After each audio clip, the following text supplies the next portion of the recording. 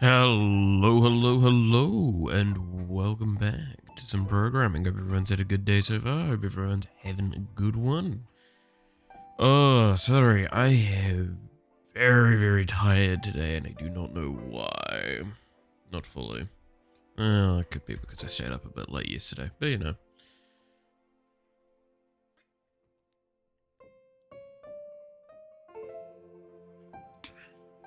Is what it is. Oh.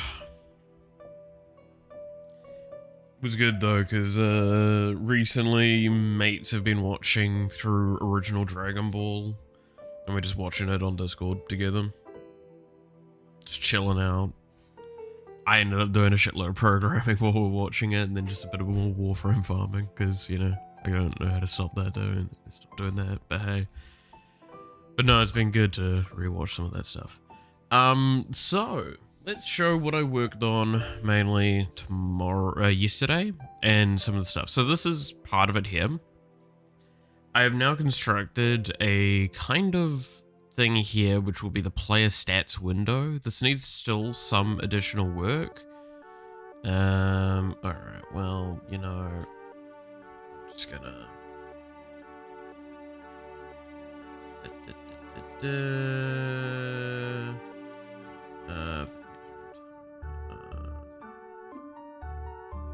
there we go. Wow, look how quickly that just got removed.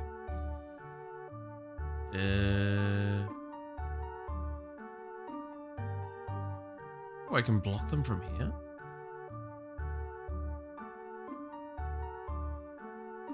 And I can add them to the block list on there. Nice.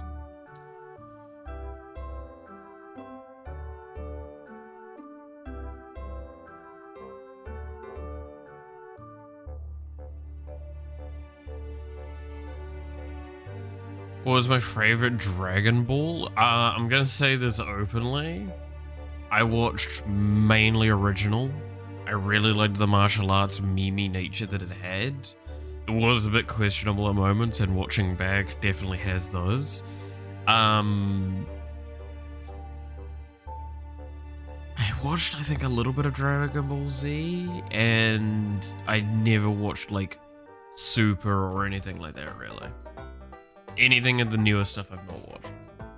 I've only seen DBZ. Yeah, like, that's gonna be the case for most people. I'm more on the, like, original.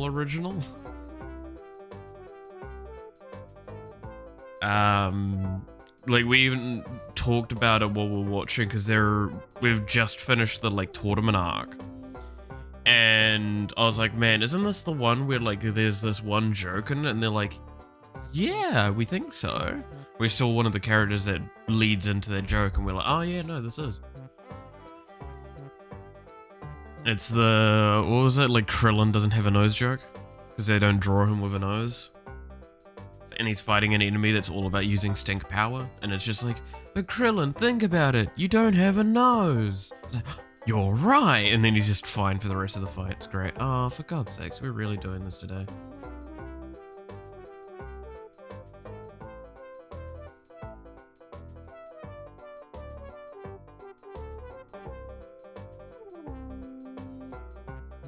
Every once in a while, YouTube has a fucking nightmare thing.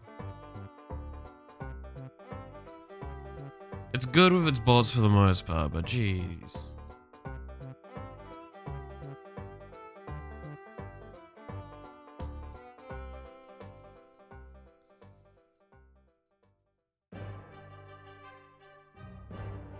Alright, so what are we doing today? Let's show, shall we? So this is what I was gonna say, like, so I've got, a thing, it's very early testing, but this is the, player stats.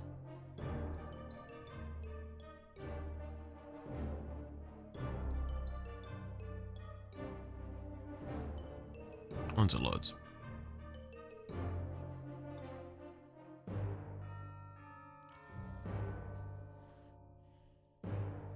So you'll see on the left side here, we've got kind of all of these sorts of things. Why this matters if we go out of this and actually go into the play and we open up this, you'll see that it actually shows the things there. And it will show you which passives you've got equipped. So we level this one up. If we put on Satanic, you'll see Satanic's there. We get Crown of Hell. We've got that now. So you'll actually have a reference point for the abilities and passive that you have.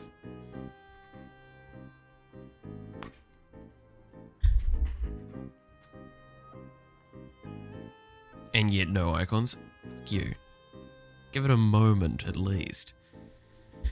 Yeah, so point is though, is this is supposed to be empty slots for that reasoning, so you can know when you don't have your thing, or you do have your things. Because I was never intending to have like abilities showing up here, so I thought it was best to do this. Still needs a little bit of tweaking, because as you can probably tell, like the shape language here is very different to the shape language here, and that needs a bit of work.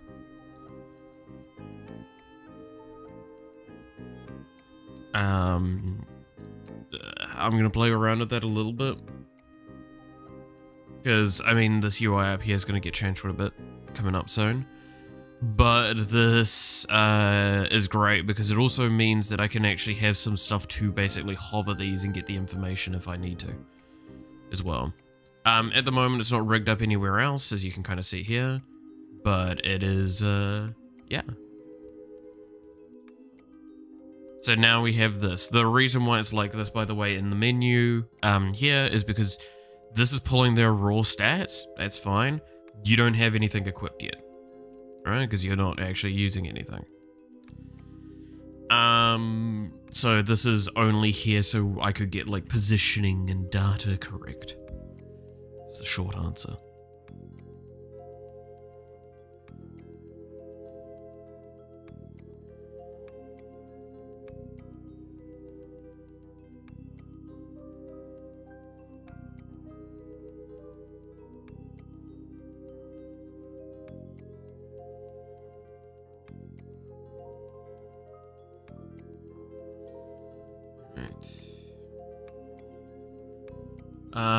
Still a lot of tweaking. This has actually really been a good experience as well, because this opens up my eyes to how these icons look when compressed to this level. And that's something that I need to like work on at some point. Just noticed on the thumbnail why every girl on it's got like a garter suspender on one thigh. What? Is that the case?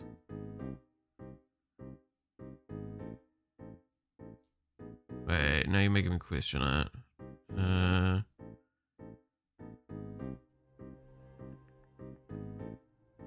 Go here, go back. Go things. Let's see. Where is my game maker?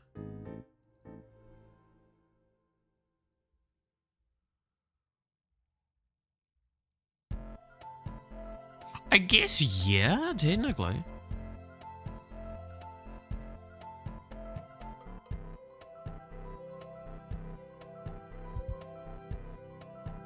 Yeah, it's a weird detail. I mean, Juniper doesn't have it for all of her things, but at least one the one that's got like some visual leg there. Yeah. Oh. Yeah, I never thought about it.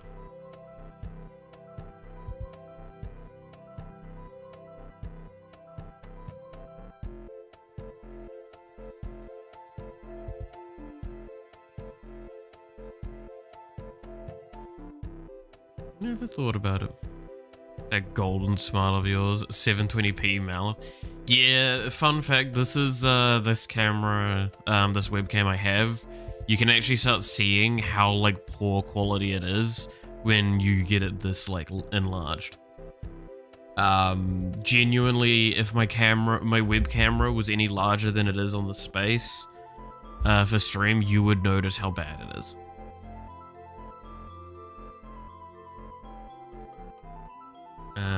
I don't think I've got a better thing for showing it. Let's see. Could literally just enlarge it quickly to show. But yeah, you can see it's not a great quality webcam. Pixelates very easily. Quality's very low. There we go. It is absolutely dog shit. But I bought it during COVID because I needed a webcam, and I got it for like 70, 80 bucks. And it did me well. I have no issue with it. I have no qualms with it. Would I like to upgrade it one day? Sure. But like, I don't need to. Not for a while.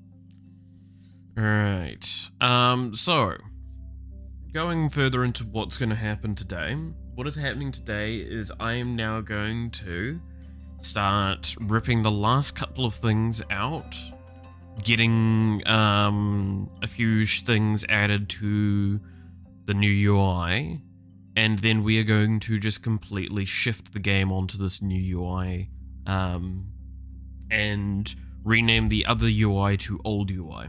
Basically, so we don't mistake it, and we start using just this UI for everything. The only thing that's going to require a lot of work, and that's going to probably be an entire week to itself, is the character selection. Because of the complexities to it and how much it's going to get reworked. So your UI rework will be problematic. Well, I mean, we're nearly done with everything that's not the character select.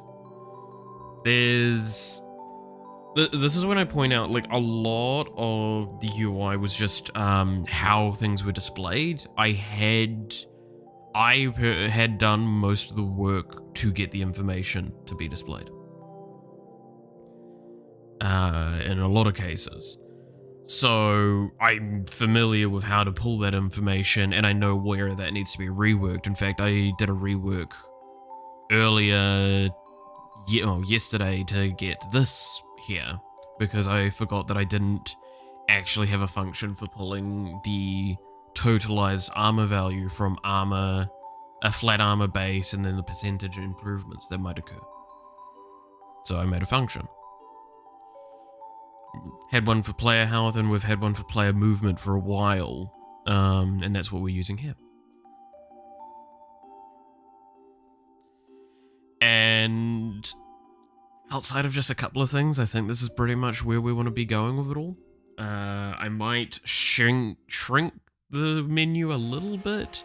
There's one other thing I might add. I'm not sure on it yet, though. So actually, to kind of go about what I'm thinking about adding.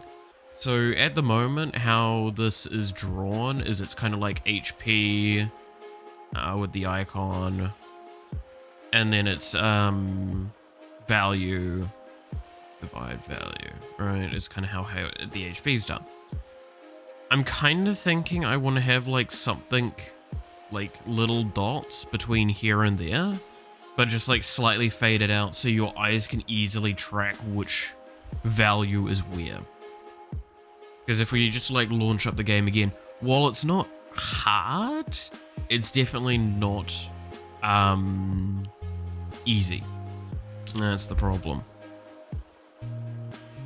I do also want to do some color coding, but like, yeah, I could see like a little bit of stuff to just help define out, hey, this is where this goes here, yada yada yada.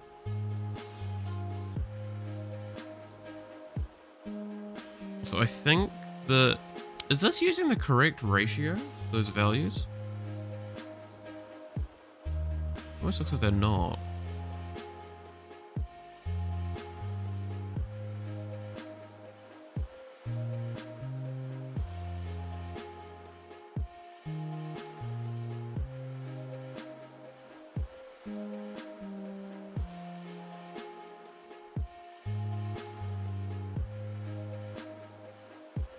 Throwing with the tick scale, 0 shadows. Oh, they're using the exact same stuff. It's weird.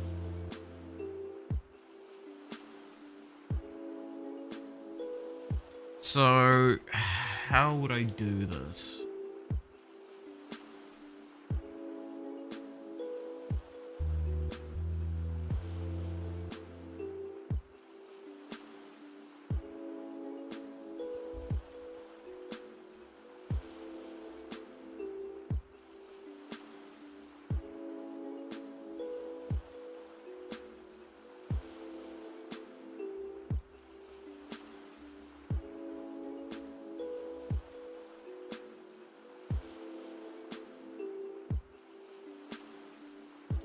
Because, like, I can figure out most of the stuff.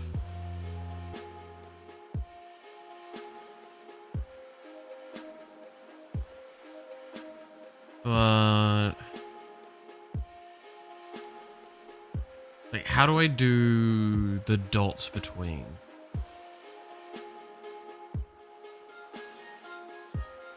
You know what, I'm gonna ask Googles and such and see where we can get.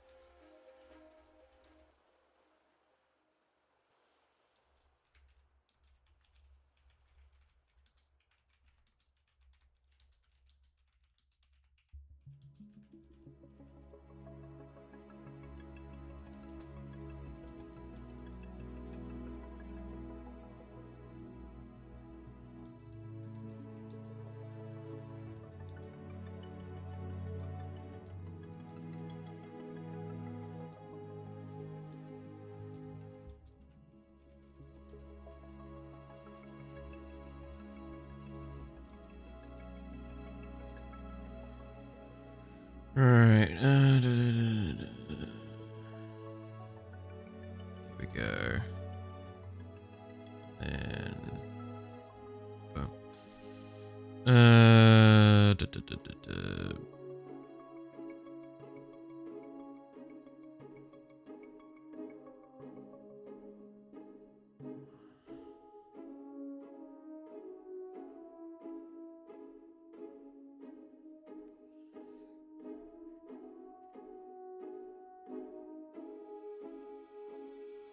Okay. Alright. So what was this? The thing I wanted to talk about now is I was thinking about the journey as a YouTuber overall, and I got troubled again. Now even more because my idol from the Polar Sea and Raju has started his own podcast. Why is that troubling? Isn't that cool? Means that you can see someone that you idolize doing something that maybe you're interested in and see how they do it.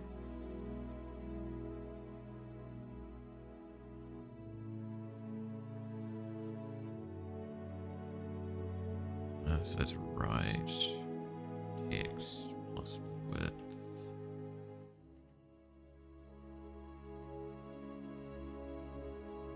So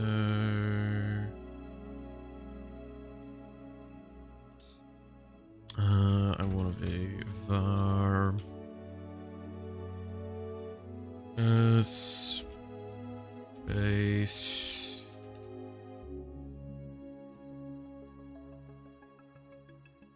be width. Say we can remember how to do math. Minus string width for... Now we need to remember to do this a bit weirdly. So it's going to be list I.name times text scale minus, and it's going to basically be the same as this.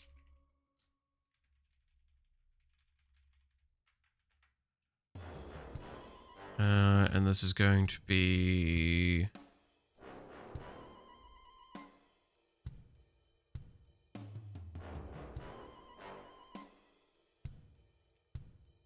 Okay, so I'm gonna have to do this after that. Okay.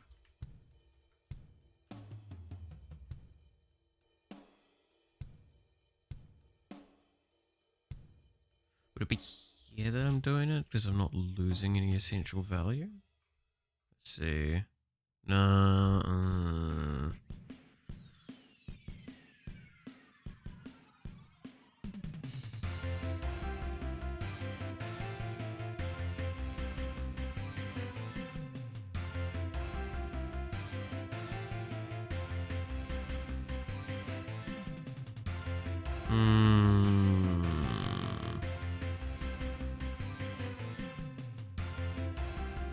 Got you thinking. Could also go the extreme option and just make Polish content subbed for English viewers or vice versa. I mean, yeah. I see no problem with that. Utilize your... leverage your, the fact that you don't just speak in one language. I'm sure there's a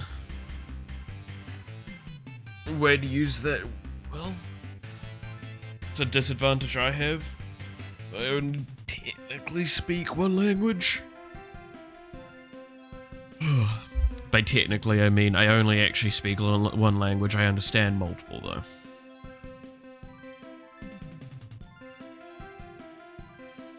Okay, where was I? So,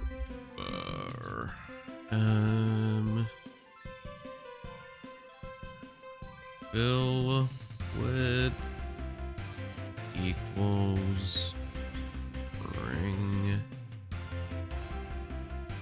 width.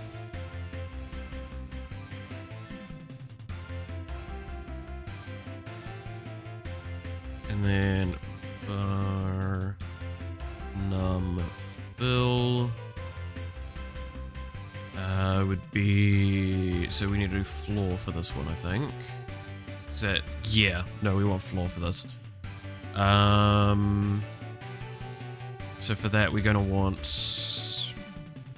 to be space divided by fill width. And then var fill string will be, because this is a, I did not remember this is a thing. String repeat. I did not remember there being a thing that existed. Num fill.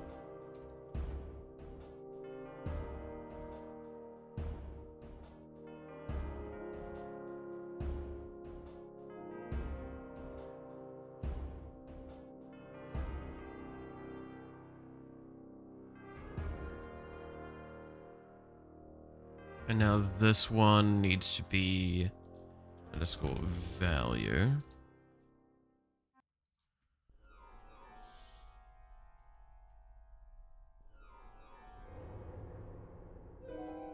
Okay.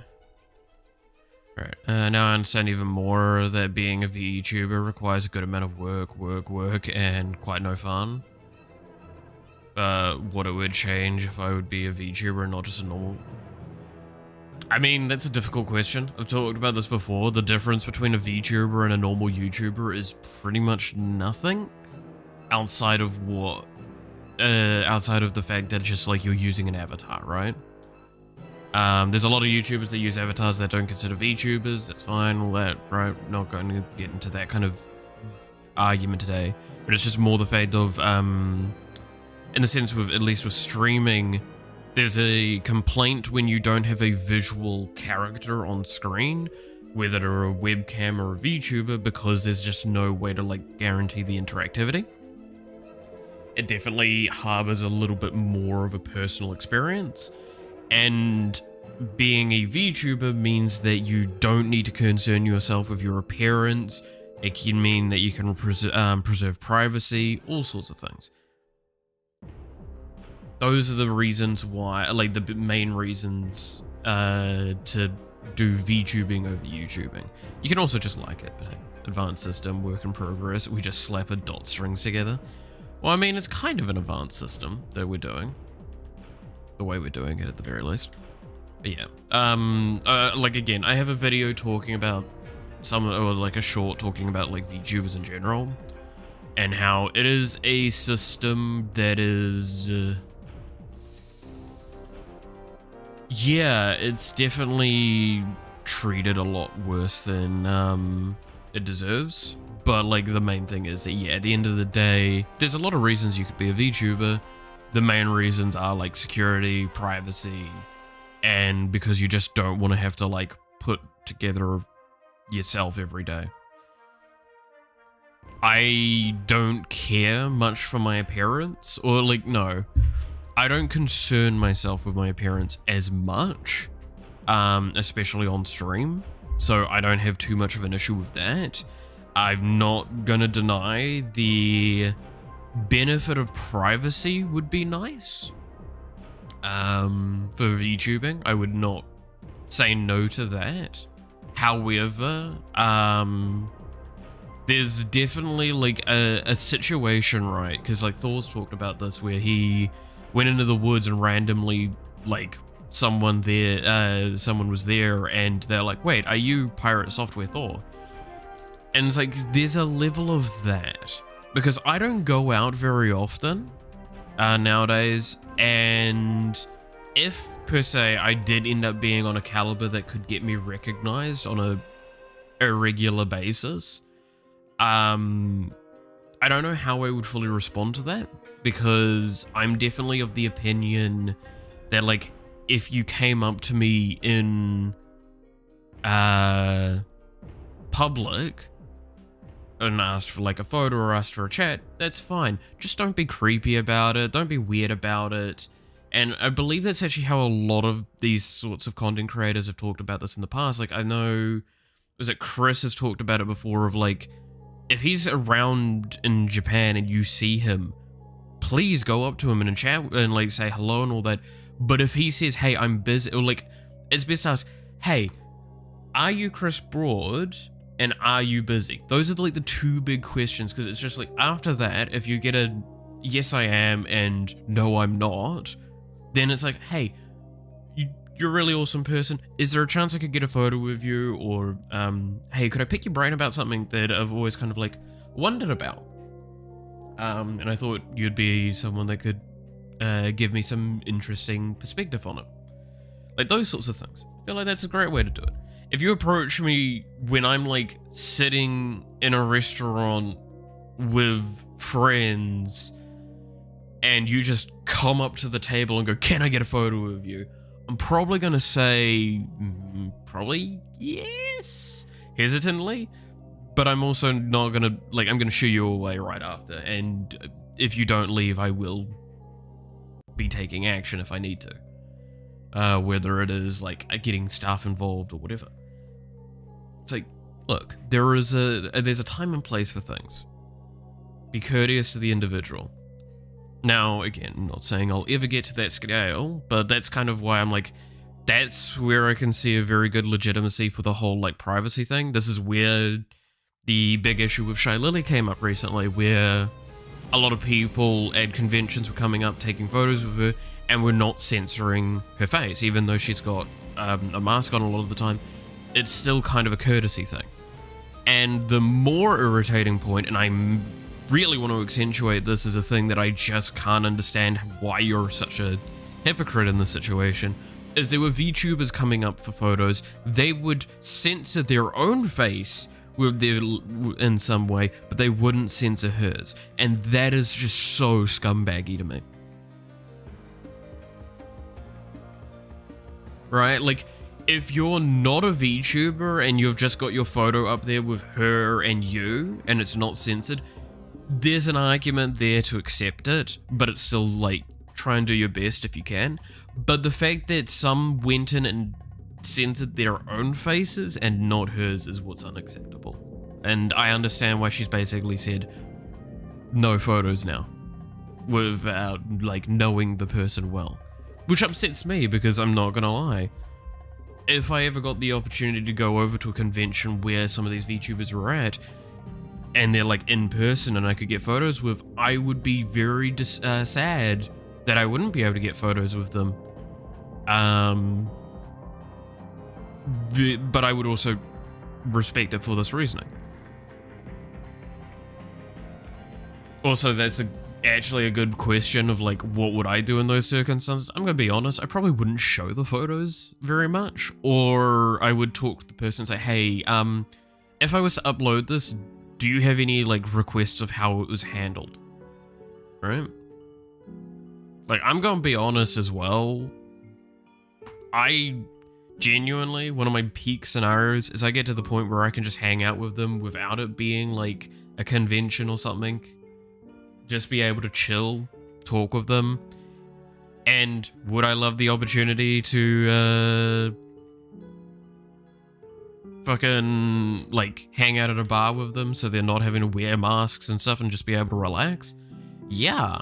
And do you think I'd love a photo still? Yeah, but if you ever took that kind of photo, no one in the world is ever going to see that photo other than me and those friends. Shallowly denies you a photo. Upset Malach, I'm scared.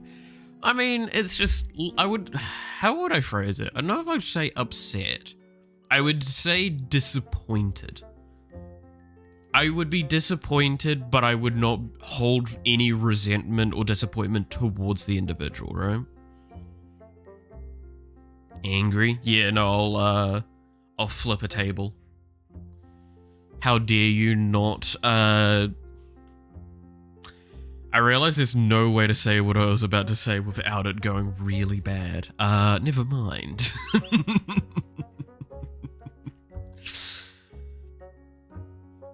Yikes. Yeah. Concern.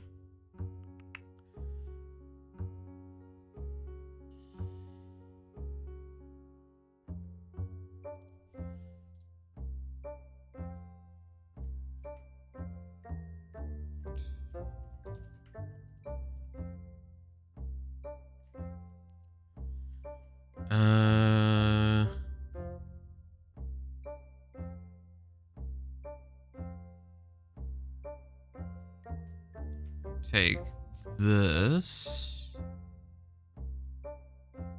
because this is such a unique casing. I'm gonna do it weirdly. Plus string width from this.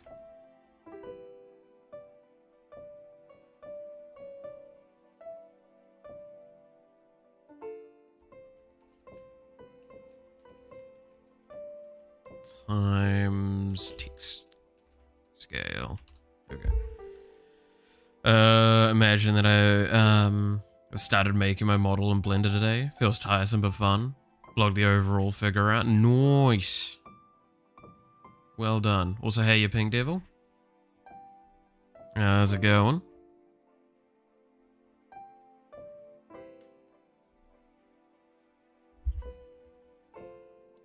Okay. So how is this going to look in-game? Oh, this is also not right. Yeah, wait. This string width. So it's not value we want, it's the fill string. Before we go too far with this. There we go. This is not going to be right because of the text scale, right? You have to equate text scaling. Yeah, text scale is going to be wrong.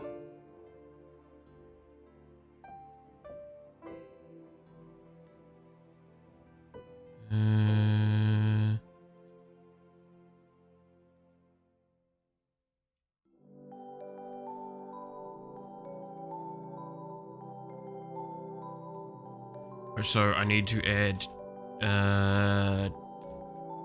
text scale to this.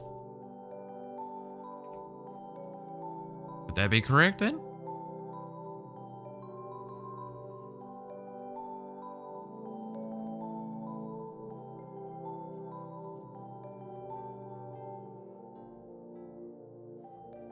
That looks nice. I think that looks good.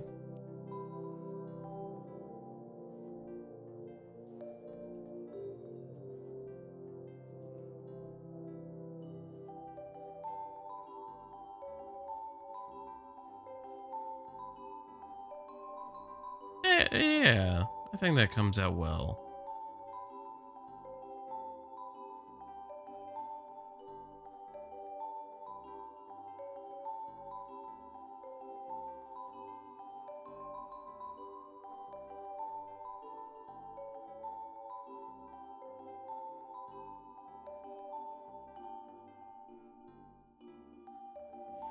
Alright, what are y'all talking about? I'll be making my English fully, I think. But your idea of Polish content sub for English viewers sounds awesome. Yeah, that's a great saying. Like, it sounds like a solid idea. Looks good. Nice. Well, like Rock and Rojo did in the past, but solo, pretty much more amateurist. I mean, that's how it starts. We all start amateur. To some extent, anyway. Okay.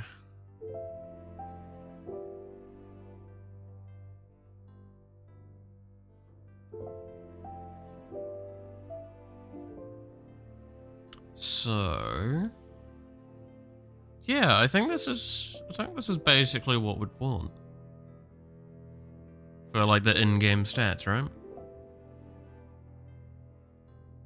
Outside of adding the hover over stuff that will be, we'll do tooltip hover over stuff shortly. I think this is on the right track for, things. I will say, again, I mentioned this earlier, having the icons miniaturized to this scale has really helped showing which icons need tweaking and which icons I actually got really well. I actually think movement speed and armor are fucking... I nailed those. I think those are exactly what they should be. I think area, again, I think the alteration I said was I wanted to recolor a little bit of it. Change a lot of the blue to green, and then change these, like, arrows to green, so it's all a bit more of a cohesive color. That, I think I stand by still. Amount, I think, pretty much on point. Duration, clearly some of that pixelation's not great. Cooldown, that definitely needs a bit of a change. And then the 2 crit ones I think are fine. Right.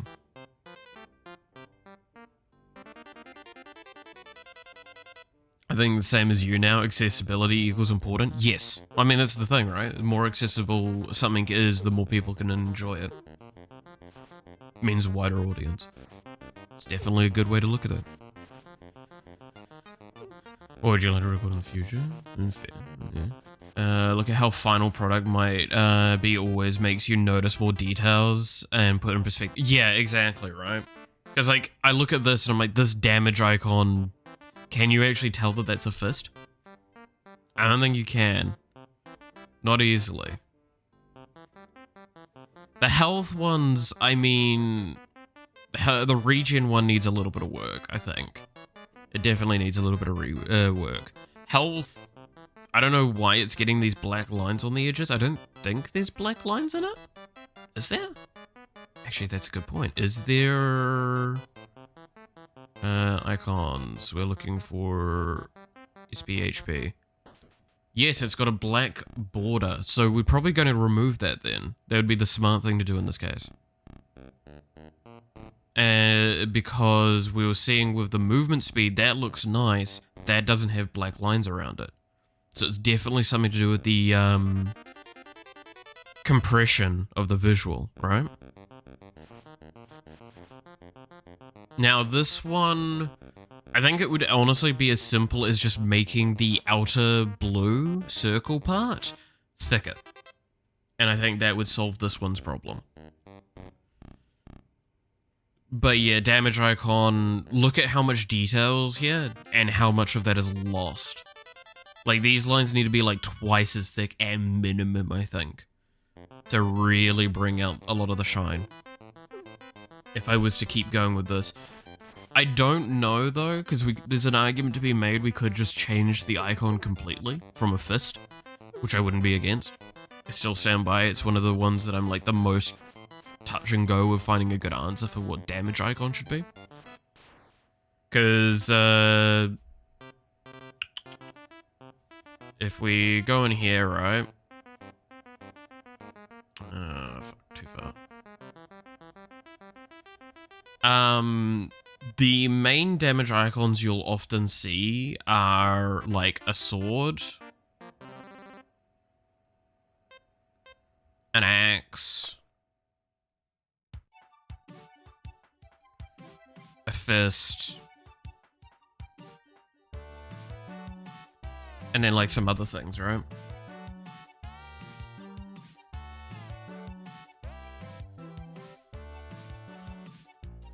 I don't like the idea of a sword or an axe too much because like this gets too much like League of Legends, I'm gonna be honest, and we've already got like a little bit of similarity with some of League's icons, and I don't want to just be only yoinking from there. I want to look at other sources.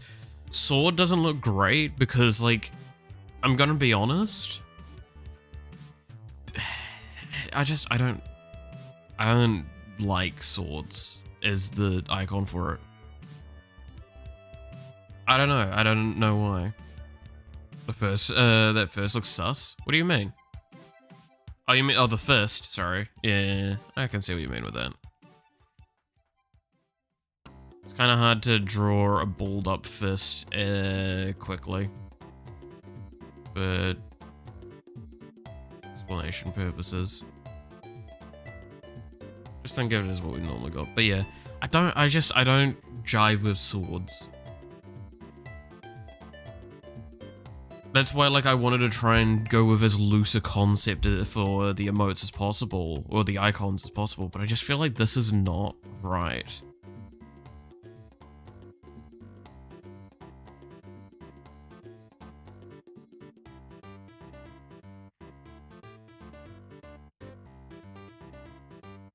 Because, like, I was looking around here for stat screens and seeing kind of examples for what's there. This one, not useful. That doesn't have icons.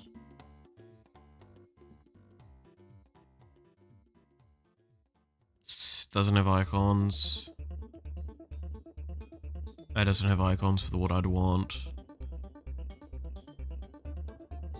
That doesn't have icons for what I'd want. Again, still not icons.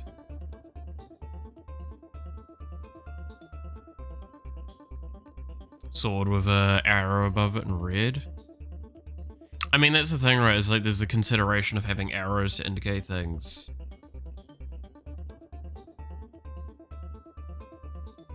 I'm kind of trying to refrain from doing arrow depictions for now, though, because I'm kind of thinking we'll have arrows for debuffs and buffs only, to give you a bit more of a thing.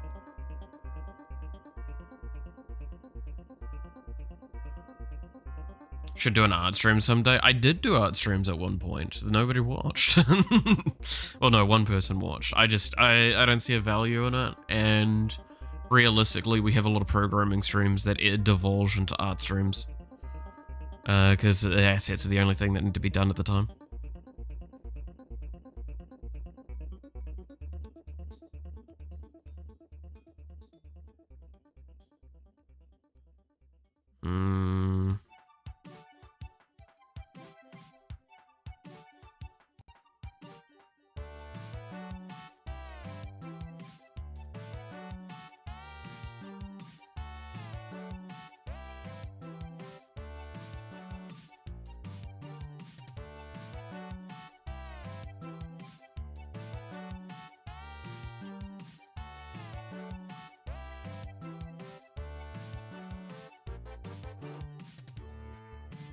See, like, this has a little laser gun thing for its icon. When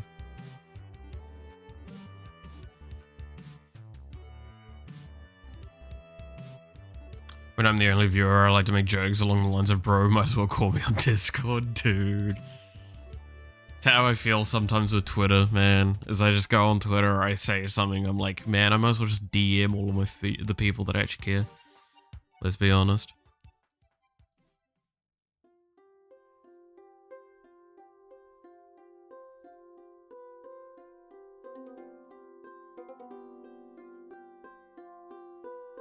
Yeah, like, sword is the most commonly used icon for attack. So, I guess there's an argument right there of don't reinvent the fucking wheel.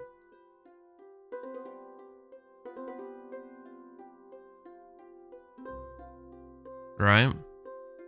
I don't jive with it that much. I don't know. It's something I've always, like, kind of struggled with a little bit, is that it's just, like, I don't really like the sword. But it's difficult, because, okay, you want to know my rationale as to why, like, a lot of these I don't like. And I struggle with always doing something like a damage icon. I don't like something that depicts violence. I know, right? But it's the thing of, like, if you look at how, say, the crit icons are done. So let's launch the game again, because you can see them from the main menu very easily.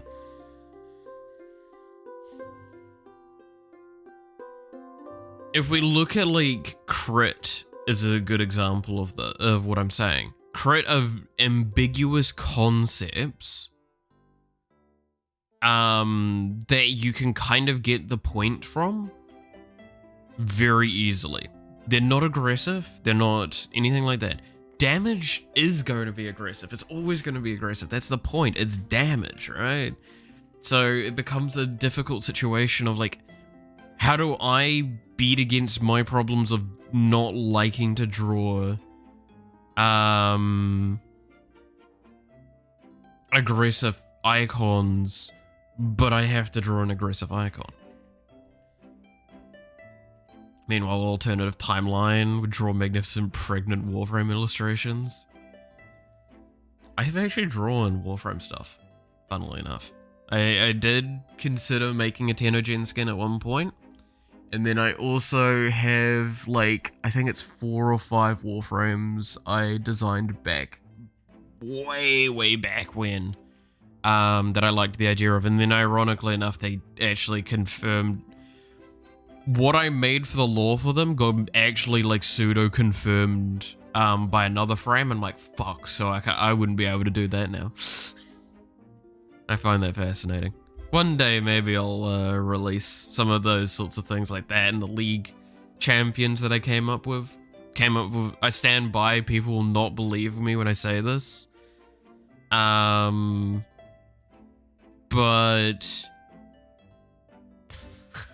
genuinely, this is gonna... Before a specific champion came out, I came up with an idea for a scythe-wielding character that had a spin attack as their first thing, had a line attack as their second ability, and as their third ability, they would ball up and be able to travel really fast and move faster as they keep traveling, and they could go through walls through this. Like, a year later, Kane came out. And I'm like, fuck. How dare you? And then I also, like, came up with something that was very similar to the Kale rework as well, which threw me, threw a spanner in the works as well. I'd swap the range for a bomb icon instead. Well, I mean, we don't have range. That's the thing. We have area. Area is very different. And area, I've already got a direction I kind of want to go with it.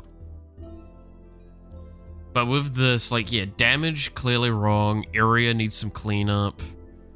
Duration needs some cleanup. Cooldown rate, I need to hit this hard. This is not right. This looks fucking bad. Let's pull up the assets.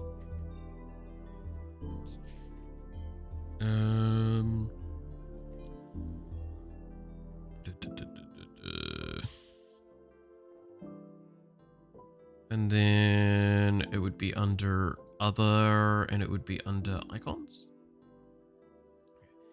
Have you thought of making health, red heart, and region a green plus to make them more distinct? Well, I mean, region does have little green pluses on it. It's just really bad to see. That's what I kind of say. Like, region really needs some work. You have to be careful as well, by the way, because I do not want to have a red plus, because a red plus indicating for health stuff is actually copyright, and it is against the law, and it will get me into legal trouble. I'm fucking good, thanks.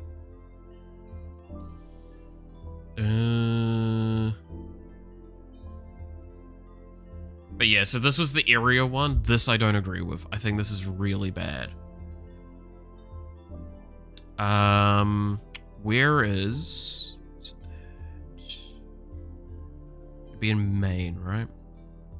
Maine. I think I have the colors. Main, create... Yeah. Area, this.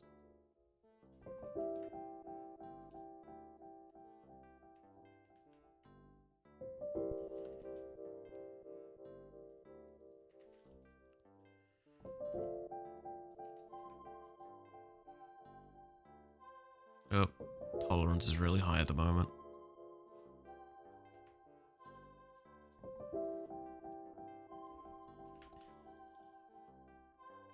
Okay, I'm going to create a new frame for this.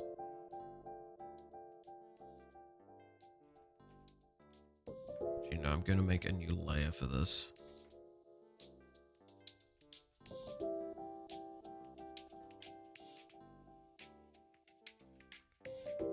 And we'll use this as a way of doing it.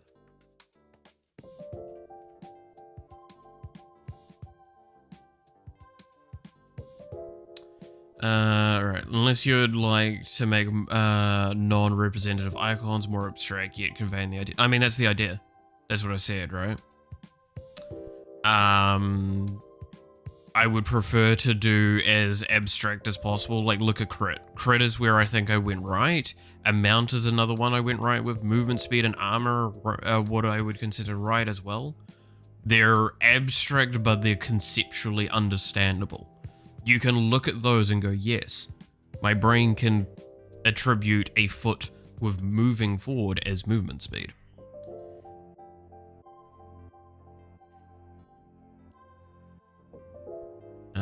So what I wanted to change primarily would be, and I'm gonna have to do this weirdly.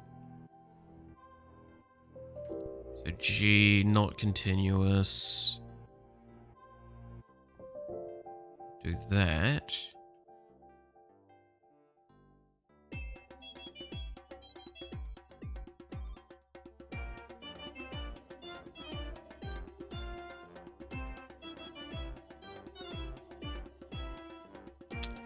Actually, no, I could probably do this just continuous and have it like that. And then we remove...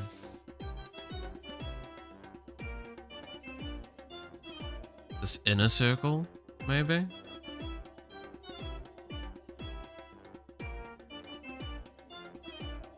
Gosh, I'm scared by my phone suddenly giving you a notification that I'm streaming. Nice. Top view... cut and pie chart for the cooldown icon, maybe? Could see that.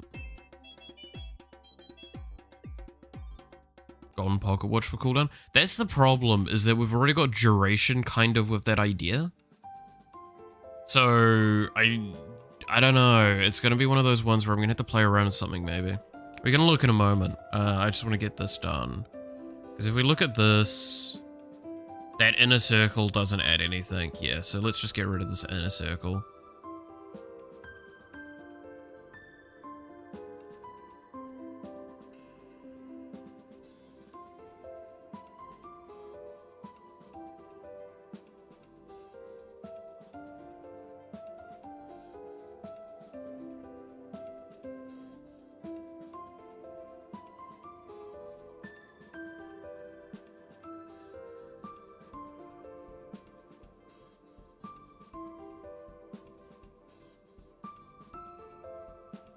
believe this should work.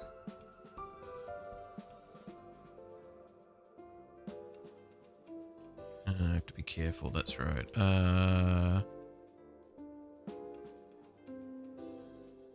There we go, that'll work.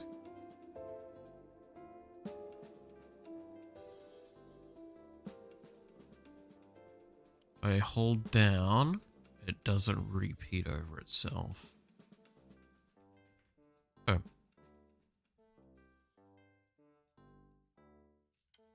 That looks a bit nicer.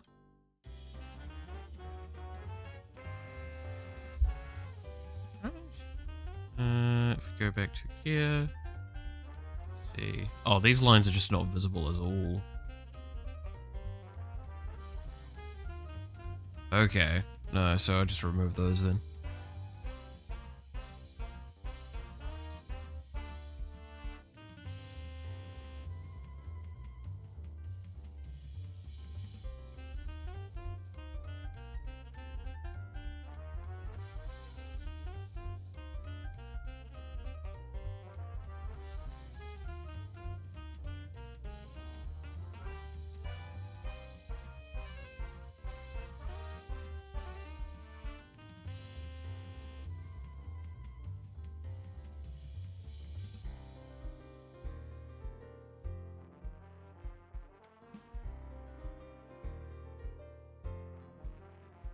There we go. Where is it? Yeah, no, my bad. No, that's all good. Duration maybe could be a torch / flame. Hourglass for cooldown? Well, I mean, that's what the cooldown is already, right? Make the arrows big. These are icons, not art pieces. Yeah, I mean, that's the thing, right? So I could just go through and, like, hardcore add a little bit more buffering to a lot of this, which would probably not go amiss. Actually, let's undo that, and I'm going to slice it, so this is faster.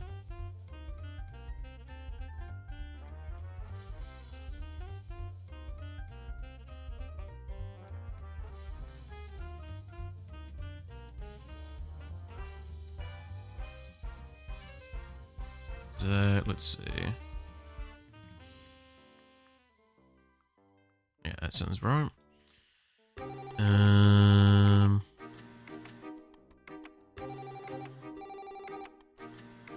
Alright, let's save this and export this and see what this looks like in-game.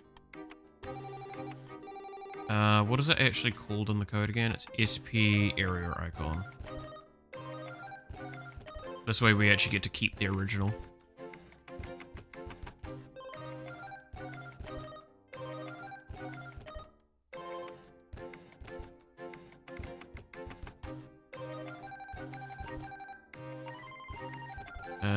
Import.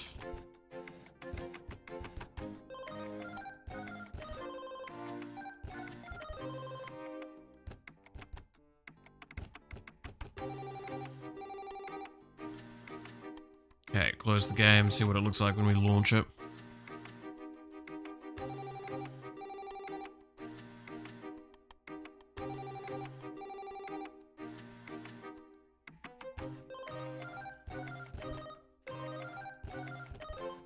Alright, let's see. Have you heard, Miller, that a VTuber got hacked recently? No. Nah, that's still not enough.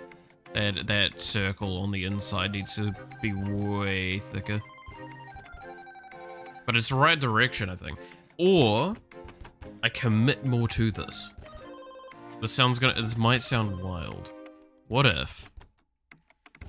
Right. We commit more to this and just take this approach instead. I'm gonna have to, let's see, so it's that one, or is it the next one?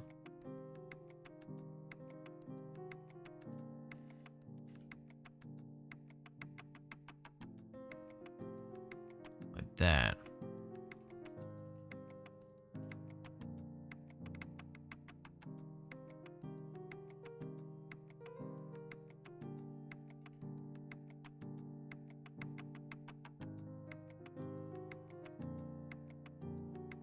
Alright, let's see. And by D-pad arrows, I mean something like on, in Windows where you press middle mouse button on a web page. Yeah, I could see that being an idea. I don't know, it's just like, again, you kind of want to aim for the circular, I feel, for the visual. Because it makes it a bit more clear. And I like the idea of the diagonals, because it just seems good to me. Alexa Live got all her videos taken out and her entire channel replaced with a crypto scam ripple. And when YouTube started cracking down, they tried to, oh, Lord. Okay. Has the big... Oh, no.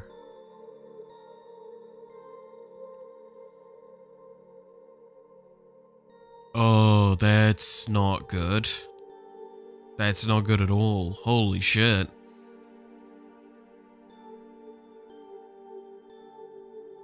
That is... Oh, that's fucking scary. I hope they're alright. I hope it's getting resolved. That'd be... Oh, that would be fucking distressing, though.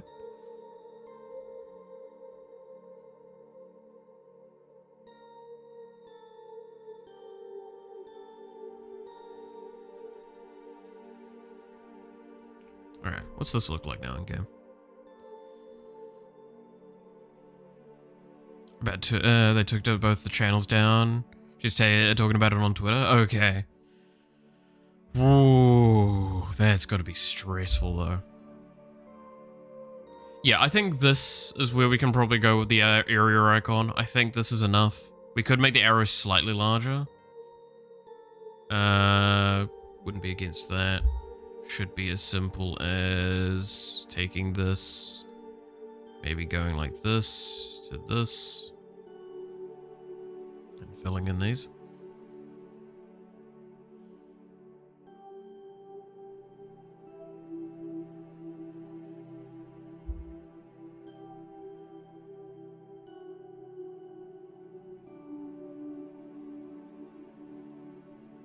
I like that. That looks nice.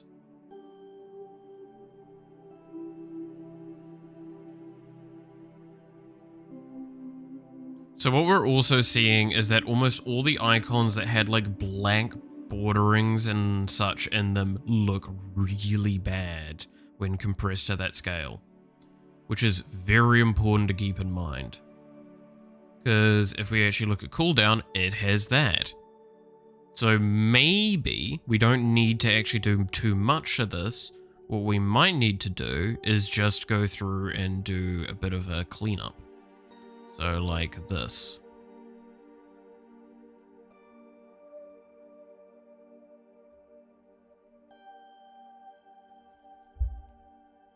And just remove black bordering.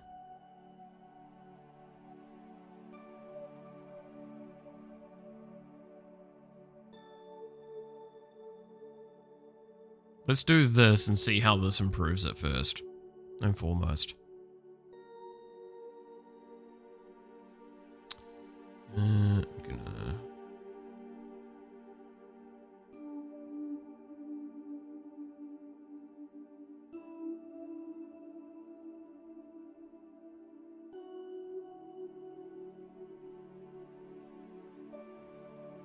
Because I will say this now, best case scenario is I don't have to like redesign these fully. Because I think most of these were what I wanted. Just kind of need to...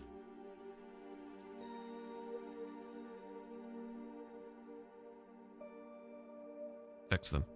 Like that looks already probably a lot better.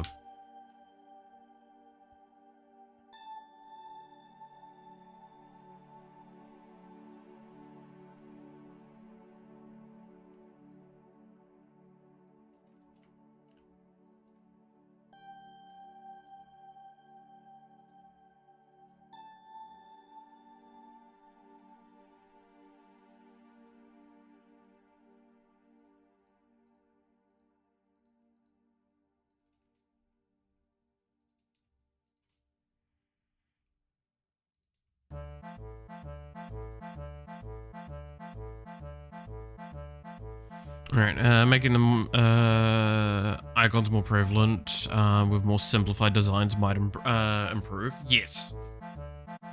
I have no way to illustrate my artistic vision. No, I 100% agree though. Like, this is the difficulty, is that trying to find that middle ground, right? Trying to find that that sweet spot where this looks as simple as possible and as pleasant as possible.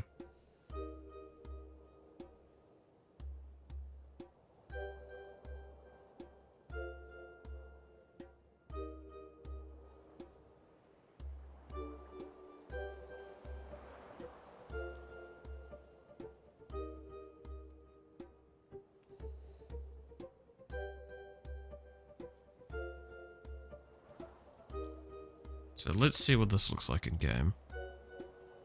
I do think the blank lines are definitely affecting it though, but definitely simplification's good. I like this with the cooldown icon. I played around with a lot of things. I think I came out with wanting to have something like a hourglass.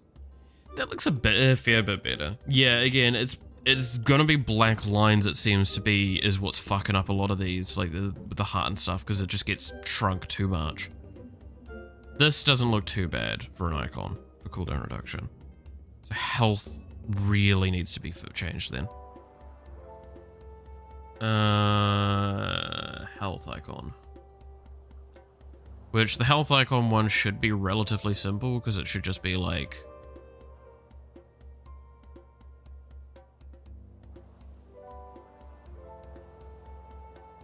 doing this.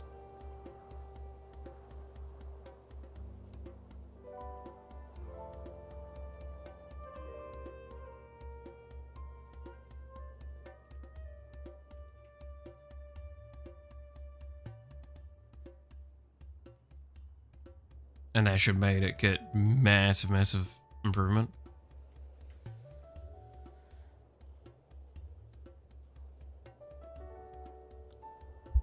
Earthbound OST slaps hard today. It's Hearthbound, isn't it? Yeah, no, it's Hearthbound. Hearthbound? No, I'm Hearthbound. There you go. But yes, I love the Hearthbound OST. I always enjoy listening to it just casually.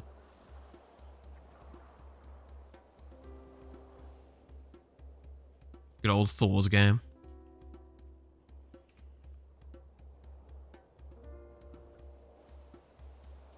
Oh, he didn't do the music. That's gonna be the big difference. Oh, dude, I'm not looking forward to that, right? I'm probably gonna have to knuckle down and do music stuff soon.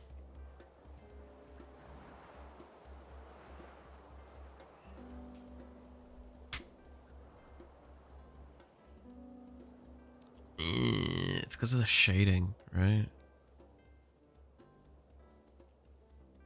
Because these are exactly the same. It's all equal, but with this getting compressed, it kind of looks like it's not. I'll leave it for now, but it's something we might need to reapproach. But regen needs definitely to be changed, because this doesn't do enough.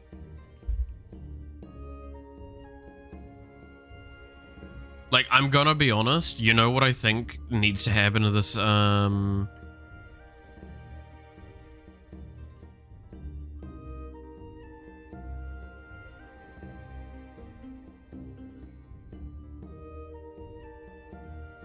most?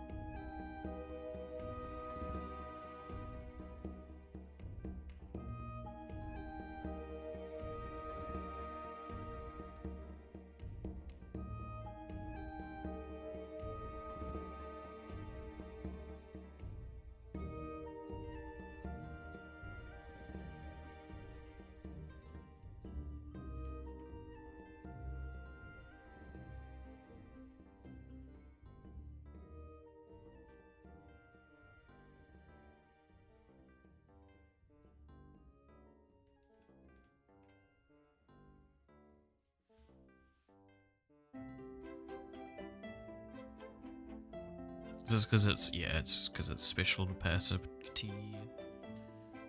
So, delete those. Layer up.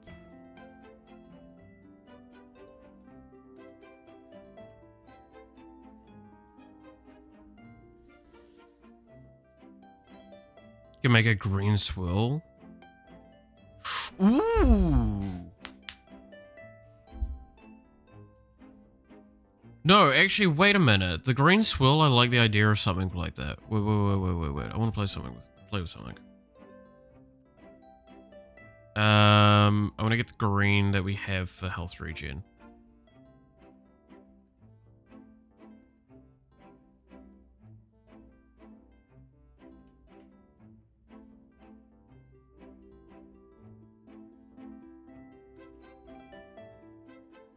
This is a very nice pastel-y one.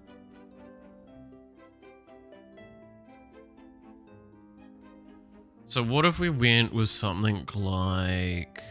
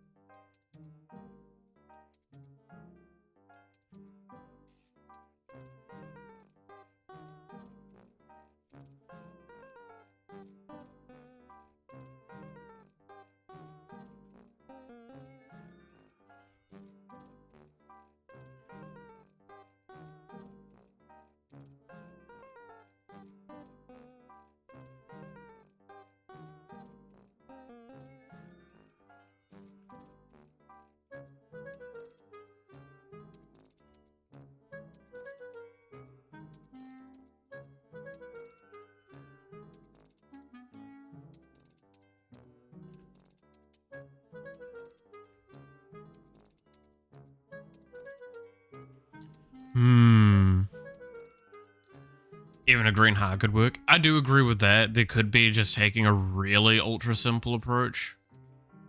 And it wouldn't be a bad idea.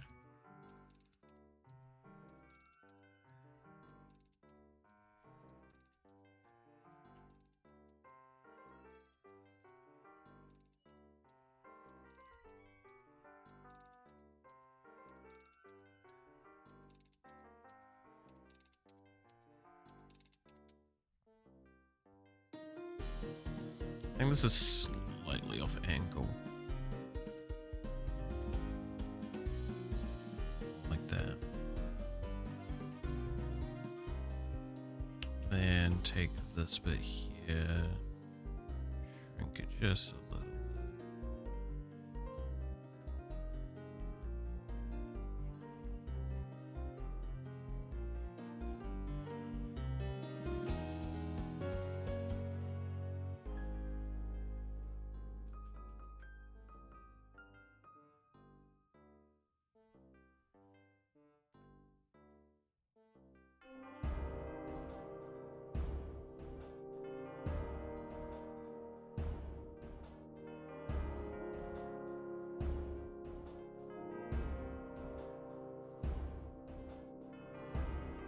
Then move it up a little bit. And then what we can do is take this, just that layer.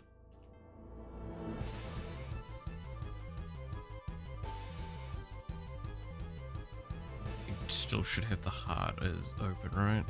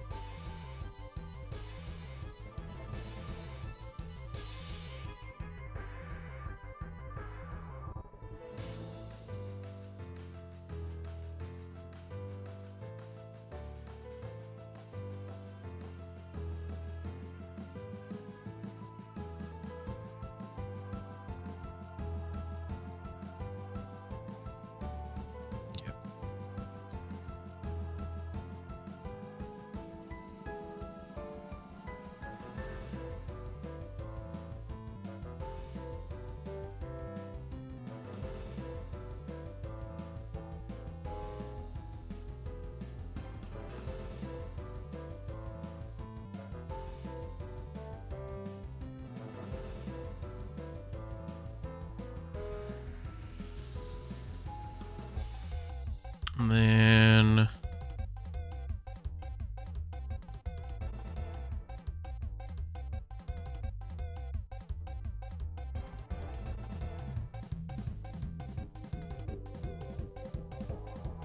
increase the size of that a little bit, and now we need to make the adjustments.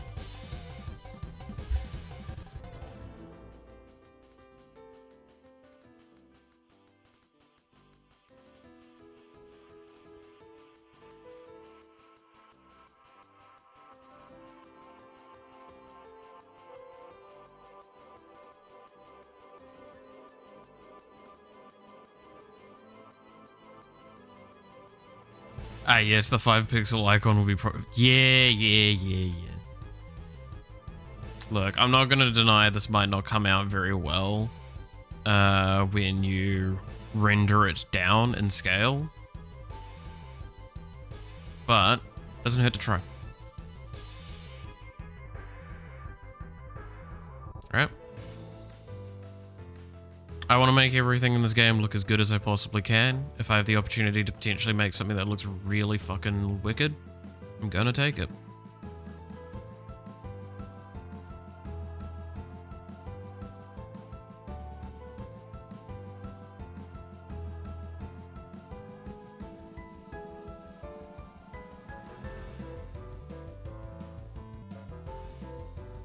And I think this looks kind of cool.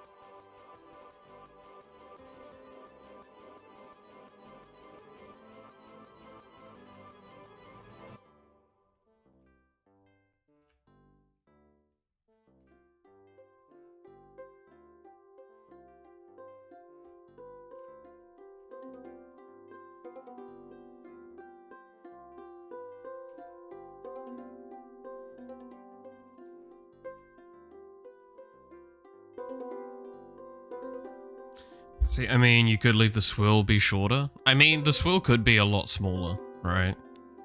It's gonna definitely not come up as aggressively, so there's a lot of arguments to be made.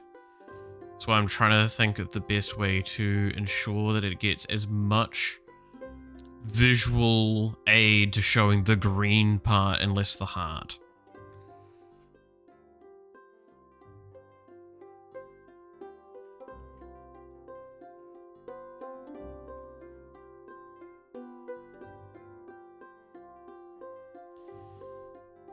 Let's see. Looks cool. No hate or telling you to do anything, but I think I think going for visual clarity and consistency is important more than cool art. I agree with that. Do you want to know? So this is something that I've done a lot with this game, and this is kind of why I tend not to show a lot of my design process. You have any idea how many times I've reiterated art in my spare time? This is why, is what I will do is I'll come up with an idea, I will give the raw concept down, and then I play with it from there. Microaggression. Yeah.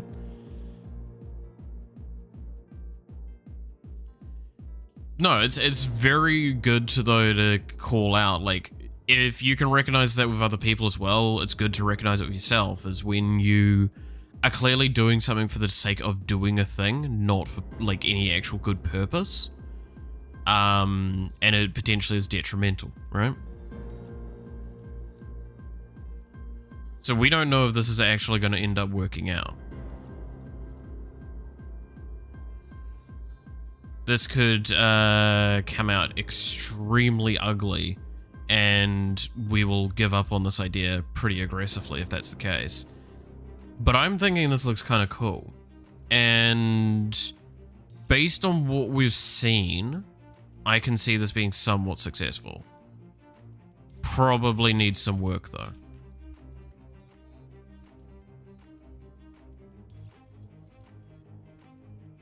So let's go back to here. Let's go open up this one, import image. Yeah, I can already see the green's probably not enough.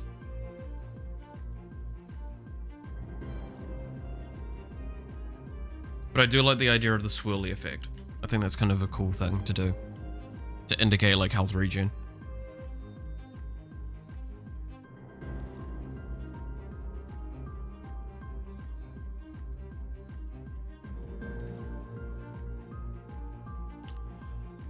Not actually that bad. It's hard to see. I'm not going to deny that.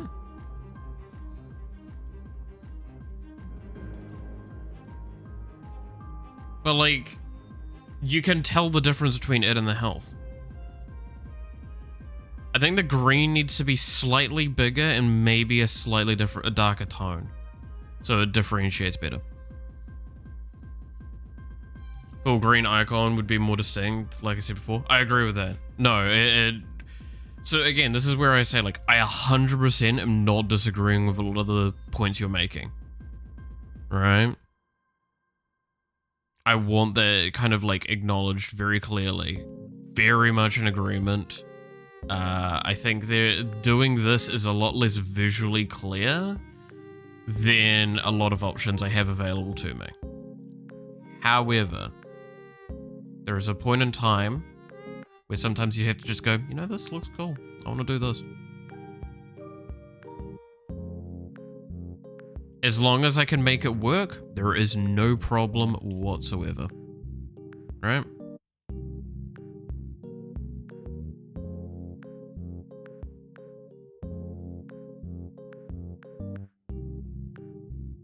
And in this case, we just saw then, what we need to do, the green needs to be a little bit bigger and a little bit more pronounced. So maybe a slightly different tone. These 1 pixel particles not coming off enough. So we'll make them larger.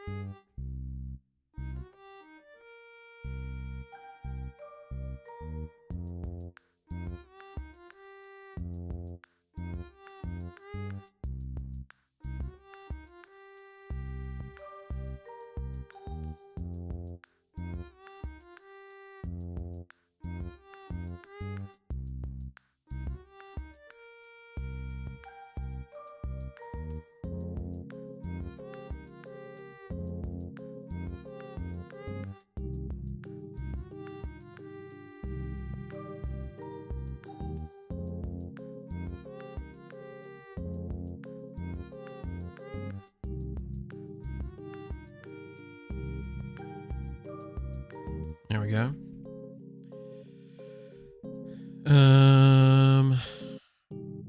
And then this bottom end needs to probably get a little bit fatter on this end to accentuate that curving point.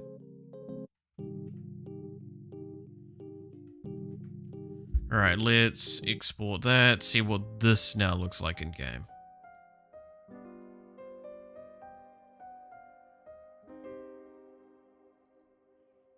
Again, the green's still likely to not be quite right.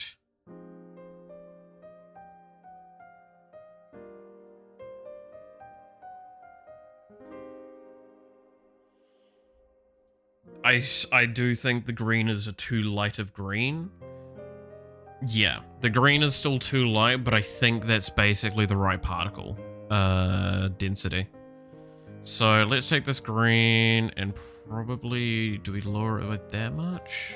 No, not. Is that enough? We might need to play around with some of the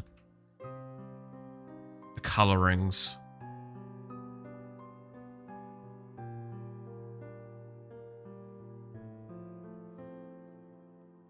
Because I might need to give it dense color, so like multiple colors going over it. We'll see. And that might give it the visual clarity to pop out with what it would need.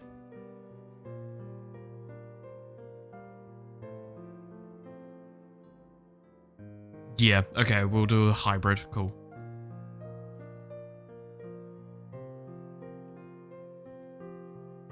Continuous brush. Because that's the way we can also accentuate shadows and such with it.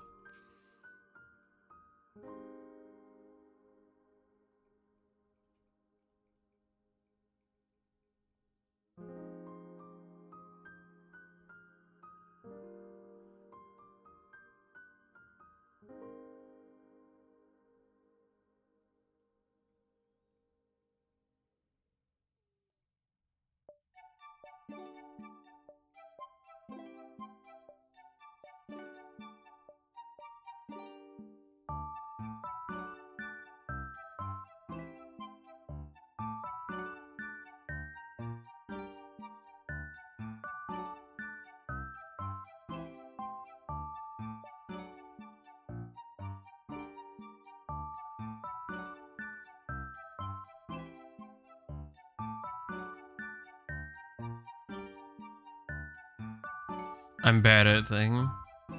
I know color theory all of a sudden.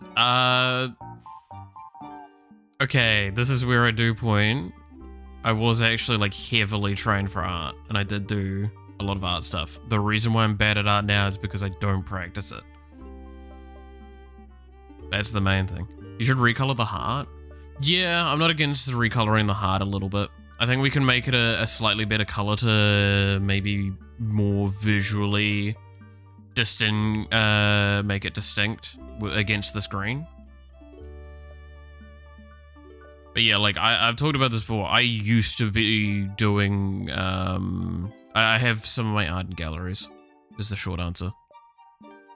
I was very good at art. Doesn't mean I enjoyed it. Fucking hated it by the end of it. They treated me like shit. And fostered the wrong things that led to me hating doing art. And I still do.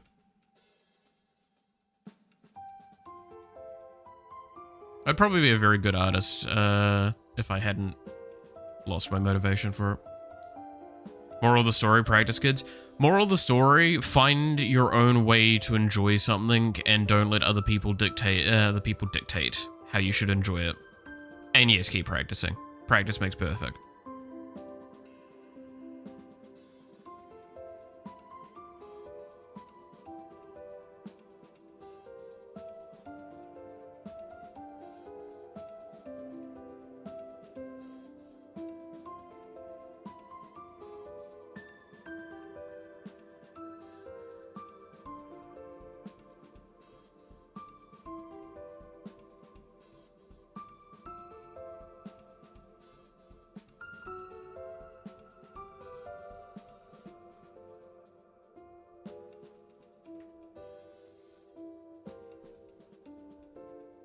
What's the difference between game dev and art?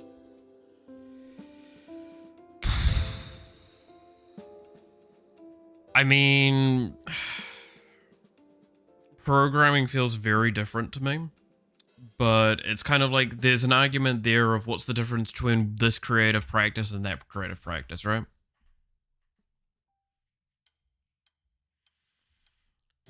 Making anything. Well, I mean, like that. Yeah, that's a very valid point there. That's why I say like creative things. I don't use art as the big thing.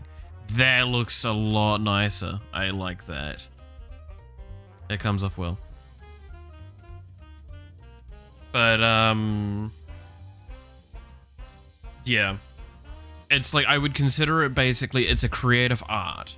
Art itself, drawing, painting, whatever, those sorts of subcategories of it, that's something that's very different to programming and being just creative. I'm a very creative individual. I've always been a creative individual. It's good and bad for its own reasons. Like I was very much one of those kids that, and I'm sure like we all can kind of have this experience, right? If we just clean up this quickly, where it's just like me has an idea,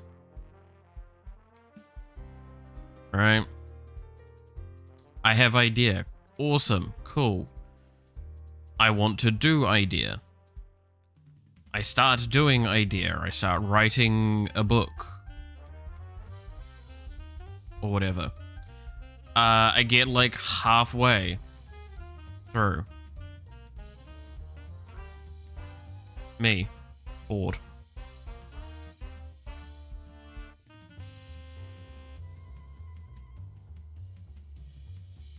And then what I do? Come up with a new idea. It's because I'm bored. I was notoriously bad for this when I was younger. Got me in a lot of trouble. But this was kind of how I lived my life through high school, like all the way up to high school, is that I would do stuff that I found interesting up until a point where I got bored of it, which is often, it's not always halfway through, but it was part way through. And then I would just come up with wanting to do something new. And I think, yeah, I feel like this is a very consistent thing for a lot of people, right? Being an artist doesn't make you a good artist, though. Yes, and that's true. 100%. I've done a lot of pieces, and like I said, they've gone into galleries. I was praised all the way back in primary school, and they actually took me out of classes because they wanted to foster my ability to do art. They didn't actually want to foster my ability to do anything else because I was that good at it. So I would get like an hour or two every few days at the end of the day. Instead of being in class, I would go to another area and I could just do whatever the fuck I wanted. As long as it was an artistic sort of endeavor. And that was actually awesome for me because it was me and like 4 or 5 other people. And that was probably the best thing about it. I did not get treated well by my parent for that, but you know, that's how that goes.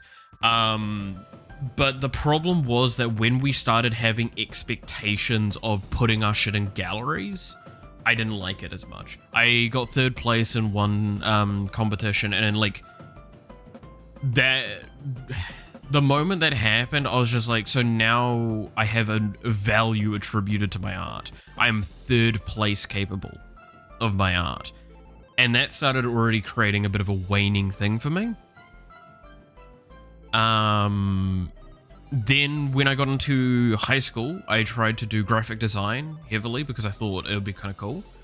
I liked animations. I liked building things in a 3D environment. I liked a lot of this sort of stuff. I went into it. The class was horrendous. It was one of my worst classes while I was there, and it did not treat me well. And then eventually I just kind of, because, and I talked about this in my shorts, they fostered the wrong thing. They fostered my ego for art, not my ability. So my ego has me going like, I can do art here, but I'm here. So the theory is that I'm then going to want to reach this point and mean that my ability accelerates because I'm drawing fucking every hour of the day. That didn't happen. Instead, it caused a shitload of anxiety, and now I don't like doing art. I have a 3-piece short story on this. Let's pull that up because that's going to explain it again pretty well, I feel. I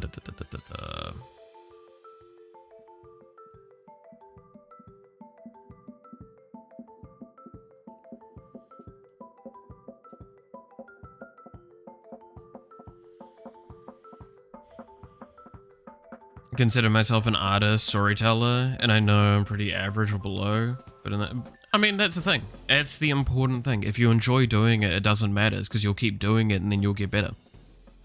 Don't matter if you're bad now, you can get better. Don't care too much about inherent ability. I had inherent ability and I squandered it and wasted it because everyone treated me like I had inherent ability and not like someone that needed to still put in work to be better. That's the big thing you need to keep in mind.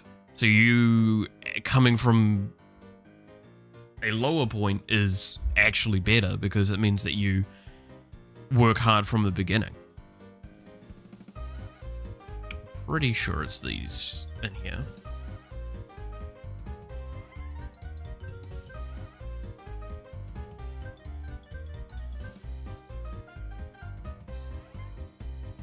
How far back is it though?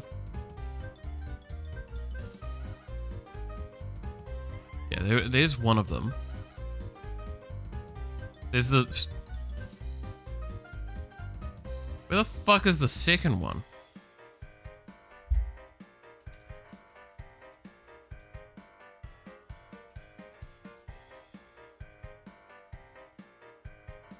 Yeah, there they are.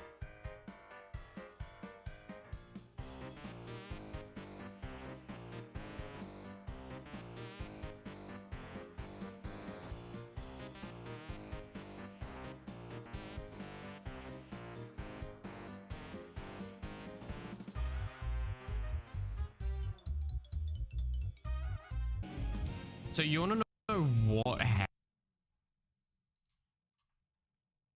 Okay, give me a sec. We'll watch these quickly, because these are going to explain kind of into it. Happened to why I didn't become an artist. It's because they harbored the wrong things.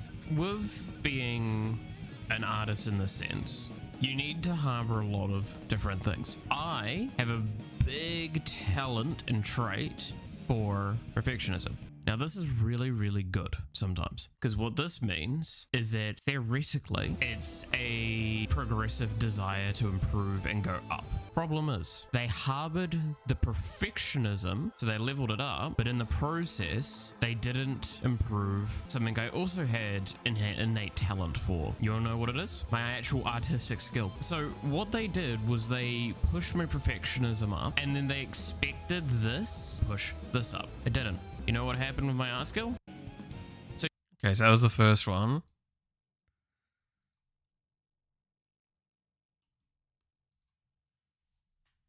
This was just too long to make into one short, so I made it into 3. You know what happened with my art skill? What happened was my art skill only grew a little at a time. Sure, it was an upward trend, right? But it was not as fast as my perfectionism was being improved. So what does this cause? This actually creates a negative. So this instead goes here and negatively influences it. So since I'm not seeing this improve high enough, because this margin is pretty minor, I get negatively influenced and cause anxiety. All sorts of problems. This is why I struggle with art now. You know what happened? And then finally get to the third one. That's the wrong thing to click on, this one.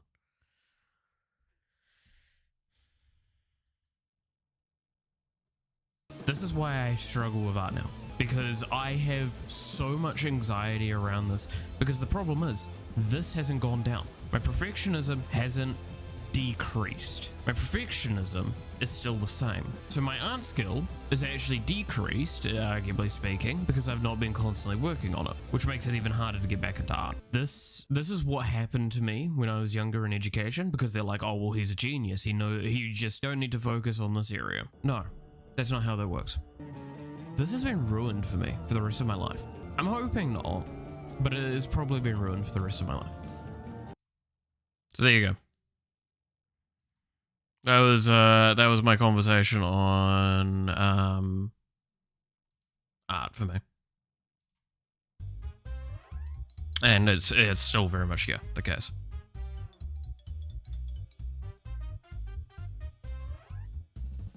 Like, I still don't like doing art. I really don't. I've said this many a times now, but like genuinely, I cannot stress enough how the next game I'm intending to do, any games from this point onwards, you have any idea how quickly I want to just like generate the income to hire people to do art. I'm never doing it again if I have the choice. Dev art, that's fine. I don't mind doing dev art, but this shit here. Does this look cool? I like this. This looks awesome. I'm happy with it. Do I want to keep doing this? Fuck no.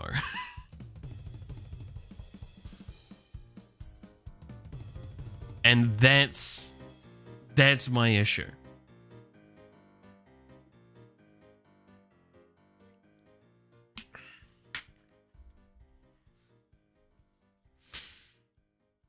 May someday you heal from your perfectionism? Nah.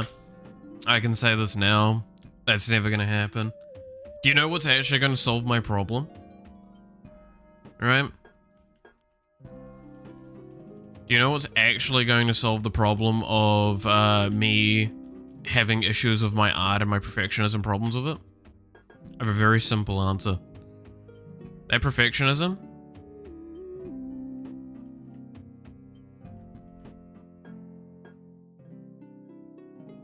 So, that's where that perfect level is for me. Yeah? Skill, down here.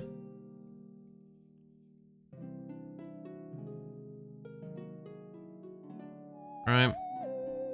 You know what's actually going to solve my problem? I somehow raised this to above this perfectionism bar, and I don't have the problem with the perfectionism anymore.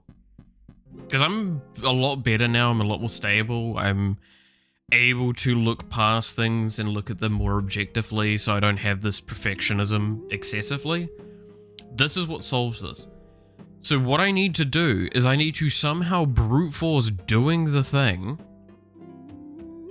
doing the task, while hating it, to a point where I get better than my expectation of it, and then not push that expectation higher, and then I'm able to potentially start enjoying it again. Problem is, if I do the pacing wrong for that, I won't enjoy it. I will never enjoy that. So yeah, short answer, I don't think there's actually a real proper solution to my perfectionism ruining my art, nor any of the stuff around it. And it sucks. That's the short of it, right?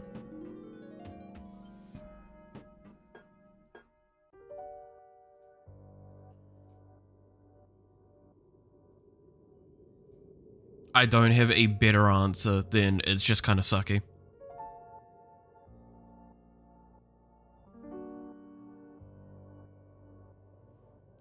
So I need the duration icon. So I was going to tweak that a bit too as well. So why are you drawing then? Pacing has been set now or even earlier? You want to know why I'm doing the drawing now? It's because I need it done. I am able to push past my hatred and my anger doing this task to get it done. No other reason. That's genuinely the case. That's why I say next project, fuck no. I am gonna do my damnedest to ensure I am not in the art at all.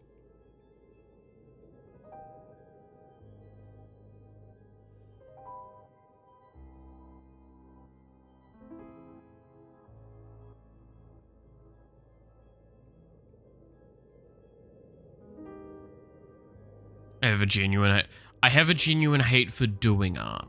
That's the big thing I want to kind of like acknowledge with it. It's not that I hate art. I love looking at people's arts. I hate doing it. And I hate doing it in a way that means that it's really hard to not stop hating it. And I actually am really upset by that because I used to love doing art. It was one of my favorite things to do as a kid.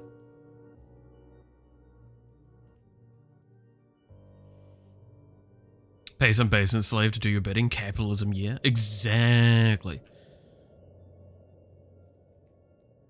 But no, like, real talk, that's why I've said this a couple of times. With the next game, I intend to probably fund it via, like, a crowdsourcing option and use that to fund getting artists hired for it. So you let the hatred fuel you, I guess? Exactly.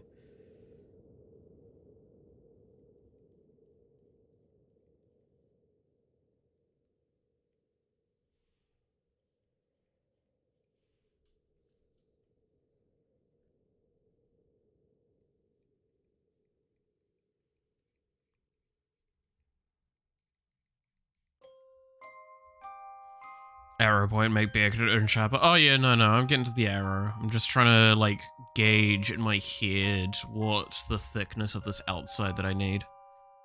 Still. I think it still needs to be a little bit thicker.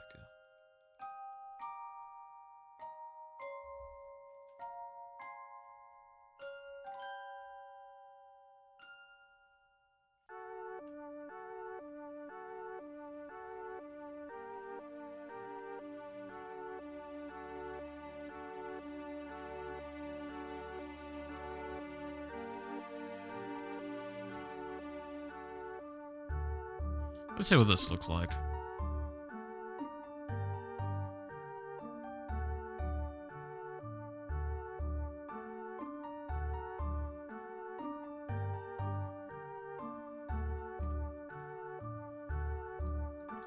Do a devious lick and make the arrow go anti-clockwise? Oh god.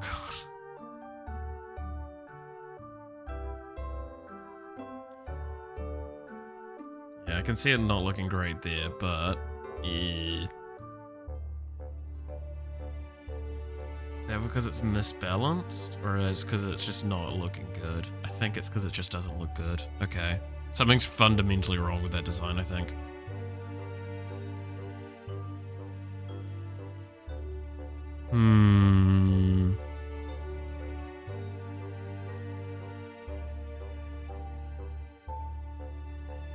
I made a reflex to text okay after every message because I make sure my workers respond to text so I know I saw them.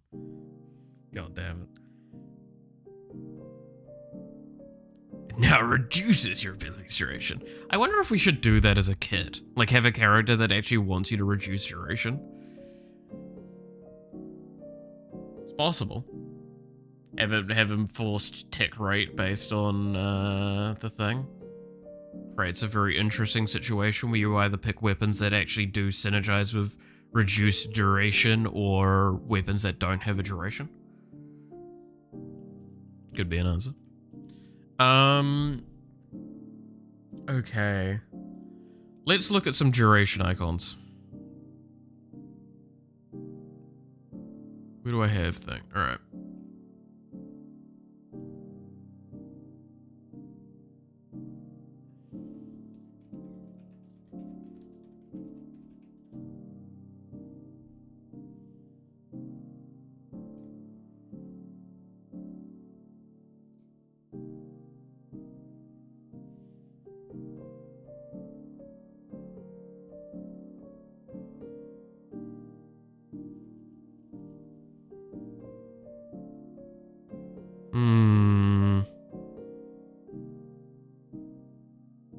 Because we needed to look different enough from cooldown.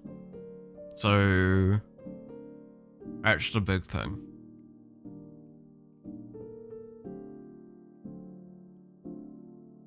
That's why, like, I have cooldown as a,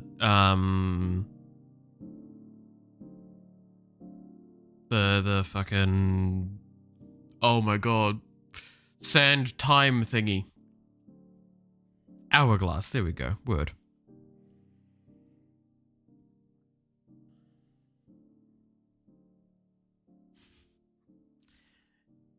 Just saw someone have a fucking, like, straight up moment. Gotta love those.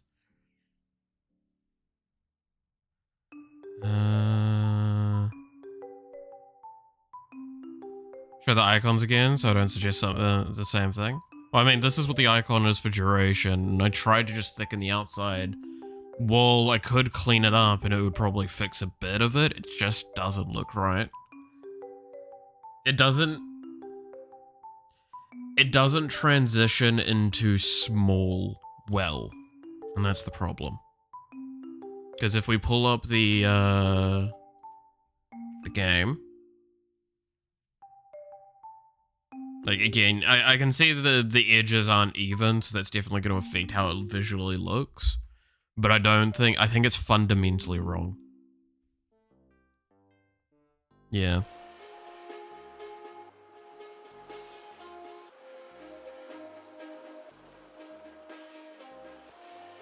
Also, ignore weapon speed. Weapon speed's still got a placeholder because I don't have a weapon speed icon.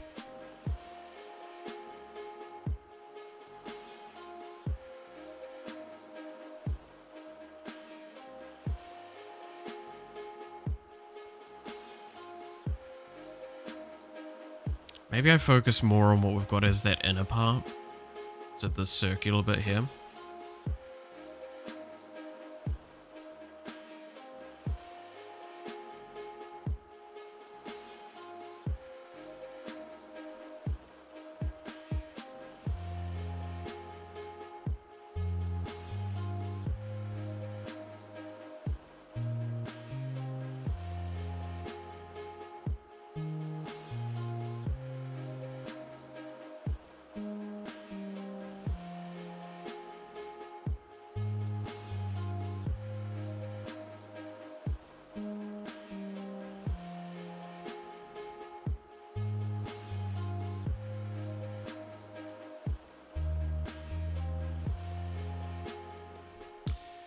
Infinite symbol, something with that. I don't know if infinite symbol would work, but maybe. The pixel art seems way too scaled down in game. Yes, it is the weakness of it. Simply put, there is no actual just like true solution to that though.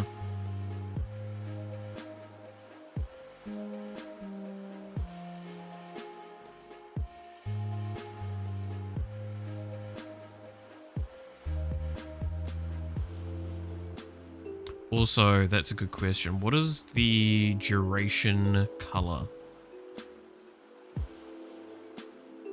Dark grey. We just have it as set as dark grey for the moment.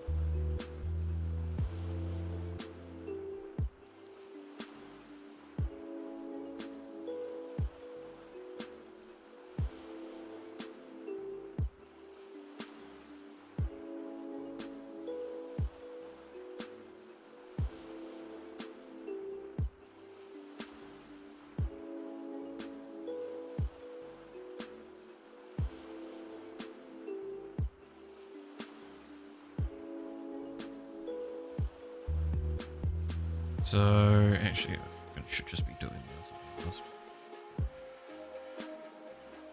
Alright, yeah, so we'll do that in a second. Make that on a separate thing.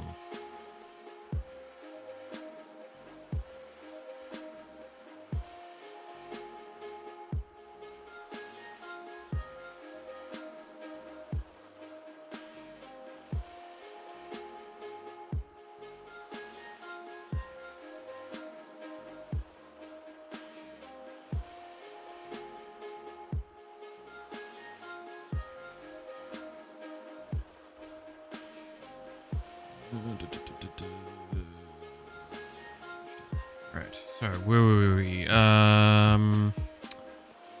Something with that. A battery icon. I could see that. Again, game can't render icons pixel perfect small things because yeah, it's because of the way I also have the pixelation thing. We're not using stuff like that would clean it out.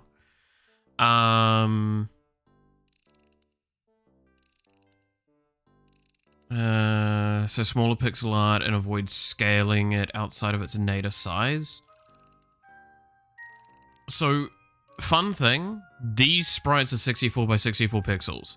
This game is a few hundred. They are getting scaled up most of the time. And scaled down in other ways. It's a nightmare to try and actually get those answers for it.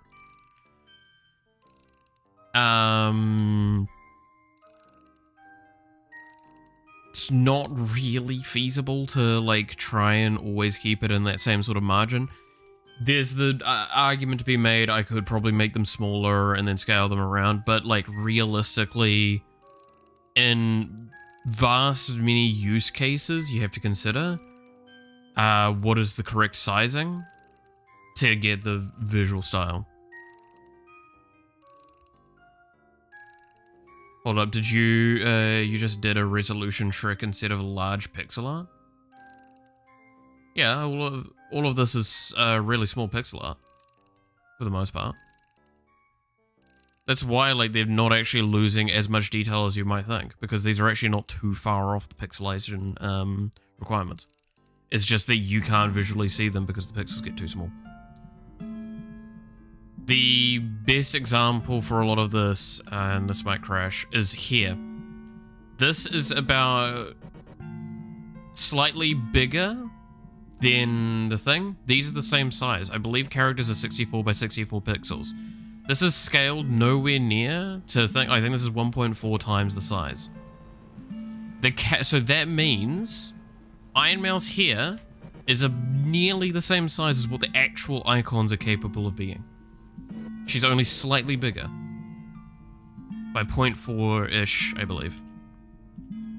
If you look in here, this is what happens when you scale that back up.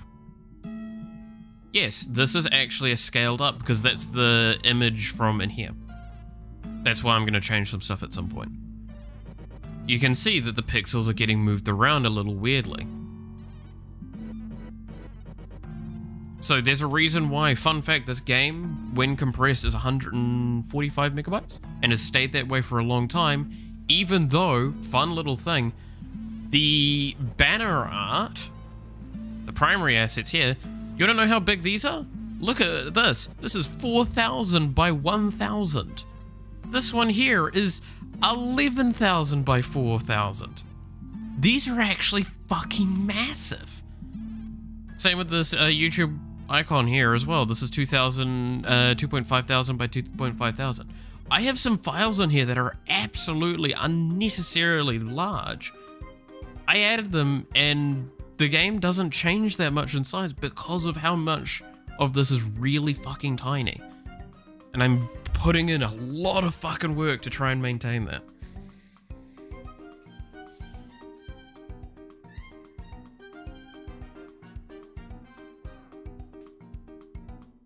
Why not make the branding stuff procedural? What do you mean?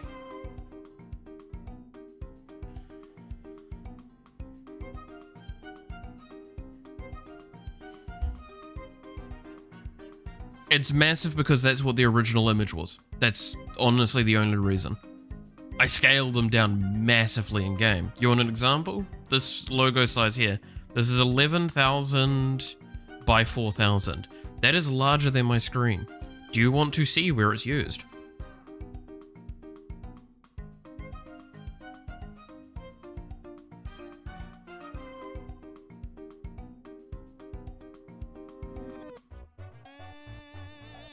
It's right there. Do you think that's larger than my screen? Game makes them instead of them being loaded from outside source.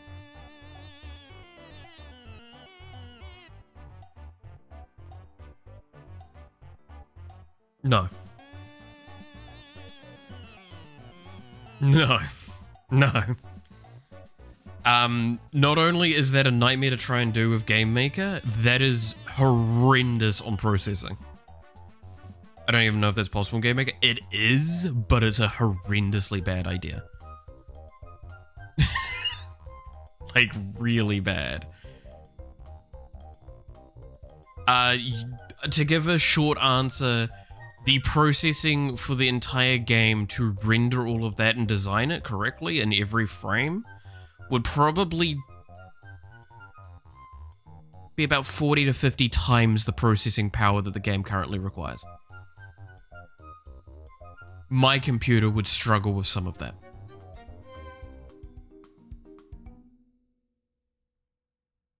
That is not a joke.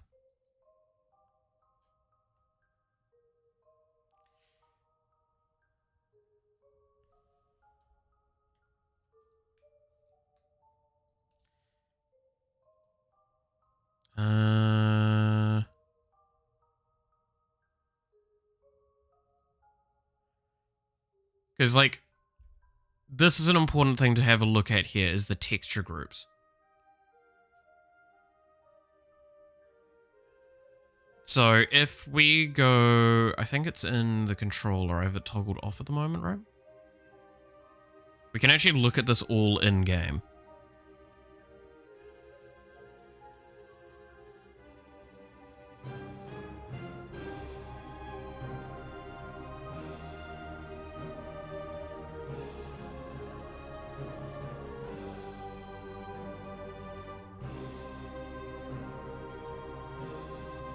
Yeah, no, there's a reason why almost no game does what you're suggesting, Miller.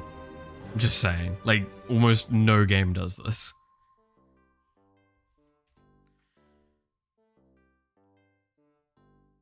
So, this here... See how well we can show this? It's not going to be easy. If we go to texture... Let's see, where are we going?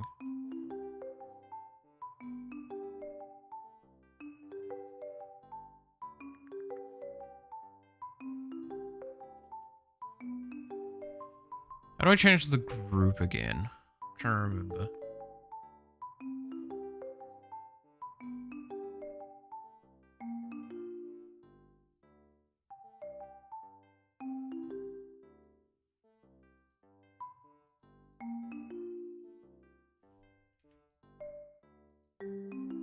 Here we go. So this is the maps. This here is all of the textures for all of the sprites the characters have.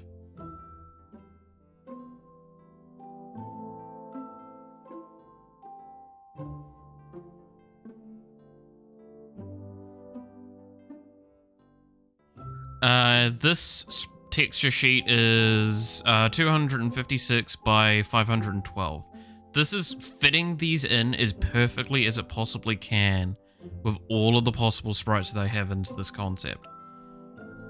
If we go here, this is basically everything else in the game. This should indicate how large some of these fucking things are, by the way.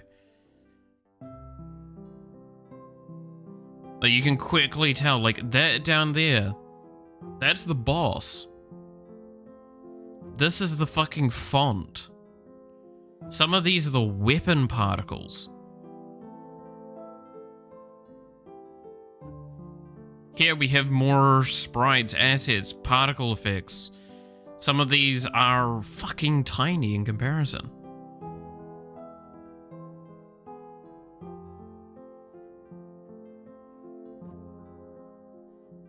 That's the map, that's that fucking thing, and this is the current screen.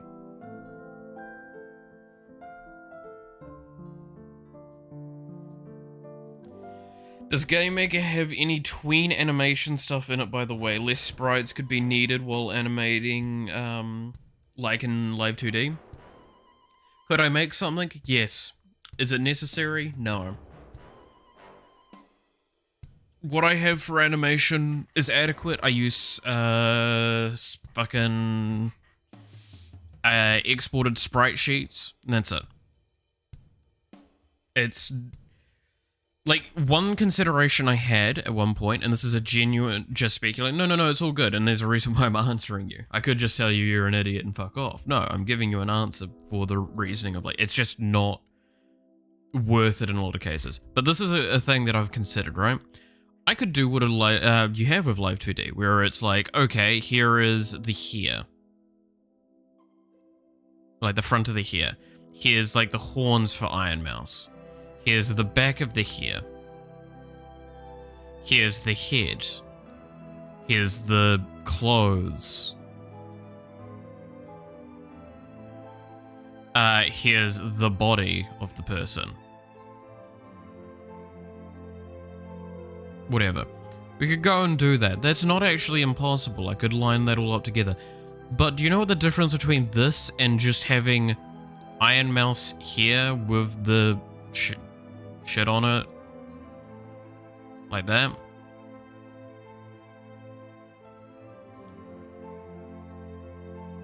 It is exactly...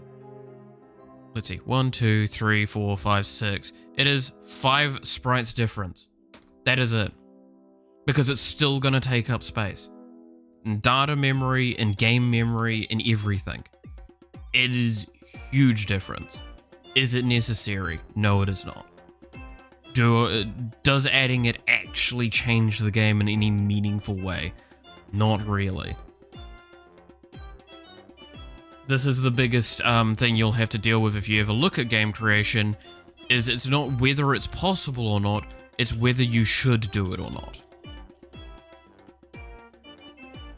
It's why we reverted and didn't end up doing the order, like the rebalancer system. Just more of a technological thing. It's not even a technological thing. It's just pure and simply there's a reason why. Have you actually looked at character texture maps and models and systems that like even AAA titles use? It's a texture map. It's the same shit as what I'm doing, but slightly different. Like, I've worked with 3D game environments. I kind of know what they're doing with that stuff. There's a reason why what I'm doing here and what they do are so similar, is because it's just the better way to do it. It's normally more efficient for both space and processing. And the benefits you gain from doing it any other way are dwarfed drastically by the what it is. They use one texture file for terrain texturing, for example. Yep, same with me. They normally use a map, and it will figure out based on that how to connect the textures out.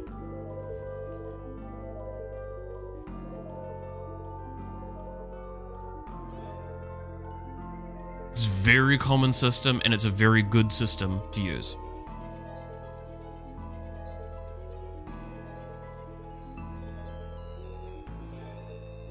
So procedural is normally not a worthwhile endeavor.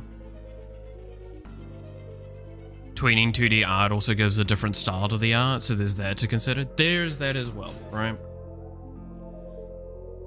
There's a lot of things that need to be considered with this stuff. The main thing to consider is I'm doing this on my own. I'm doing the visuals, the game development, all that to myself. I have to trim fat where I can.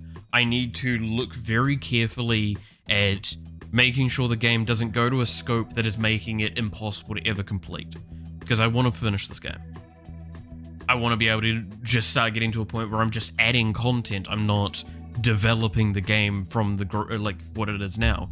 There is so many mechanics missing that I know need to be in the game to make it the experience that I want it to be. I'm trying my best not to go beyond that where I need to.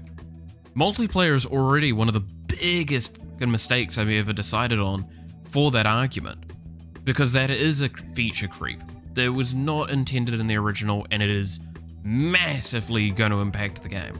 But God, I think it's the correct decision. Yes, as a game developer, I'd say it's one of the most important things. Yeah, scope. Understanding scoping.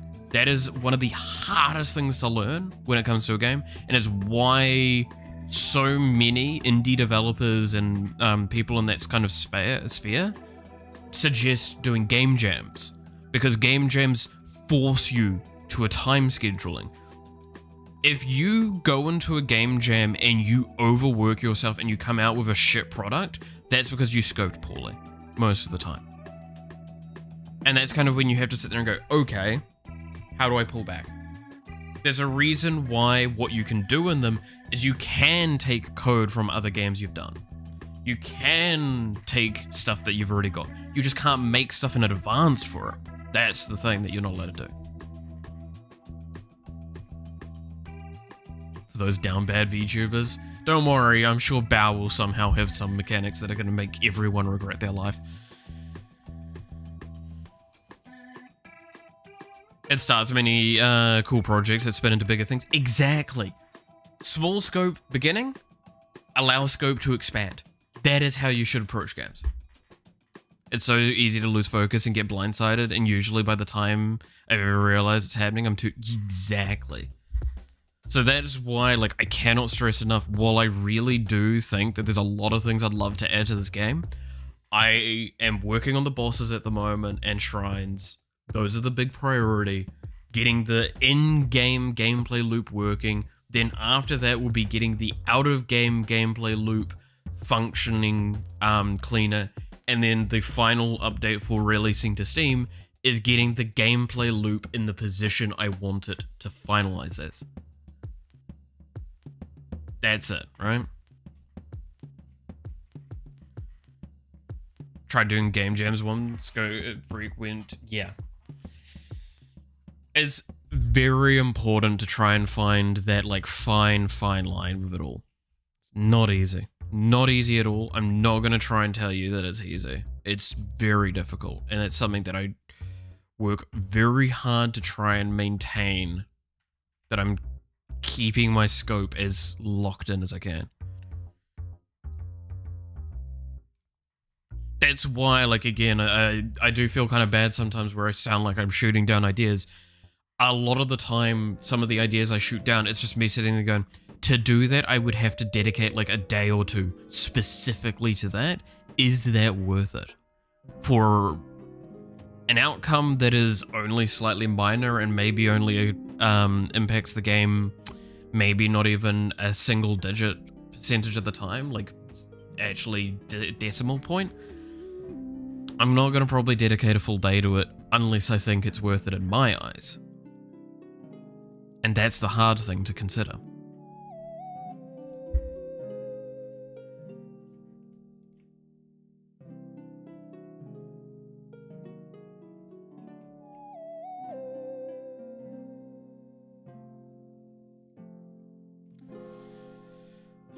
Did Pirate Software's jam a bit back, decided on a particular procedurally generated top-down roguelike, made it, but had to crunch hard and it was hell. Yeah. I'm gonna be honest, almost all game jams are that. Like, realistically, I don't think there's a way to do a game jam where it's not, like, crunch and pain. To some extent. But that's why I say, like, if you make a product that you're kind of like, no, this actually came out decently by the end, that means you probably scoped well. If it doesn't come out anywhere near your intended thing, that's probably because you scoped poorly. I've had that experience. I've worked on projects for the degree that I'm in where that's happened. Where the final product was such a watered down version of the original, and that's because we clearly didn't scope well. It's fine.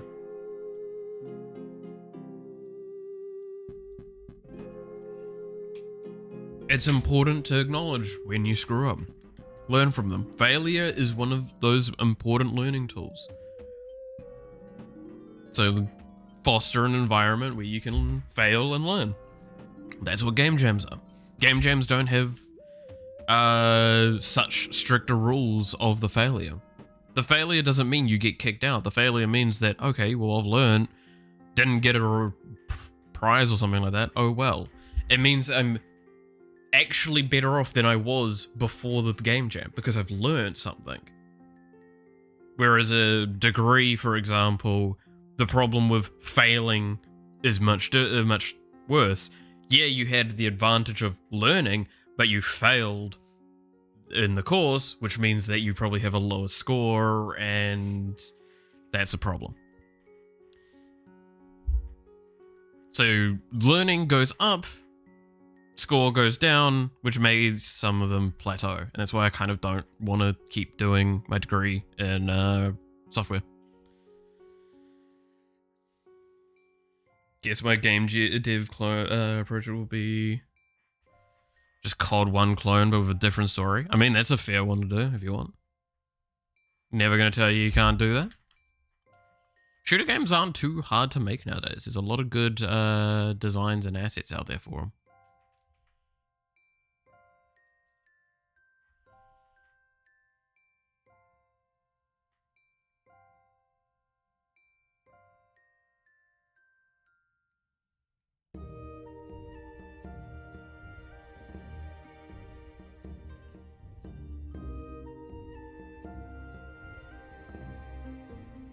What do we think? Do we think that's gonna work?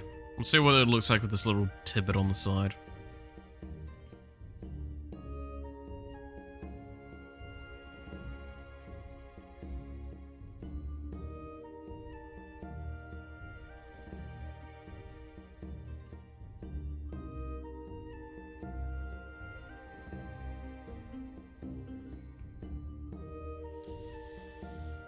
Yeah, I mean, I just made a classic FPS, not ultra cool, not super hot, just a COD 1 clone. Yeah.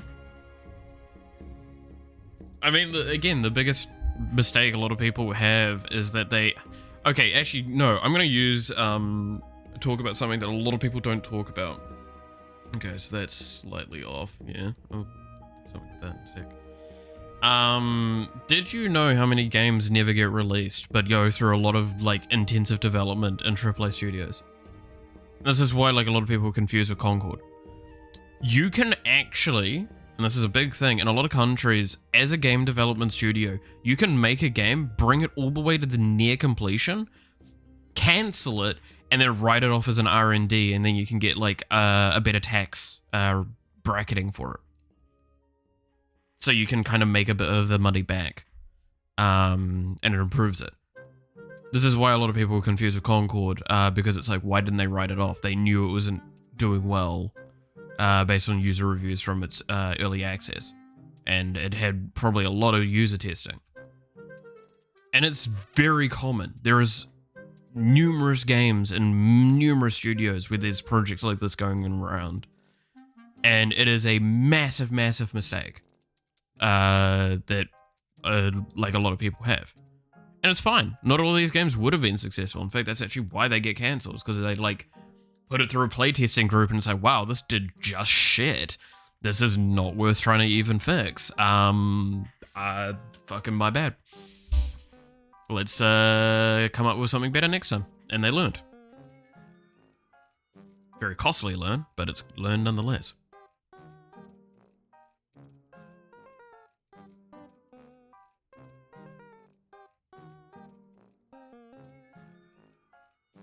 So if you wanted to make a game and you're like, but I don't think it's going to make money, don't think like that. Think like, just make games. If it ends up being able to make money, awesome. No, that looks fucking horrendous.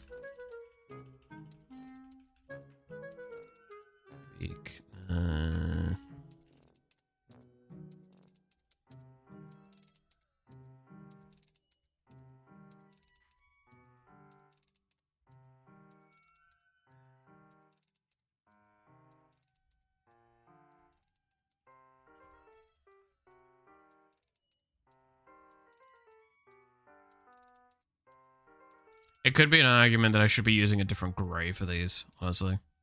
Because I kind of want to have, like, a little bit of detail on the side. Yeah, that's looking bad.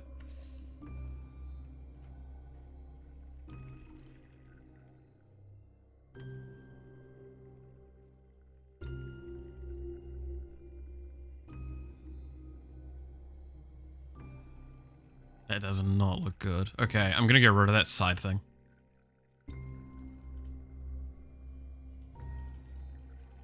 Just fully get rid of it. It just does not look good.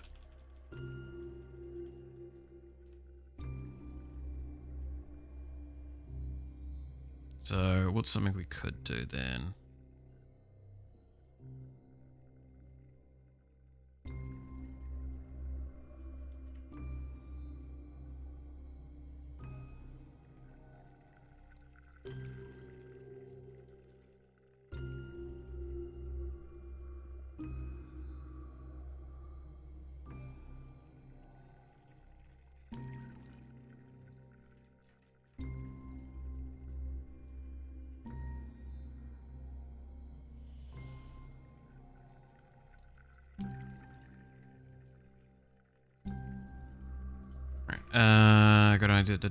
Imagine classic COD multiplayer simulator that involves good quality bots. People would like that. And I'd learn on, and yeah. Wouldn't be a bad bet to try and play around with something like that.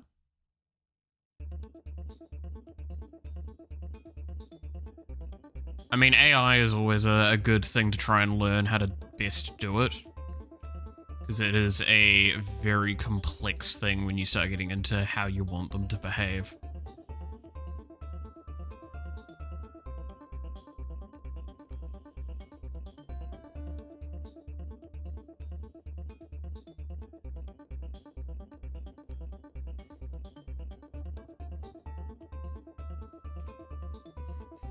This looks like probably one of the doggiest fucking ones we have still, though. This icon looks bad. Be careful with multiplayer. Things are always complicated with multiplayer. Correct. Multiplayer always adds a level of complexity that's sometimes just not worth it.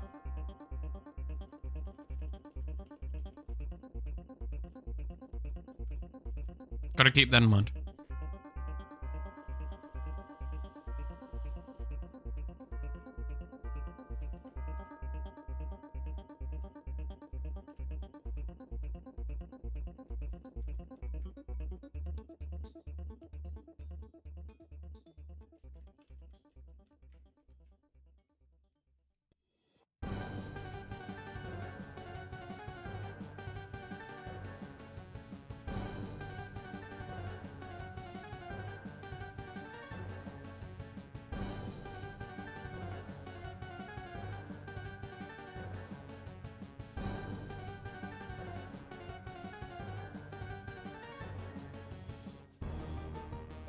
Let's see.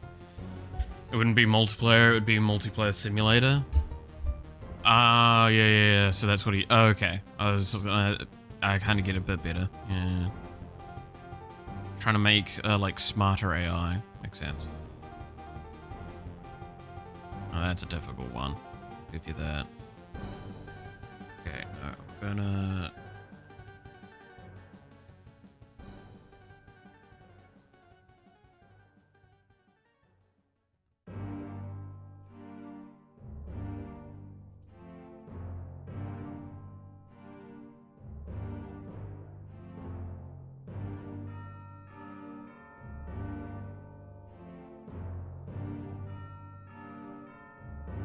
Do this.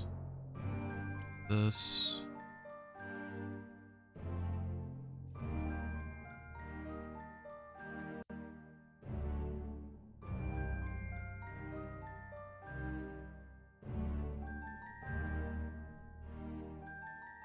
The problem is it's technically not centered. I think that's the issue.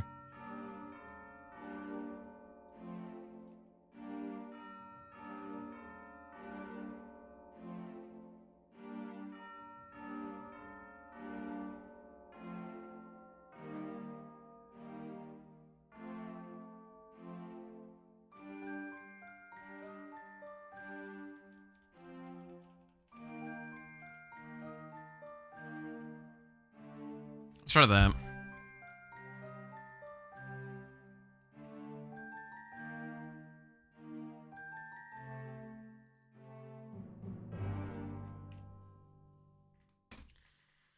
Something like AIM Labs, but developing all your needs. I will say that that's a very ambitious idea. Very, very ambitious. A lot that can go wrong with that. Yeah, looks fine. Okay, we were gonna do damage one eventually. Gotta look at that. Icons, damage icon.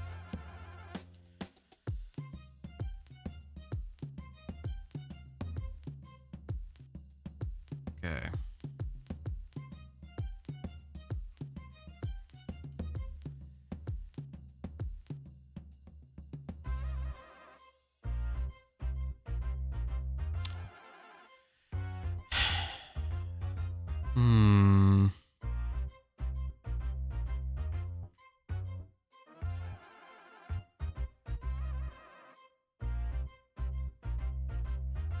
Do you remember What do I remember?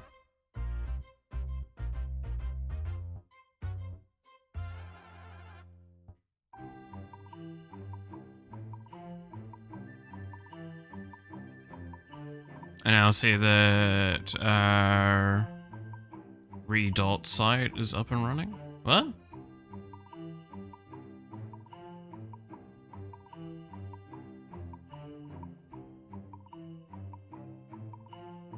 What redot?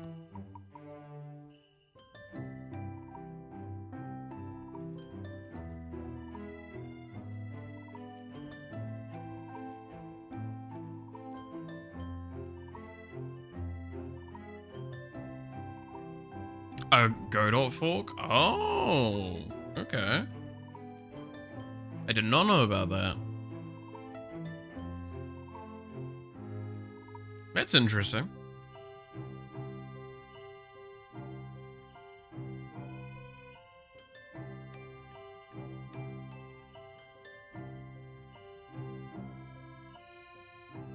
Began a long silence, which was broken by the directing asked, "You okay?" Now I am boss. Dude, Andre is a fucking Chad. I loved Andre. And also, yes, Princess Bride. Fucking amazing movie. Love that movie. That one from the woke Godot. Oh, God. I don't want to be reminded of that drama. That was stupid. It was basically just like an AI comment fucking causing a goddamn conspiracy. So stupid. So stupid. You remember? I remember.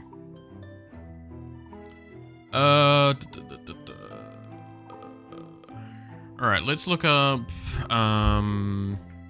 damage icons. Maybe attack icon?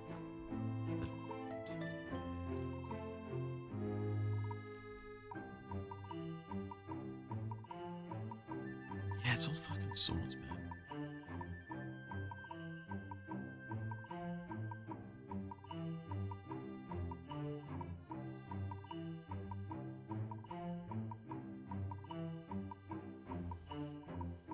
We're slowly becoming member berries. Dude, I stand by. I am just a member berry most of the time.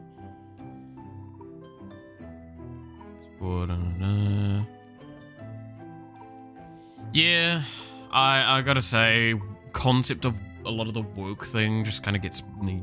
Ugh, it's boring, tiresome. Ooh. Ooh. Kinda like some of this idea, maybe. Is this a Xenoblade?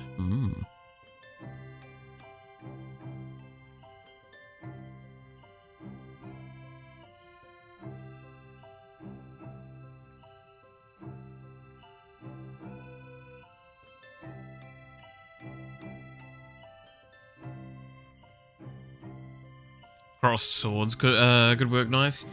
Yeah, but that stands by like the issue that I said before, is I kind of don't like the idea of having like a sword or an axe or something like that, like an actual weapon. That's why I don't like having the fist either, because I just feel that, I don't know, it's just doesn't come off well to me. I've never really liked it. Still don't kind of like it. Claw marks? That's maybe a bit more on the thing. We could do claw marks, because it could just be as simple as like...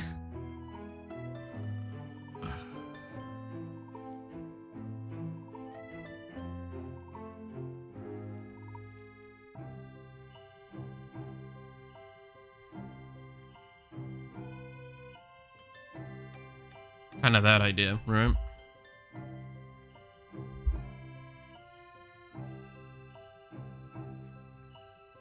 Give them a bit more of a round off.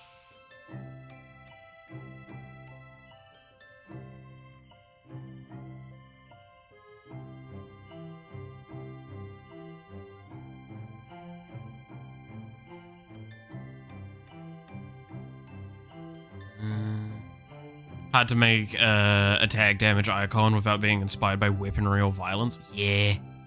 That's why I say, like, it's an irritating thing that I have that in my head. Because I know that it just conflicts with a lot of things.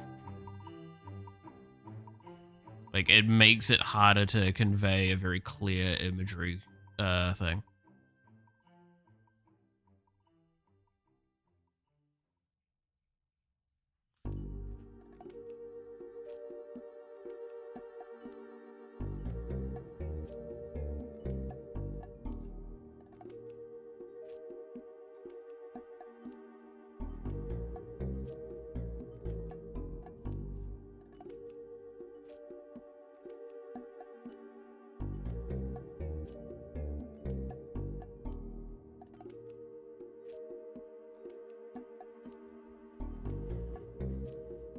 Should draw a bullet?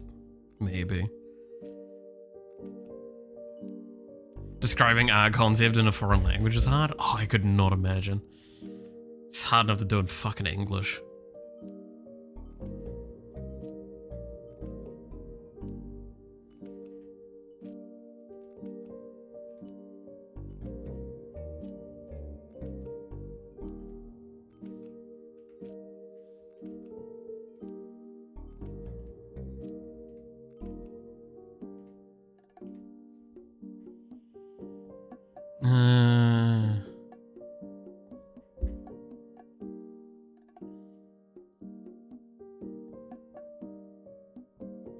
Look at the art you saw before from their Google page and basically on that design. Could look nice. Oh, you mean kind of like these ones? The ones from the Xenoblade stuff? That's a good point. Have that, like, this triple one maybe?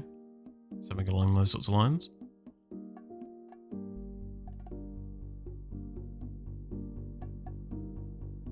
So, a bit more like...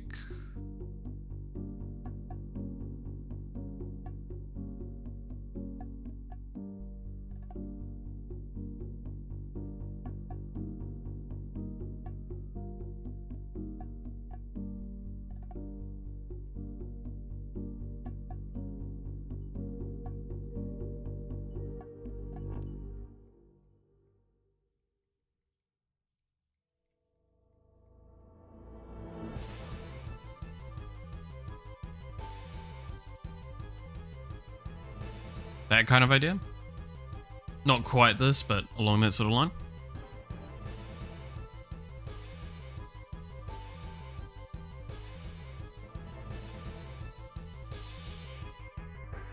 Can I just open it? No, it's Reddit, right? So I have to... I hate this about Reddit. The way Reddit hosts its imagery is fucking annoying. If we were to kind of use that as a better example point, now that I've actually got it on screen like that, it would probably be more like...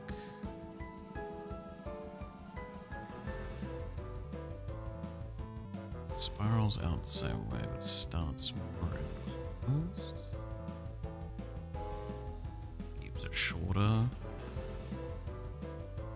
wider.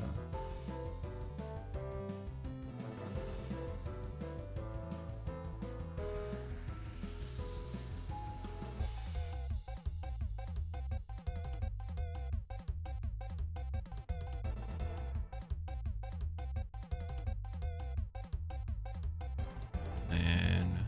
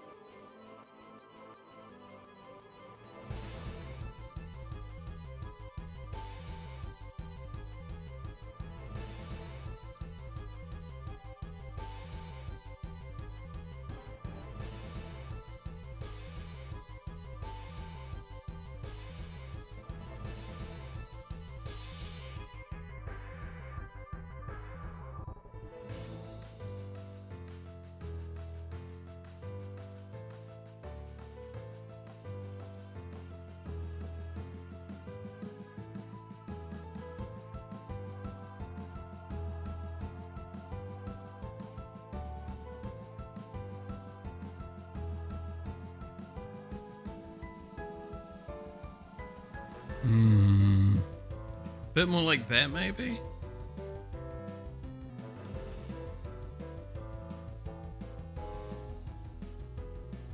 Add a little bit more cleanup once we enlarge it. And then we'll also add depth.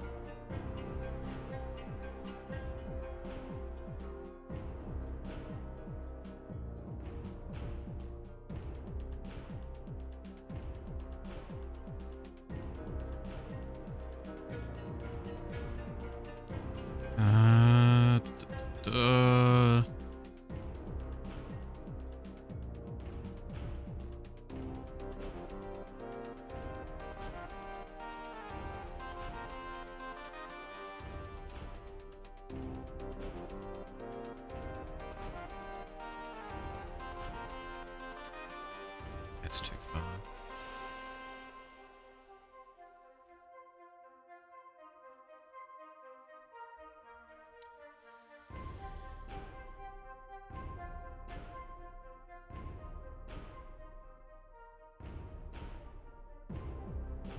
Okay, let's not have that image up so I don't like just straight up copy it.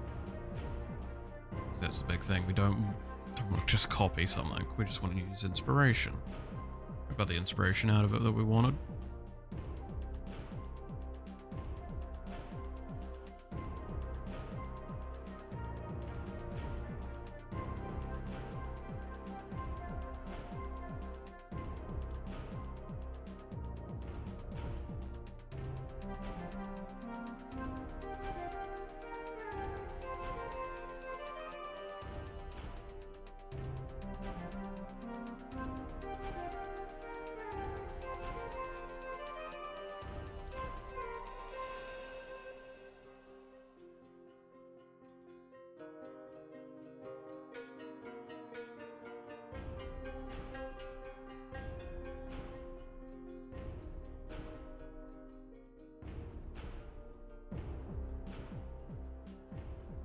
Okay.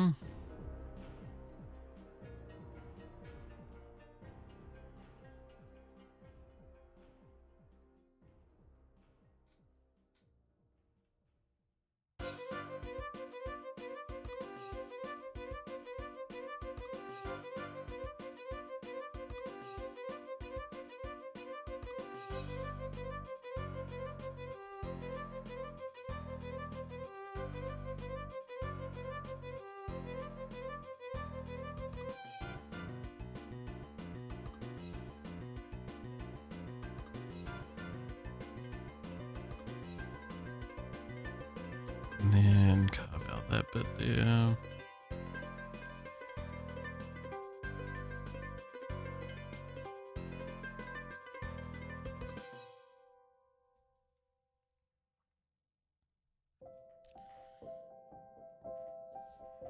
Okay, not including the fact that I'm going to add some recoloring to this.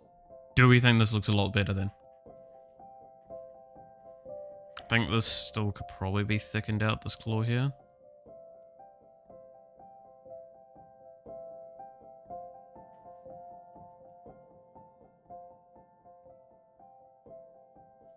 Couple of extra marks on claw marks might make it look... Well, I mean, like, that's the thing is, if I add too many, then it just becomes all of this stuff, right? Because that's what you're kind of talking about. These things. And then at what point in time does this stop being a claw strike and become fire? Right? That's already like a weakness this kind of has. We can't use orange near this because immediately it's going to be recognized as fire, not claw. It's already kind of probably on that questionable side.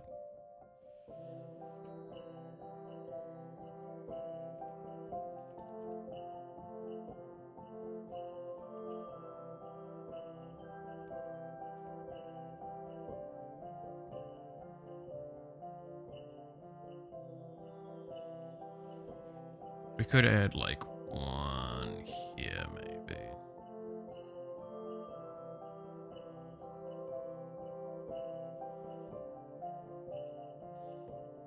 One maybe here. Be very careful adding ones in the internal circles.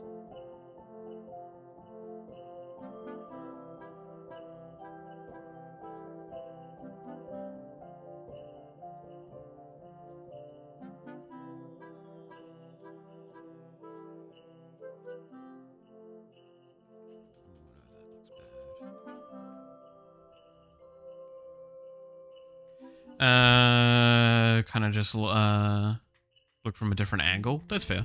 I mean, I can just do. Let's flip horizontal and then say flip vertical. Does that look better?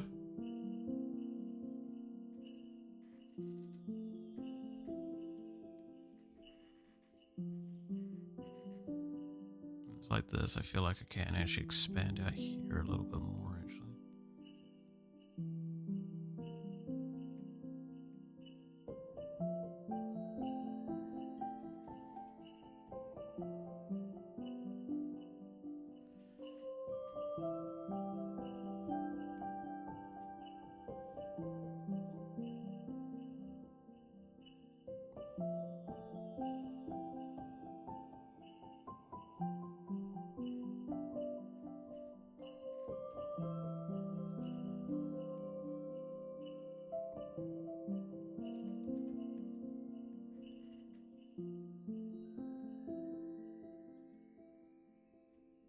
With this, I almost think this is too much now. And we do that.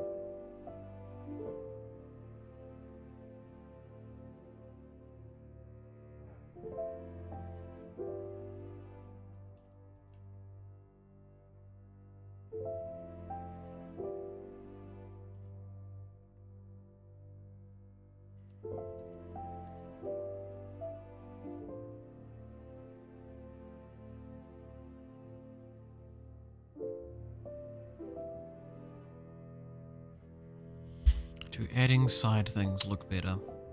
Not really. I think it actually is better simple. Can do some like extra scratch points, but that's about it. Because what we probably are gonna do is we're probably gonna do this. And then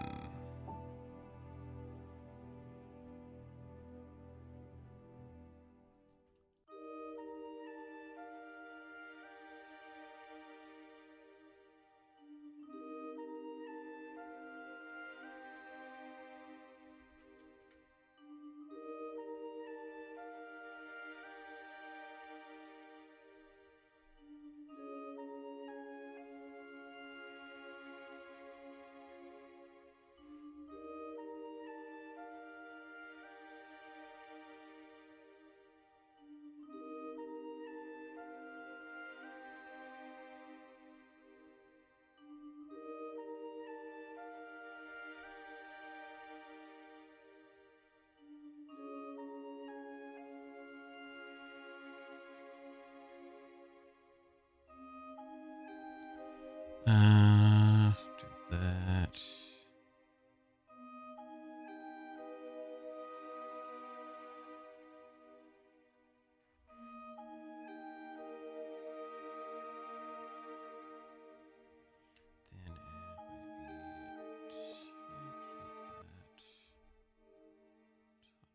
This.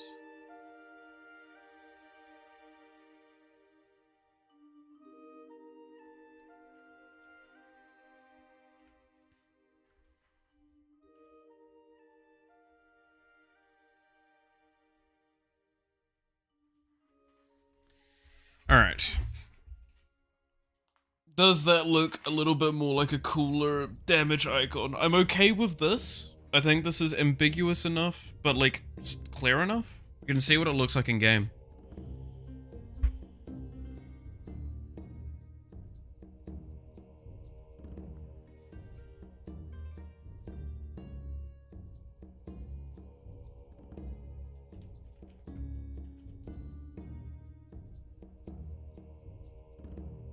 Wait, what did I save that as?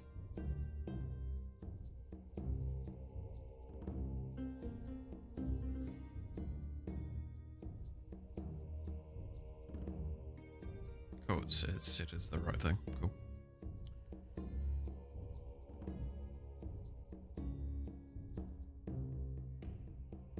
What does this look like in game?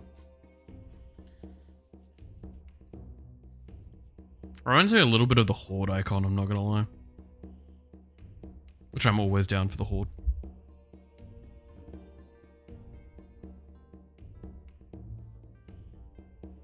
Does that look kind of good there? It looks fairly distinguishable from the rest. Especially knowing, keep in mind, amount's gonna go get turned yellow, I believe. So it's gonna be like the only darker red.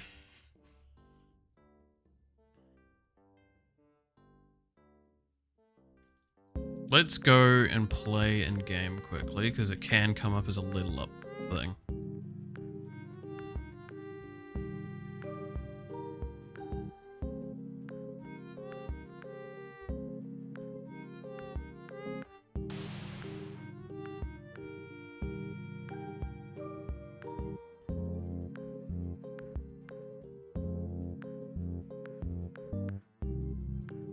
Do I like that as damage?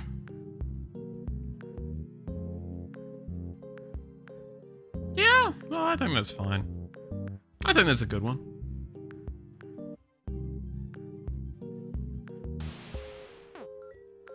Now I'm like super uber level for level 0 shit.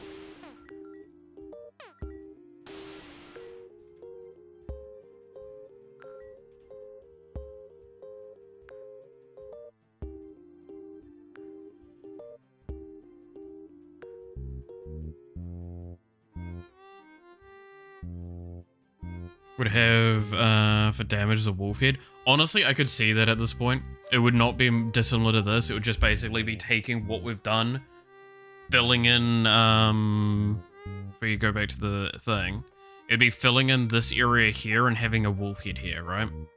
And I wouldn't be against that. I think that'd be kind of cool. But I feel like that would be better as a, like, ability icon or something later down the line, right? We're trying to go with, like, ambiguous, non-locked-in things, in a sense. Which makes it, more fine to just use wherever.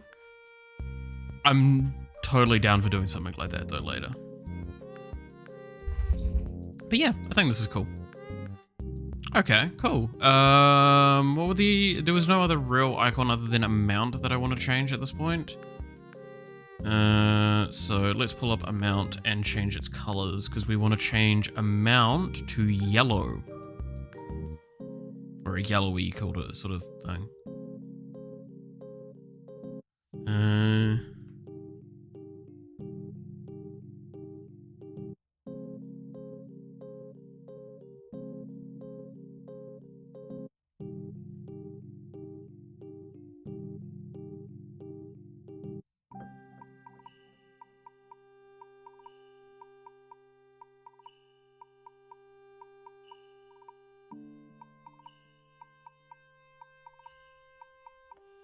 Shat the bed if we fill in the... yeah. Gotta love when YouTube occasionally just does that.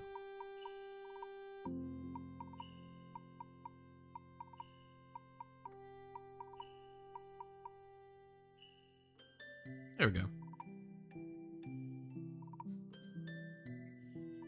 Why does this remind me of Pikachu now? Oh, I better not say that. Fucking Nintendo will come after me.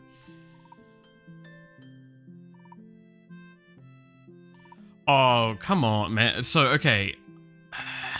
Not wanting to get into drama, but I'm going to talk about something really quickly. And Thor talked about this, so I'm not going to go too in depth in it. I've talked about it before. It's not a... like, the things are stupid. And it's not a copyright infringement, it's a patent infringement, alright? And it's because they patented like a few years ago, and it's only like fully gone through now.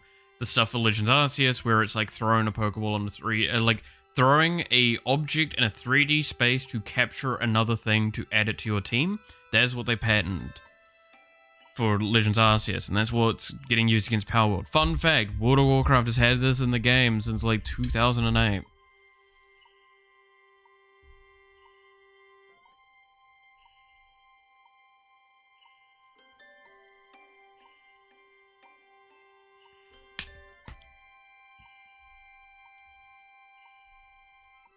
They patent basically throwing a net at an animal, yeah. It's concerning. Because, it's just patenting ideas like that sucks. Because it just means that, like, you're stunting the rest of the game development's world. Like, it's just patenting stuff, mechanics is a bad idea. And I think that that should be something that is disallowed. And it's really sucky because there is a very valid theory that what's going to happen from this isn't actually that they're going to win because the timings and stuff. No. What's actually going to be likely the case is they're just going to bleed Power World's developers dry with the fucking costs and just kill the company because of that. Because this is Japanese proceedings. It's all internal to Japan, and it is a nightmare. Nintendo have I don't believe Nintendo have ever lost on local ground. On Japan ground. When it comes to a legal thing.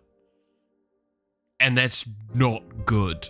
Because what will happen is it means that they might just drag it out long enough that they eventually win, because the others have to just give up and die. And I fucking hate that shit. I'm not saying that's definitely the case, but like, I'm gonna be real with you, Chief, there is a good bit of evidence. I hate that.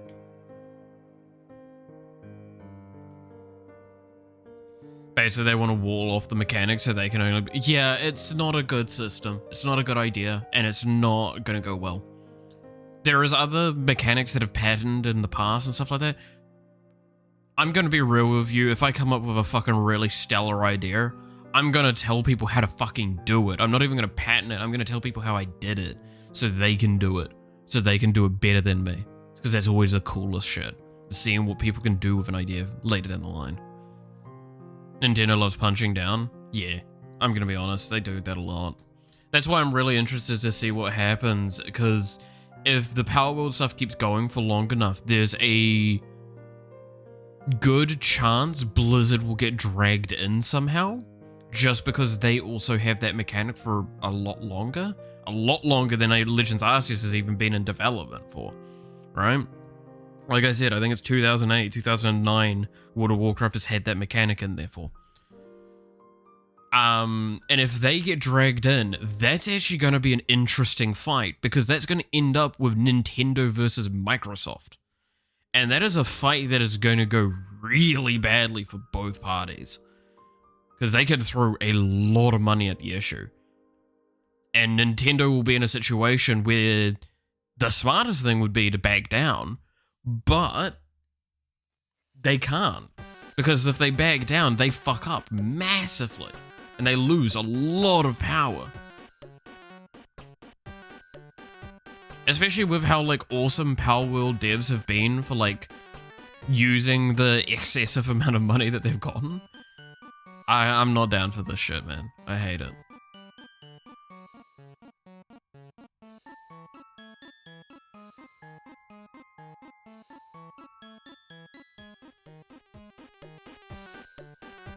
They'll be afraid to show weakness. Yeah, basically. That's kind of what it's going to get to, and I'm going to be interested to see how that goes. Not even a guarantee, though, that Blizzard get dragged in. It's just, if it goes for long enough, they might be used as a source of evidence in counterance to the claim. And if that happens, it will be interesting to see what Nintendo do in that case. Because it will mean that, like, there's either a favoritism argument, or there's a subjectivity argument, and then there's, like, a huge deal there. So, I'm going to be honest, I don't see this going... This is one of those things of, the longer it's going on, the worse it will eventually become for all parties involved. And that's just the shitty part of that stuff. That's what legal stuff like that looks like. Is it's not even doing this or doing that. It's not about winning, it's about doing damage. And that's the point, right? And I'm not liking the fact that it very much feels like the only reason they're doing this is because Power World made a lot of money. They're like, well, now we're punching down because we can. Fuck you. A lot of games, small and big, have some variation of the mechanic they want to lock. Yeah, no, it's terrifying as well, because as an indie developer, if I heard all of a sudden, like, something about Vampire Survivors, like, automated spell casting top-down with waves of enemies, Bullet Heaven gets patterned, do you have any idea how fucking shit scared I would be all of a sudden? I'd have to give up on this entire project, because just for safety's sake. It means that anyone that would consider doing something in that field, even close to, gets screwed, and that is a huge deal. That is a really huge deal. So no, it's not okay to pattern mechanics, because it just stunts the ability of developers, because now they have to be scared for their fucking lives that someone can now come along and pattern something they've worked on post-launch and fucking destroy them. Because, haha, I'm a giant legal company.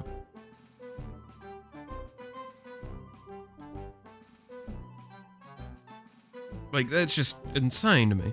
If I had to crouch down to punch down, I would just decide it's not worth my time, but Nintendo is willing. Well, again, like, that's the thing. They don't do it all the time, but because Power World made millions, there's a good argument that that's actually why they're going after them. I'm not saying that's 100% the case, but it's a very valid kind of, like, consideration from an outside perspective. And that's why they're probably not going to go after Blizzard, because Blizzard didn't make a lot of money from the Battle Pets thing in general, like, if you kind of consider it. And it's just probably not worth it for them to, again, go fight Microsoft, because then it would just be punching the wall with money until both companies walk away and go, this didn't work. And it would then ruin the case with Power World, because then they would have to back out somehow, and the settlement would just end poorly. I'm saying they're willing, not always doing. Yeah. No, I'm not saying you. I'm just like kind of pointing at that being the case of just like, it's not always. It's just when there's. I feel. I'm not going to say it's when there's a lot of money involved, but it is definitely something to consider. Nintendo have always been really strange with a lot of their stuff, but that's kind of like, again, hyper-protective IP nature in Japan is something that's always needs to be considered.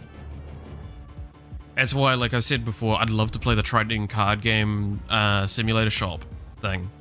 But if I did, I would never play it with like any mods that would give me Pokemon cards or anything like that, because immediately Nintendo would be sending assassins to my house. I'm good. I want to sleep better at night. So I'm fighting hard enough already for that.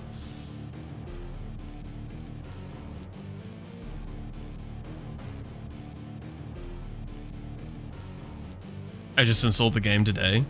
It looks really fun, but I expect I would lose so many hours to that game.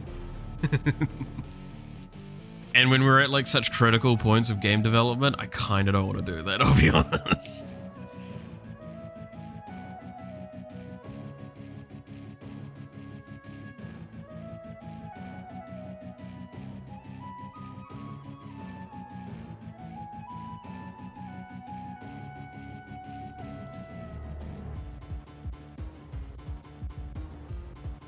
Alright.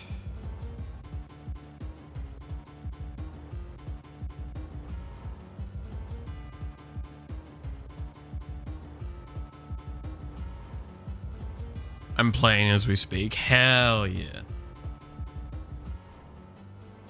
Like, I genuinely think it would be a fun game to play, though.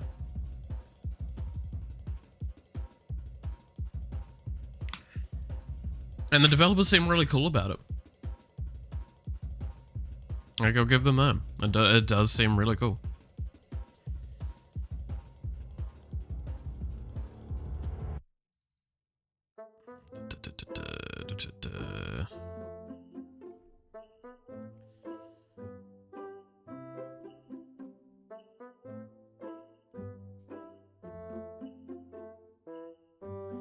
Okay, so this is one of the ones that will have to change. Alright, I'm gonna start doing one of the scariest changes we're gonna have. We're going to have crashes. I'm going to say this now. This is going to cause a shitload of problems with what I'm about to do, which is type that. And then we're going to this object, and we're going to type this. I have now just broken the game in an uncountable amount of ways.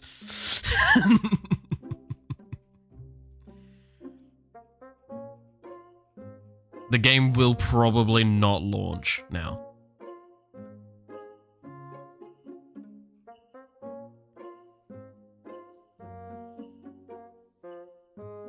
We will never recover from this. I genuinely cannot stress enough how much damage I just did.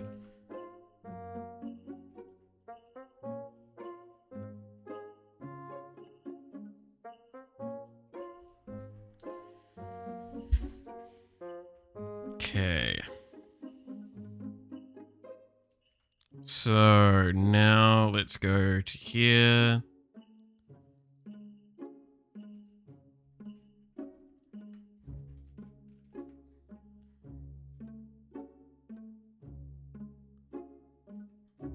So I think this is going to be how we have to do this, right?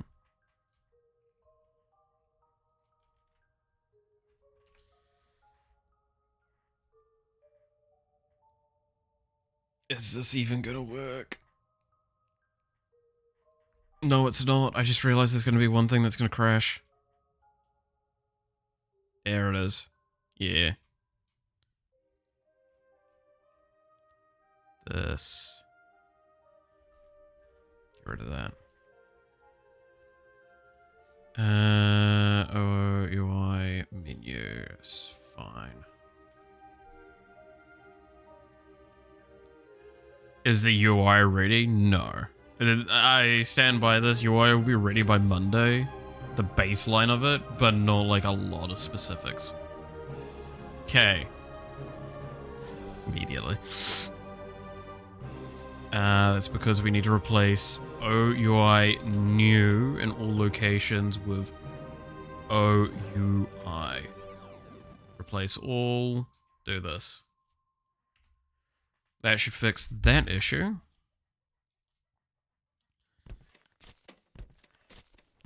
Yeah, like what else is gonna need to be done? So crates are not done. That's gonna take a long time.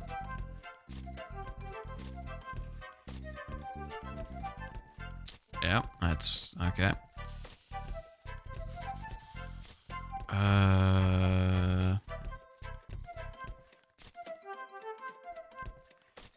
Let's see, crates aren't touched. End of run isn't touched.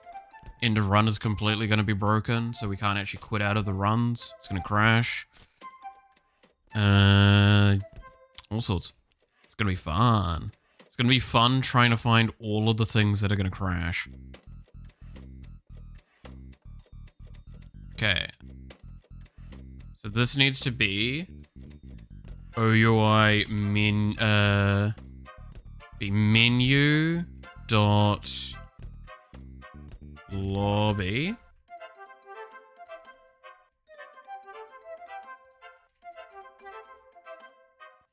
And if OUI menu equals play. I think it's how we worded it, right? Let's see if we can move. Character select's also completely wiped out. That's going to be like the entire next week is going to be like reworking how character select is done. Getting the filtering systems working.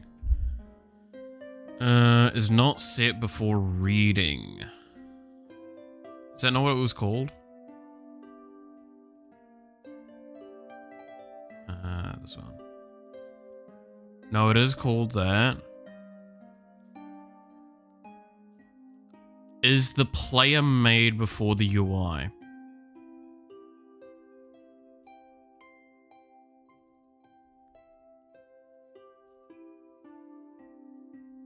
Audio controller. The enemy initialization looks like it might be.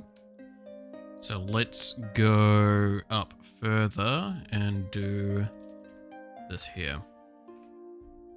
Because we have a bunch of error checks, so it should be safe to just move it further up. Can't remember, is player made or is player placed? Sounds stupid to say.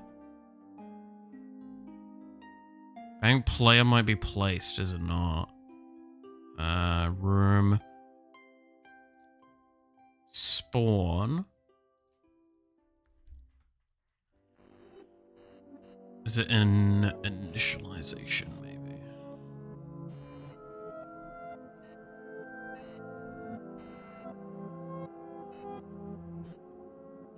No?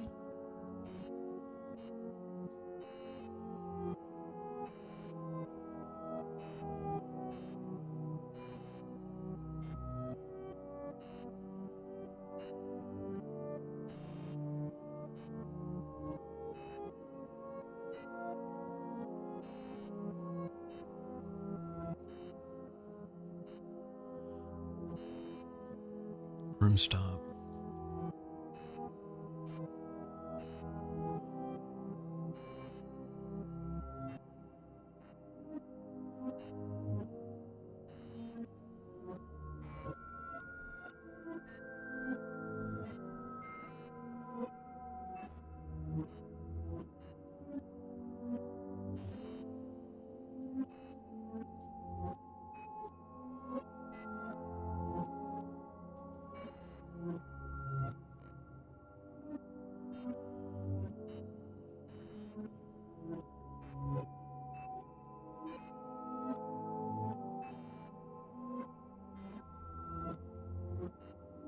Where am I making the player?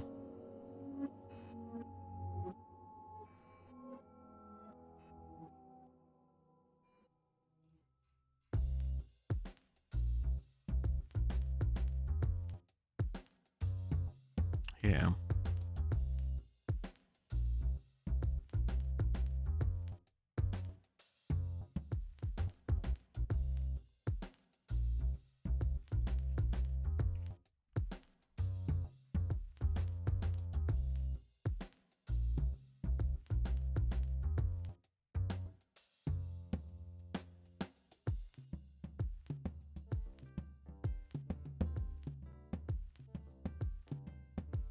Oh, no, it's not menu, it's option list. That's why we're having trouble.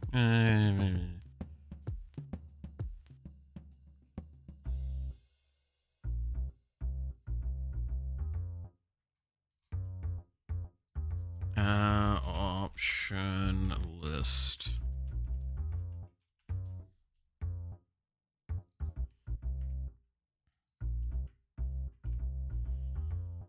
That's what we need to use for wording, is object, option list, and then the menu item that we want.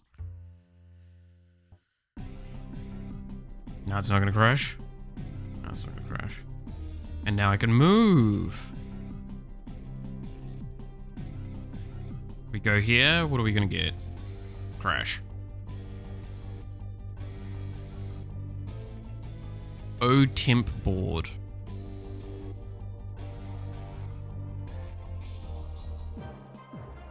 Yeah, it's because it's doing a menu switch, which menu switches the old system. Now we have the menu change, I want to call it.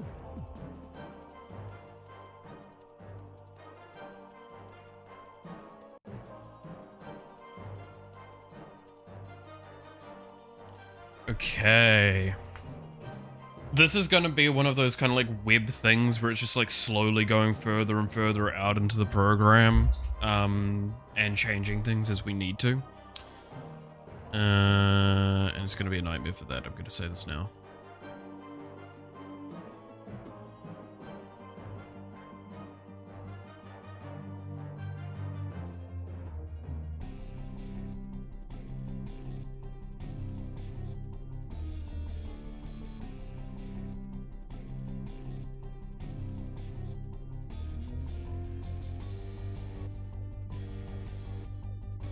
Yeah, see here, so this is menu switch. This needs to be changed. But that's like run over, so we'll fix that at a much later point. Where's the escape key functionality added in? Is that in the player?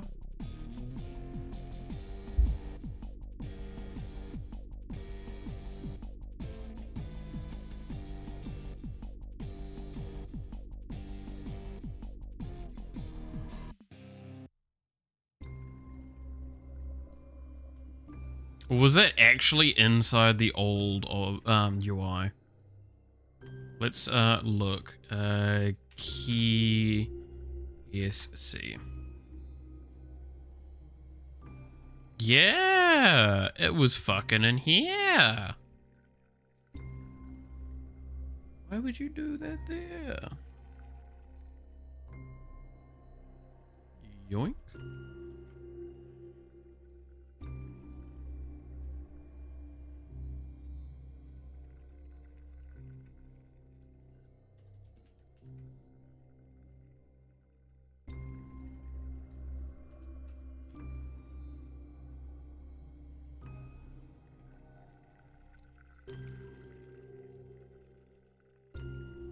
This is going to be probably the most controversial change, by the way.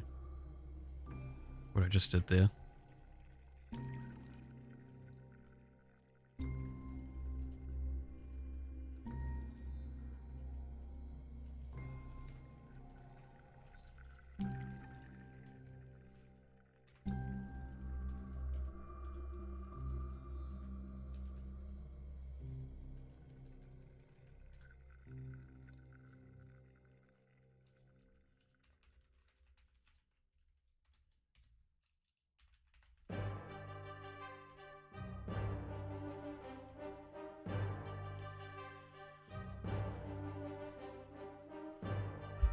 Okay, now what I could do is we're gonna rip this out. Gonna push this up, and we're going to make this another if statement.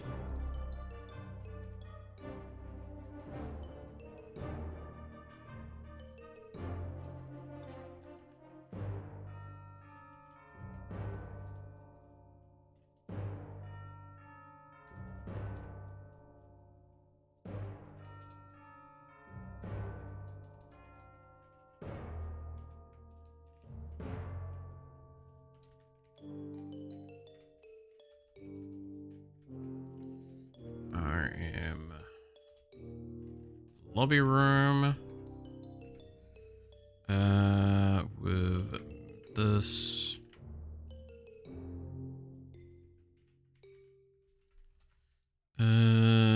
It would be main, I believe is the phrasing I have for it.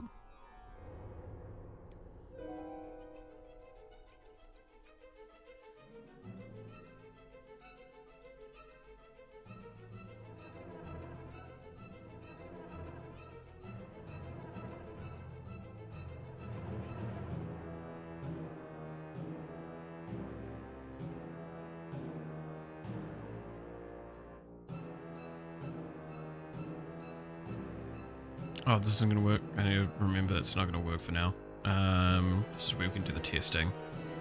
Else this, and then inside here, let's have an if statement of OUI dot menu is equal to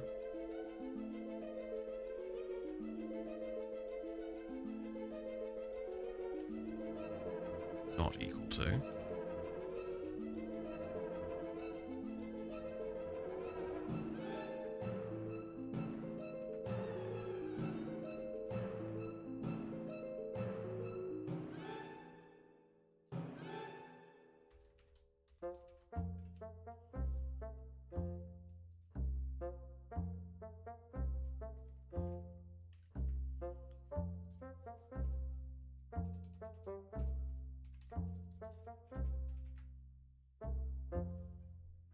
So now, if I press escape, it closes the thing.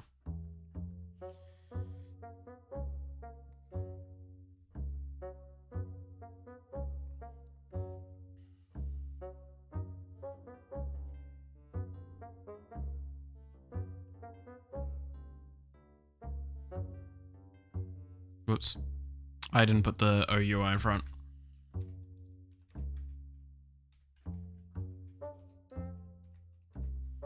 There we go. Gotta keep remembering to do the little finer details, huh?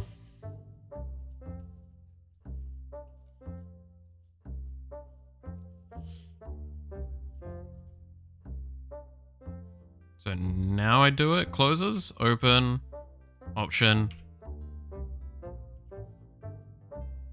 Okay, that's gonna be a problem then. That's gonna force that up. So we're gonna do this instead. Yeah, do that instead. Force it to change to menu as the main thing. Okay, here's a question. Do we check for if it's in the list? And okay, this is gonna sound really weird. If it's in the list of current menu things, do we just close all menus? So if I'm in options and I press escape, do we want it to go to the menu or do we want to close all menu? So what we've got is close all menu at the moment.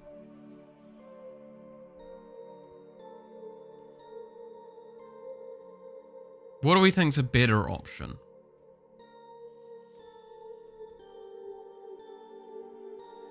So if I press escape here, it'll close. If I press escape, it opens. If I go to options and press escape, it'll set it to this. No matter where I'm at in this, it'll go back to here.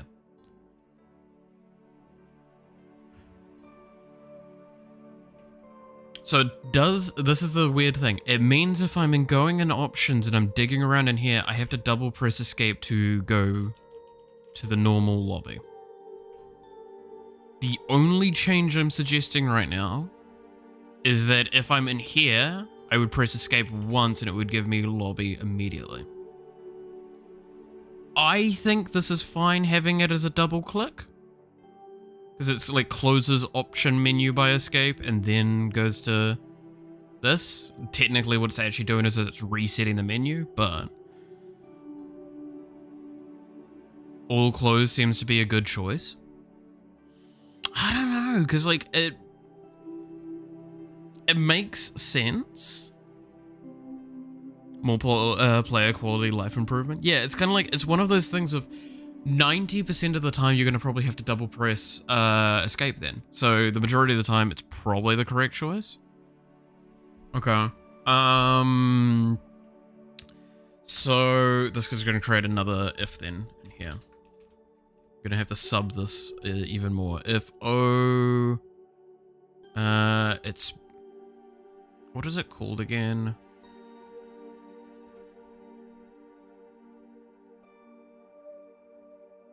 What is the thing that holds all of them? It's menu sub array.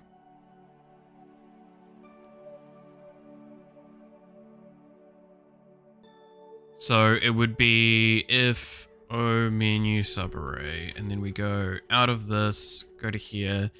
Array contains. This is the array that it's checking in. And then it's OUI options list main.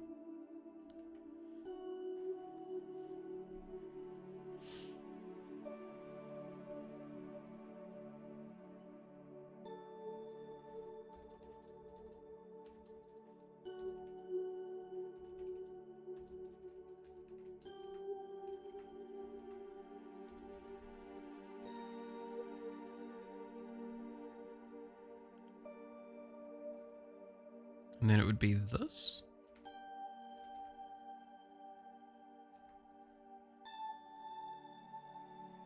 Let's see how this looks.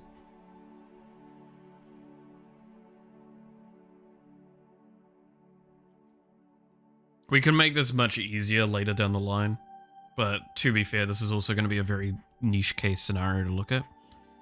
So if we're in options and I press escape, removes it completely and sends it to thing.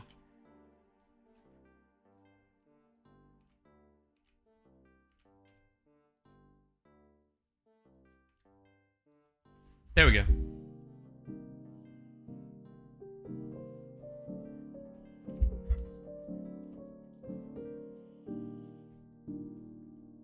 I think that's solid.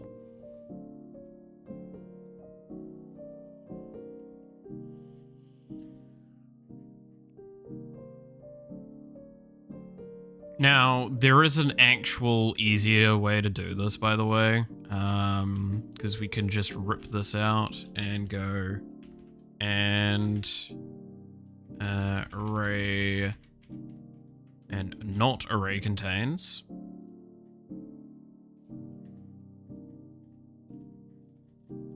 Just cleaning up the code that little bit. There we go.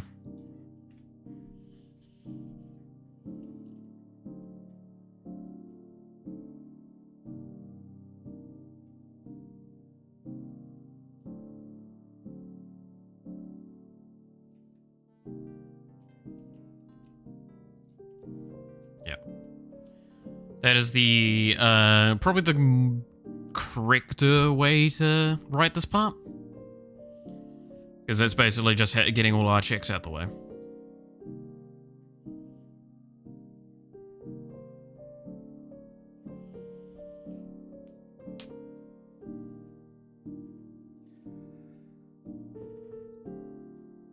Ugh.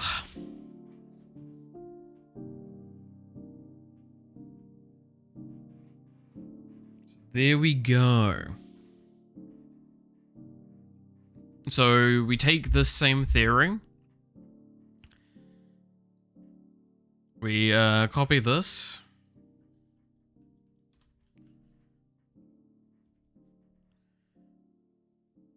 Now the difference is that this has to be pause 1. This is going to be a go up.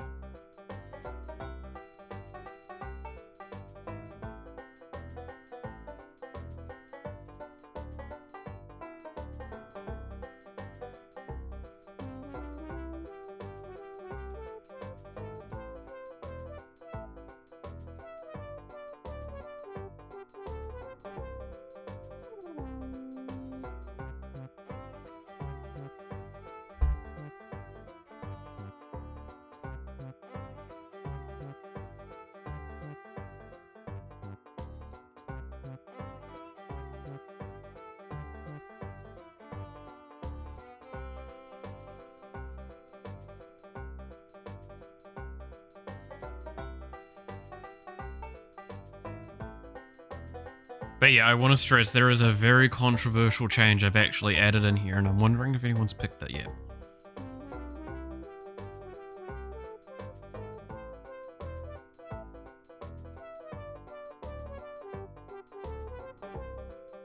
I'll be interested to see what people think of it.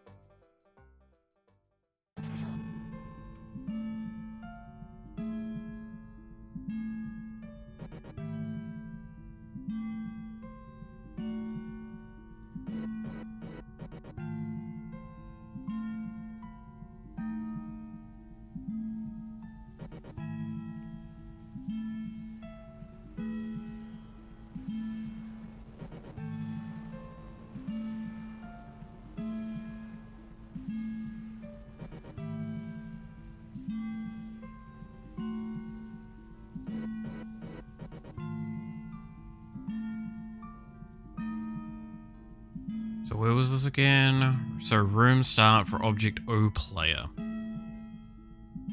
Okay, so it's the player now has got a room start that's something to do with things. Warp in. I believe it's warp in. No, it's not warp in.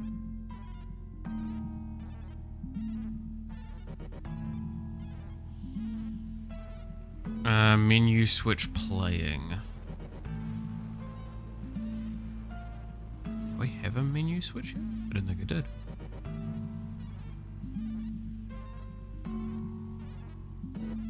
Unknown options.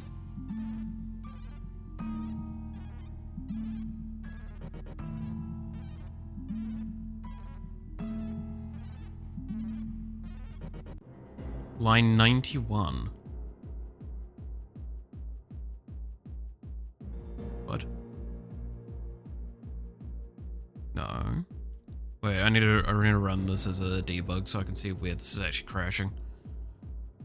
Because I don't see off the top of my head what is possibly going wrong.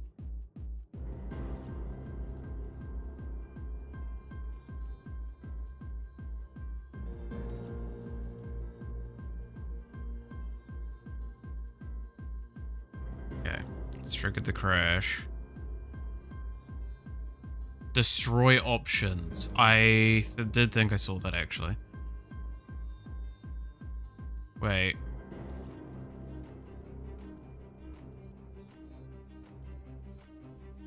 Where is that though?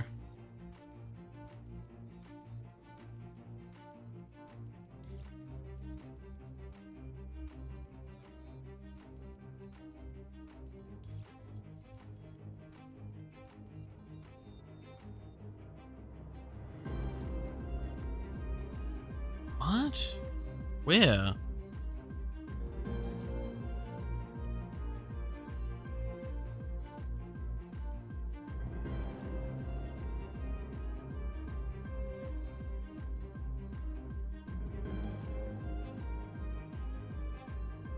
Where is this getting fucking triggered? It's saying on player, but I'm not seeing where it is on player. I'm more likely to assume it's on main.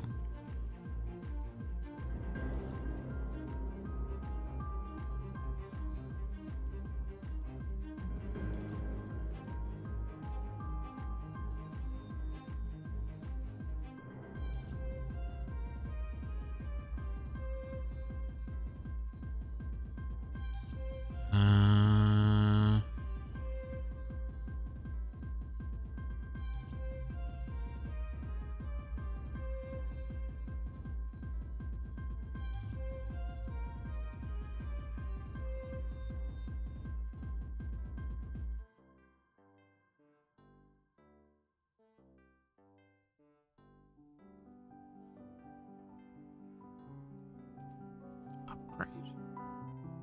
Is it an upgrade?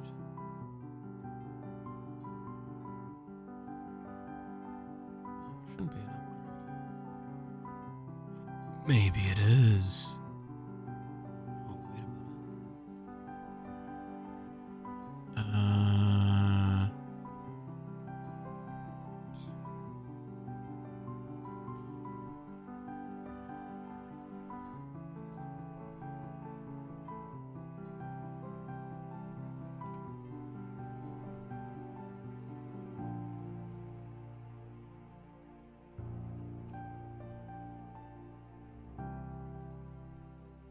I think that was it.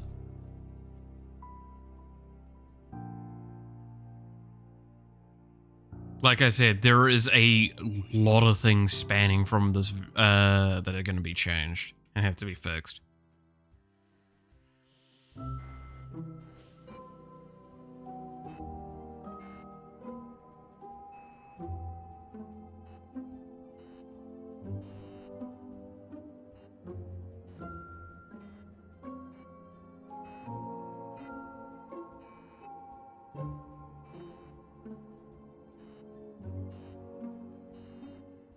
Not set before reading, so that's something to do with...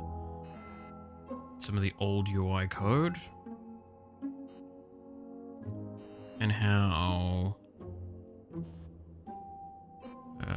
where is it? This. How summing in here is done. It's the tooltips in the mouse inbox. To fix that.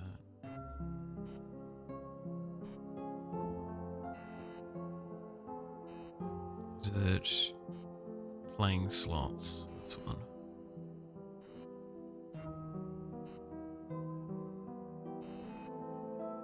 This here.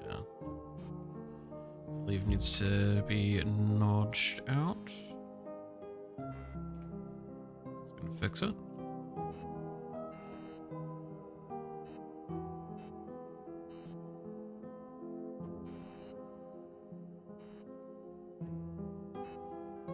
To be fair, that's one of those things that's gonna have to change a lot as well, so. We've made it into game. That's already a big deal. Woohoo.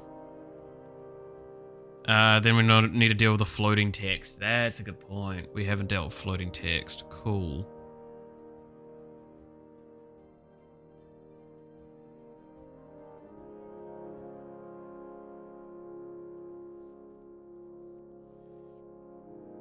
Which I was going to rework some of that anyway. So it's player scripts, I believe. Let's search for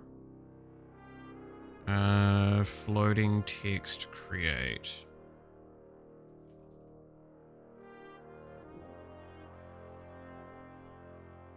That's fine. This one here.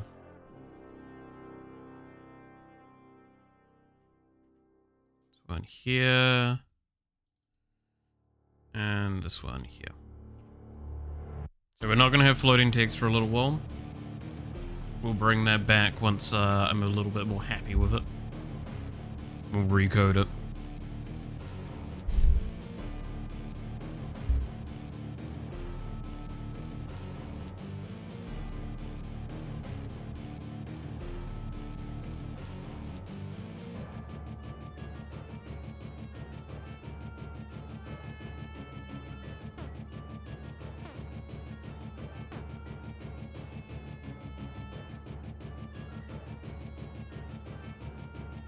Okay, so do you want to see the controversial change that I've added, and it's going to be something you're going to see a little bit more of moving forward?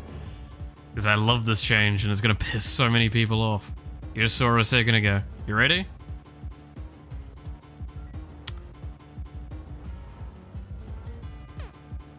What's the change?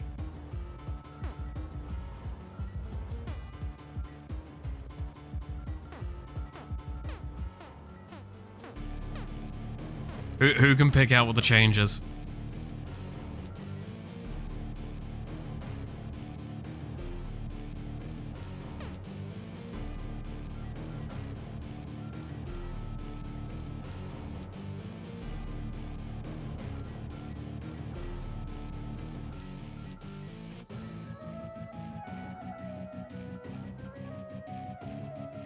I see who can pick it out.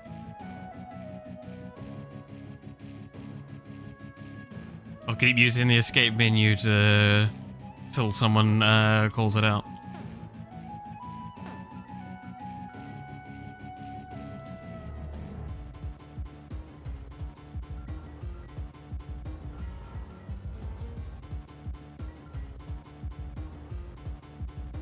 Actually, that's a good question. What happens if I press escape while this is up? Nothing. Ooh, good.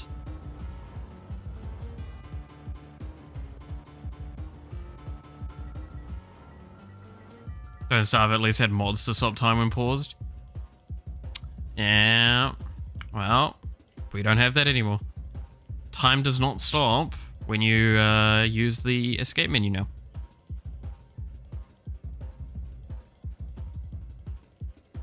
That's the big thing. Enemies are still coming at us. Go into here? I'm still dying.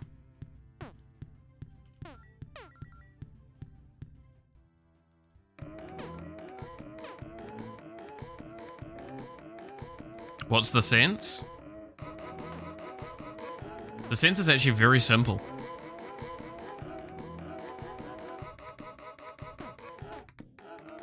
You wanna know what the sense is? Honestly, it is really, really simple. Dark Souls treatment. See, this is the thing. You'll forget a change that's coming to the game. Why also upgrade menus are gonna have timers on them.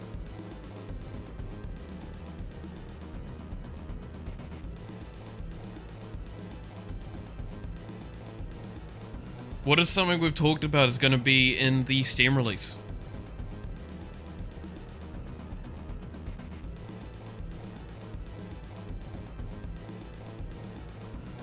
That would explain why a escape menu would not pause the game anymore.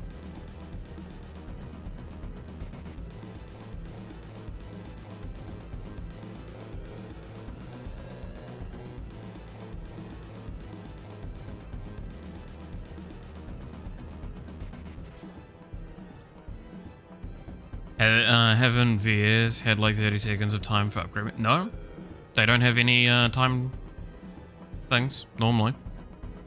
There's only one recent-ish iteration of these kind of games that I've seen have a timer on its upgrades. And it's also got this feature that we're adding. It is not to do with the challenge, no. It has nothing to do with the style of these things. It is purely because of one thing that's getting added on the Steam release. Not before the Steam release, on the Steam release. That's the big thing. What's the last big update we're doing for Steam? I've talked about it even earlier today. Speedrun? Fuck no.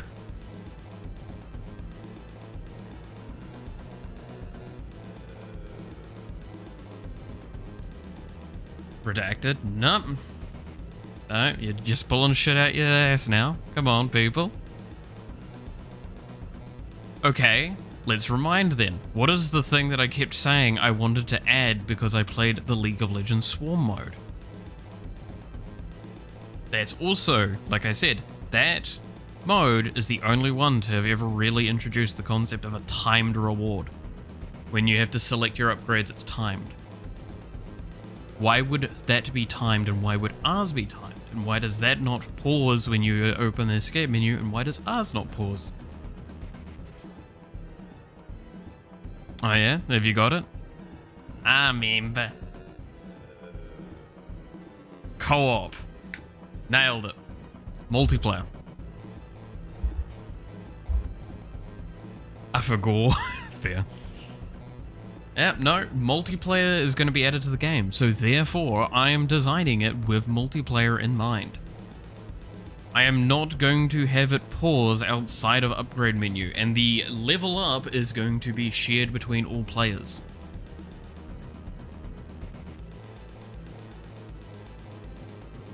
So there'll be a ready check for every single player when an upgrade is done, and the timer for the upgrades will force you to have a random upgrade from what you see in front of you.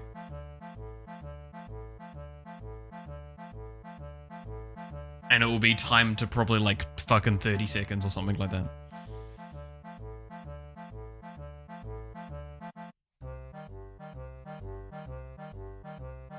And that's the important thing. I had to buy it for your friend to play Swarm with. That's fair. To be fair, it's also going to be a free game, so it's not much of a buy. I'm gonna sell his to a bot. Exactly, yeah, no. God, this is gonna end up like the Heartbound demo joke. It's like, it's free. No, I gotta sell a car or something to get it. There was a game on Roblox, like Vampire Survivors, and they did an interesting feature for this. Okay. I'm listening. Because I can think of a few answers. There's an argument to be made that I should also check when there is more than one player, and this is kind of like the Warframe argument. Are you on solo mode? Yes, then escape menu pauses. You're not solo? It's no longer pause. There's also the argument of some co-op games have it so when one player pauses, it pauses every player. That is scumbaggy. I do not like that concept because it means that you can just troll people, and it's really annoying. Could I make it that you're invulnerable while you're in the menu? Sure, but then I'm also going to have to make it so none of your stuff does damage, and that's going to be an unnecessary amount of work. Honestly, I'm cool with the challenge of, hey, if you're going to open up the menu, don't die. I'm cool with that being the case.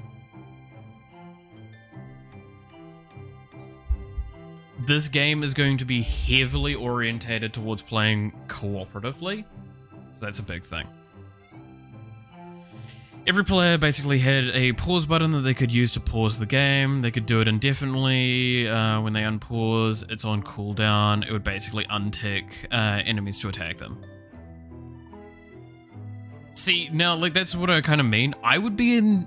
That is an idea I could probably explore, and that being very valid, right? Very much like the Dota thing, where it's like you have everyone has a pause they can use. Maybe there's a cooldown to it or something like that. Keep in mind, though, this game is designed for speed. If you go into a run and you've got 4 or so people, it's not that you're going to be locked in till a set time. It's that you're playing, you try and finish as fast as possible. If you need to get off, it's probably just, and like, go do something, it's probably just better to leave the run and come back. Because it's intended to be on this faster side. Like, again, each run may be 15 minutes, aiming for. Suggestion for something dumb, PvP. Definitely on the docket of ideas that could be done. We'll see. So do we cater to like 1% of players? I mean, what do you mean by that? Cater to the 1% of like people that don't want the pause? Or the people that want the pause? Because I want to see where you're going with this. Because again, the adding a pause or not adding to a pause, speedrunners? Well, I mean, that's the point of the game. What? Wait. I feel like I'm a little confused on this. The game is supposed to be a challenge of doing things as fast as possible. The game is a speedrun. You're supposed to kill enemies as fast as you possibly can, kill a boss, and then get a boss to spawn, kill the boss, and repeat that process a set amount of times. 5, for example.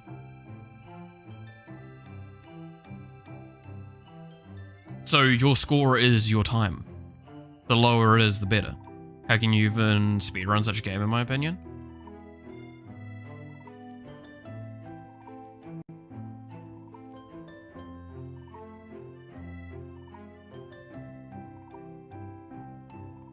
By playing it? I don't know. I feel like I'm maybe confused by this in an unnecessary way. Like, the game is not a set time. I'm aiming for 15 minutes as the, like, top end-ish.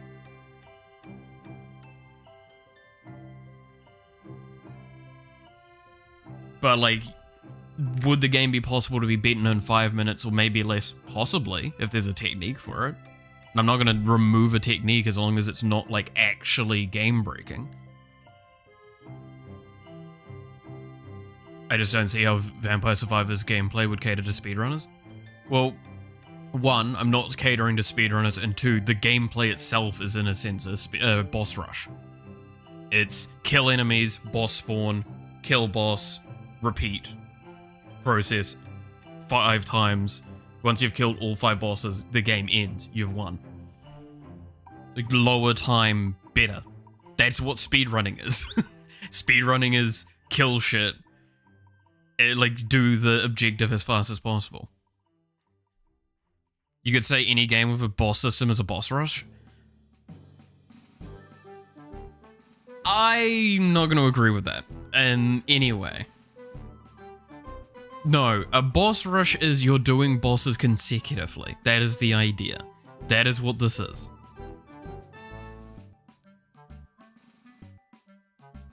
That's why I'm just like, we're both confused here. I honestly, it feels like you're arguing Vampire Survivors, which is you play for 30 minutes and bosses spawn at regulated times. That is what Vampire Survivors is.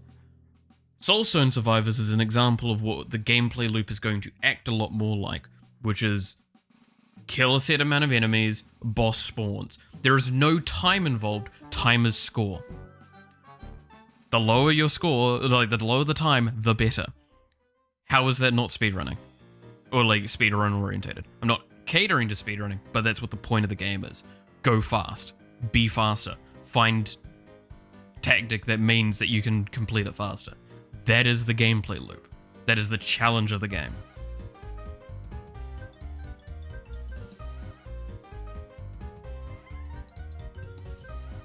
Like how much interactability you got, it should be as much as possible at least. You can't rig luck. So, that's fine. There's speedruns that are dependent on luck. And as well as the vast majority of speedruns that I feel like you're referring to are like a game that has a linear start and end. I don't have that. And that's fine. It's complete a mission, that's it. You go in, you do a run, you come out of the run, you're happy.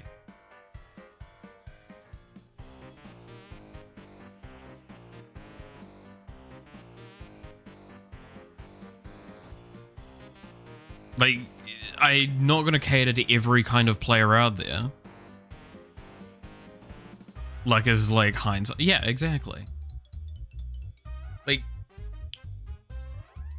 if I gave you a character that's really, really strong, but is very, like, RNG based for that strength, which there is the case with that in a few characters, that means you could get a run that's super, super really good and really fast and not get the same run again, even if you had all the conditions met the exact.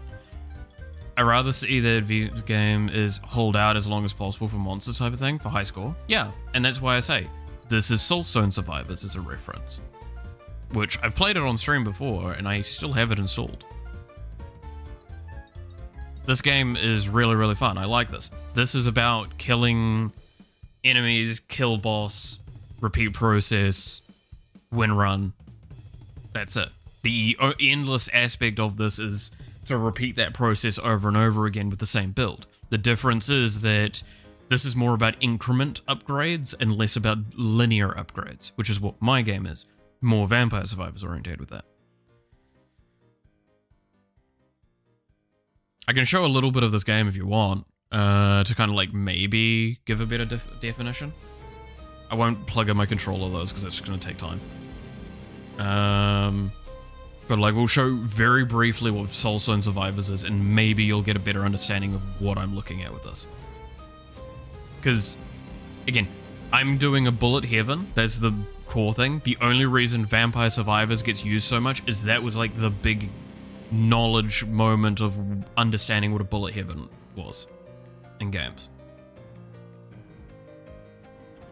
So let's just select a character I'm pretty strong with. Okay, yeah. Select random mass map. If you're wondering, yes, I have completed every fucking difficulty thing in this game.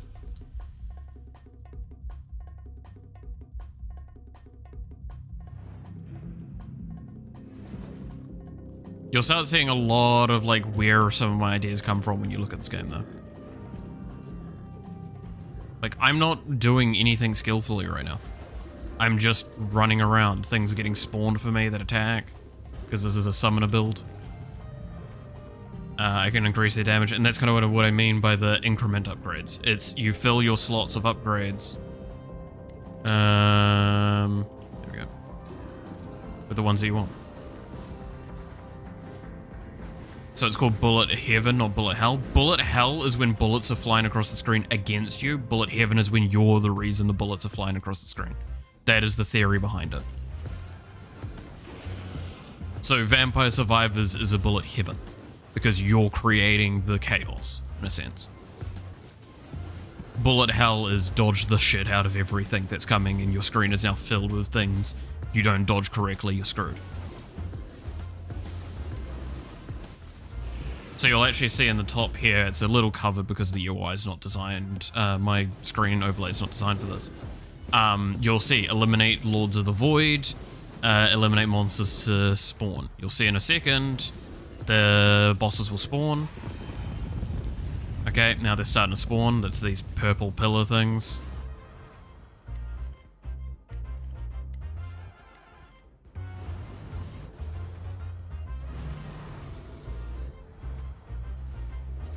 And they're gonna spawn. Boom.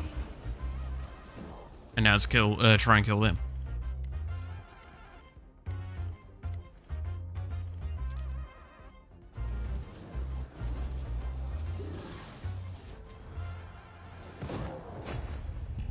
It's very laggy. Don't ignore that.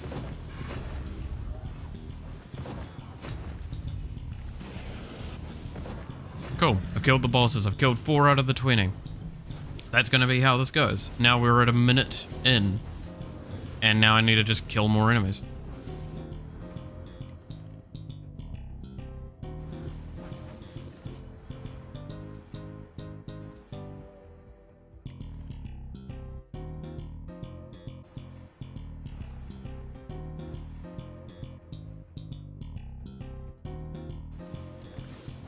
And again, you'll see the upgrades are very incremental. That is not what I want. I want the linear style that Vampire Survivors kind of has to offer.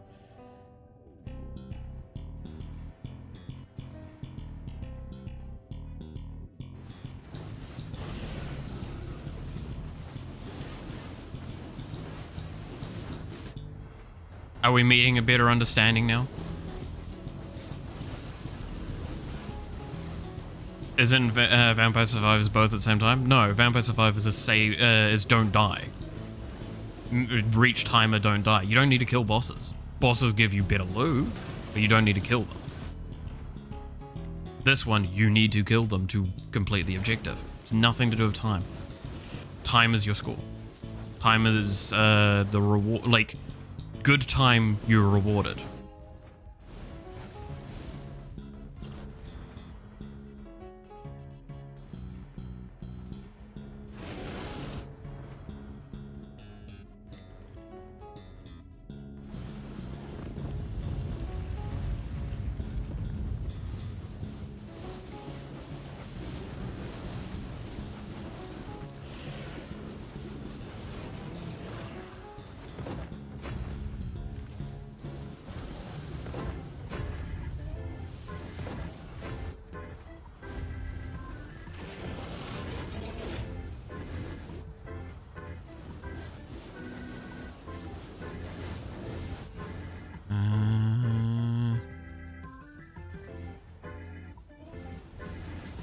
Now I know why I don't play that much of the Bullet Heaven games. Upgrades, unique, I love that. Total mess on the screen, not interactive gameplay. Well, I think it's got a game idea to... I'm not gonna...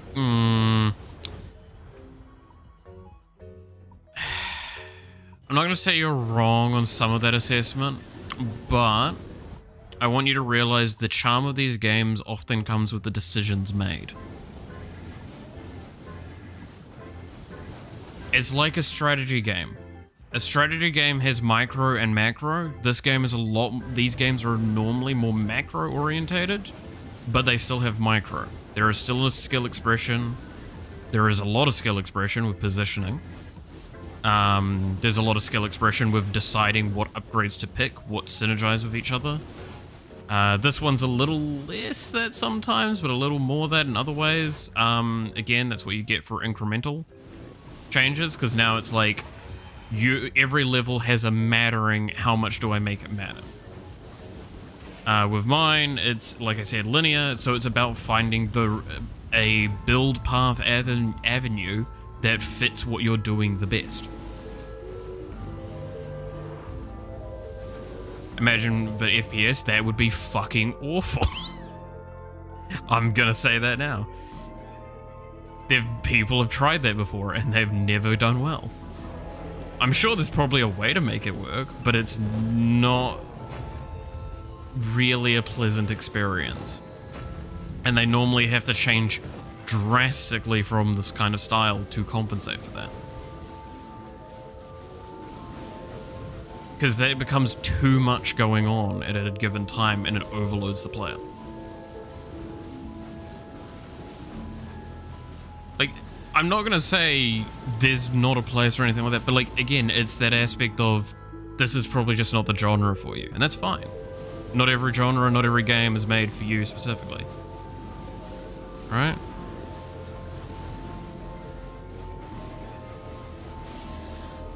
But that's why I'm saying, like, you need to understand the perspective of where I'm coming from as the developer for my game and why I'm making the decisions I am.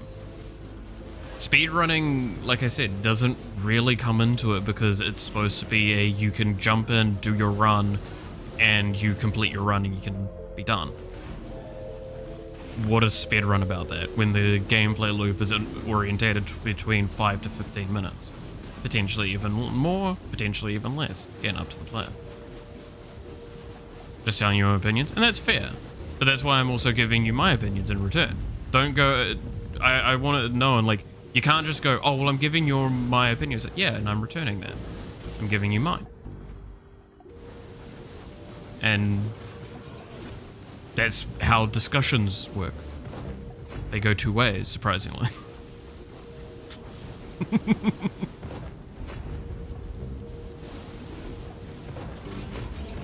Ping pong, here we go. Exactly. That's how you learn more about things. That's why I'm now getting a better understanding of where you're coming from.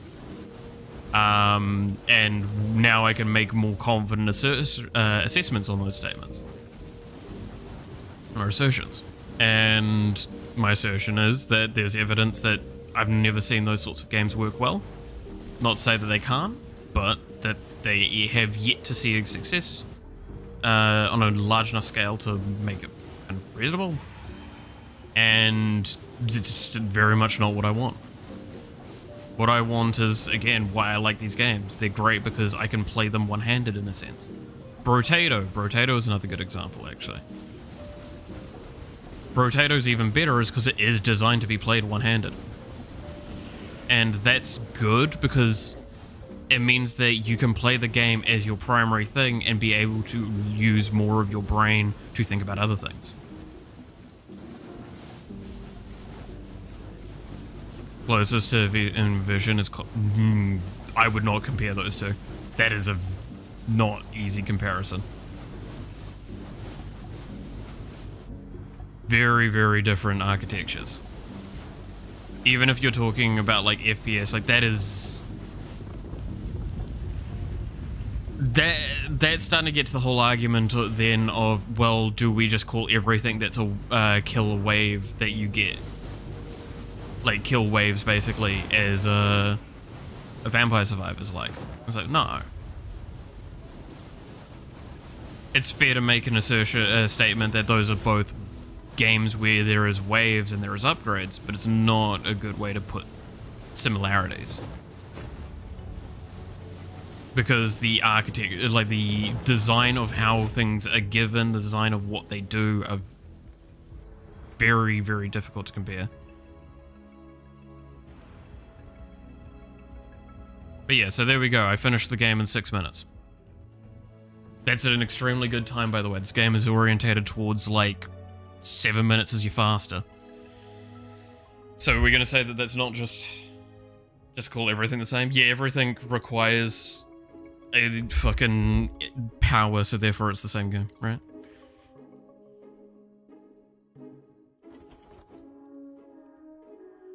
Like, I get where you're trying to go with that, Milo, but I also understand that, like, okay, take yourself out of the situation and read what you're saying and realize you've just described, like, a gazillion games that are nothing alike.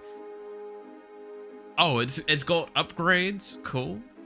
So there's a form of upgrading in it. It's got quests / bosses, cool. And there's enemy types in it, cool.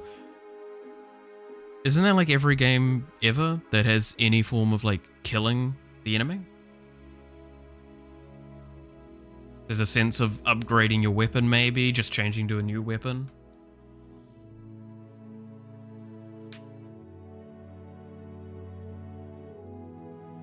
Like, this is the difficulty of, like, the fact that I've had to explain this before as well. You can't really compare Warframe and Destiny.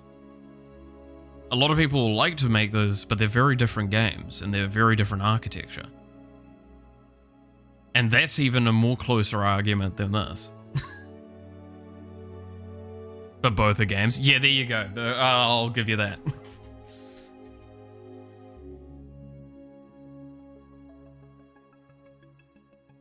I will give you that they are both video games that can be played.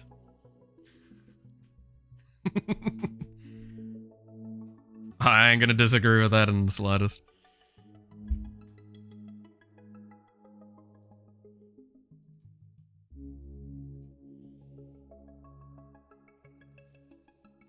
I mean, like, this is the thing, is like, I've considered if I should add dashes to this game a fair few times, and the short answer is I will not at this point. Will I add a way of doing it? Maybe. We'll see, but like, I kind of liked that about Brotato and Vampire Survivors and Holocure, is the fact that it's like, no, just don't position poorly. Don't position poorly, pay attention to where you're standing in enough of a sense that you're just not gonna die. Don't be stupid. The easy play is to kill everything before it gets to you. The better play is to not be put in a position where you even have to consider that, and you're just fine no matter what you build.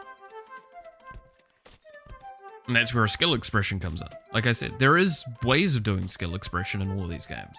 It's just how you perceive that. You might say oh, that's less of a skill expression than getting a headshot. And it's like, that's fair. I'm not going to say that's true, but I'm going to say that's fair. You'd say bullet heaven stuff is about not advance, but rather mastering the basic mechanics.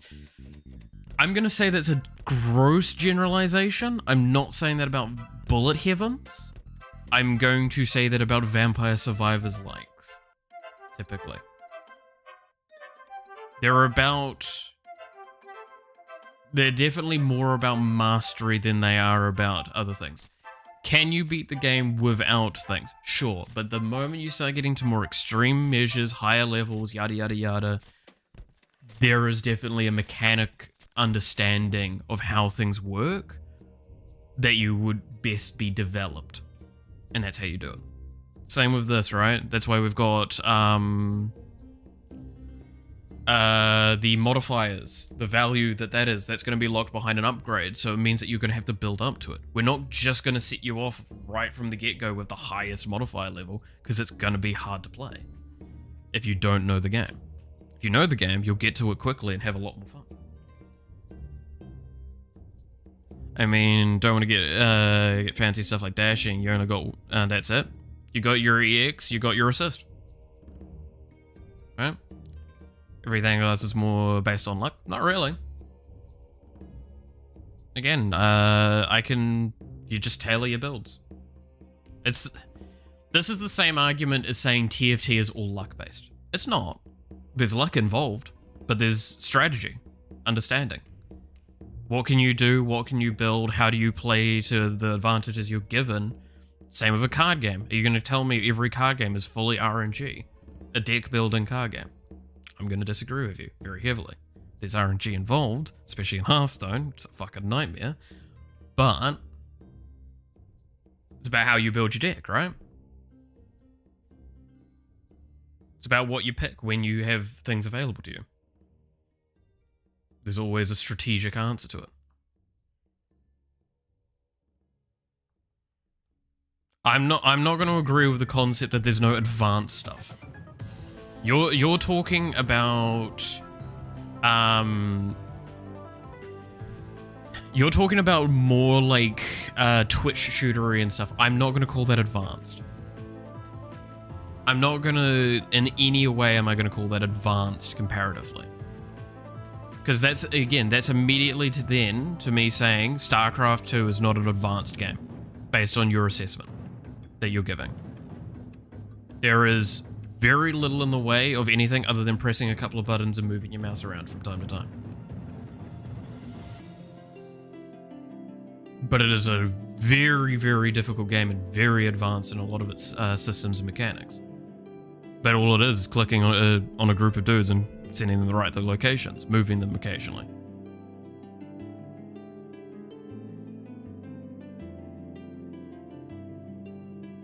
So I want you to understand, I get where you're coming from, but also that is I see these games as advanced, not these games. not looking at it in a way that, like, what actually that means. So I do appreciate that you put, like, advanced in quotations, right?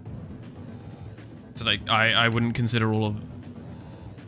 Do I consider my game a difficult game? No. And I never intended to. The advanced difficulty, whatever you want to call it, stuff comes in with the strategic stuff of the modifiers later. The base game is not intended to be hugely difficult. We've been mainly seeing the base gameplay loop, because that's what I'm testing. I will need to ensure that's good. Is it pretty subjective in terms of difficult? Is it pretty subjective in terms of difficulty? Do you mean my like the game that we've got here? The design of it? Yes. Game is intended to be fun? That's kind of nailing the point. But could this game be subjectively difficult? Yes, it is very subjectively difficult.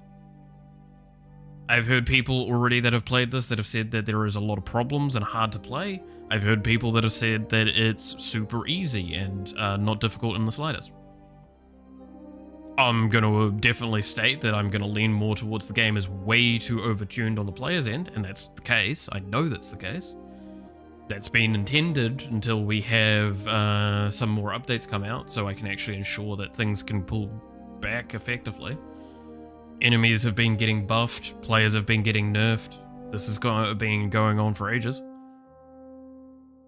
Which, keep that in mind, the game used to be way more imbalanced.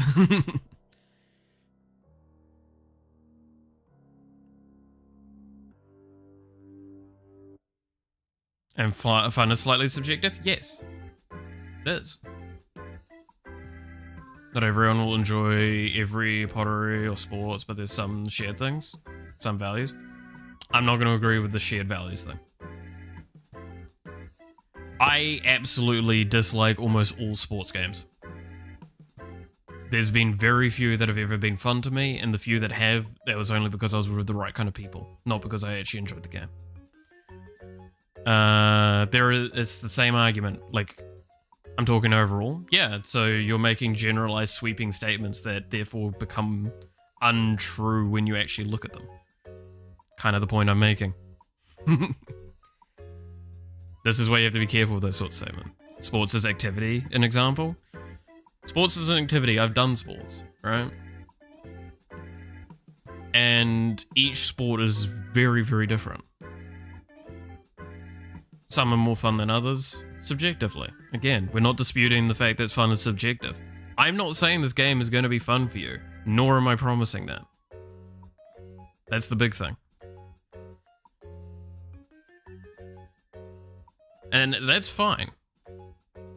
It can be it can be like, yeah. That's what we've been saying the whole way through. But the point is that I was commenting more on some of the statements of, like, advanced. That's making it almost like you've got to, these things are superior in a sense. You have to keep careful with those sorts of phrasings. It's not advanced, it's not more mechanically intensive, it's more this specific mechanic intensive. Because the moment you say it's not got advanced stuff, you're disproving the fact that there is a strategy in these games. There's strategic decisions that need to be made, and that is where the advanced stuff comes in. Decision making, not reaction. It's not a heavy reaction game. It is a strategic game. It's about positioning correctly and choosing the right things. Same as Vampire Survivors. In terms of game design, still wrong. I'm gonna very heavily say wrong. Not in terms of raw gameplay. I'm gonna really stand on that. Because that's why I say, like, that's equivalent to making out a lot of games that I would consider advanced gameplay and advanced design that are just washed away by that argument. I'm stubborn. Sure, you can call me stubborn. I'm just stressing that, like, you have to be careful with making statements like that. Because This is like the problem with saying everyone that worked on this game that was shit, Concord, right? Everyone that worked on that doesn't deserve to be hired. No, that's fucking bullshit. There was 200, 300 people in that game that developed it, and like maybe 150 of them are probably really good people that did an amazing fucking job. And then there was probably some design director or some shit that made a stupid decision along the way. Some marketing department head that didn't pay attention to the writing on the walls.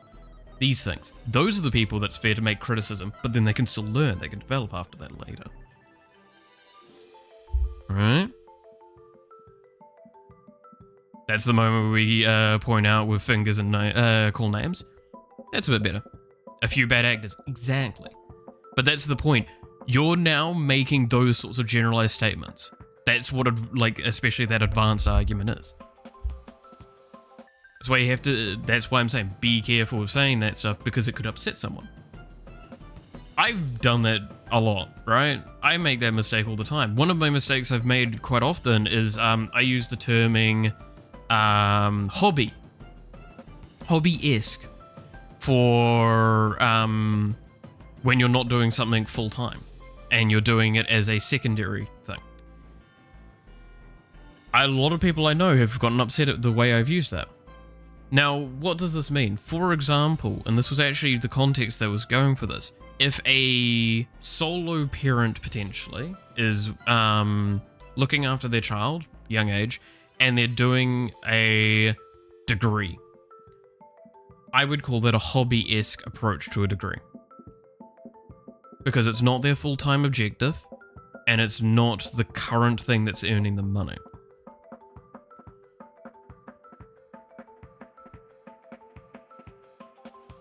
So, by even the argument you've made there, hobby equals non-earning interest.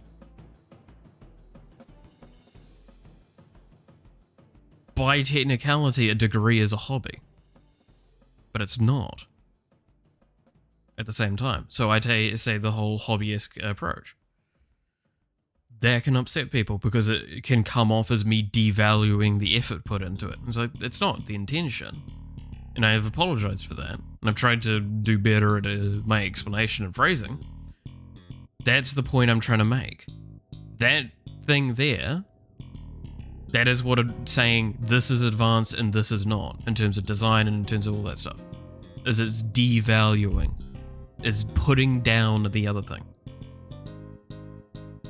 Are you going to tell me that Pac-Man has no advanced design mechanics in it? Because I will very quickly disagree with you.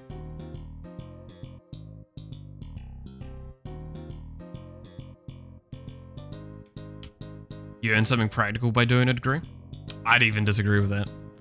But I'd also say there's plenty of hobbies that we actually consider definitely hobbies that you can get something practical out of.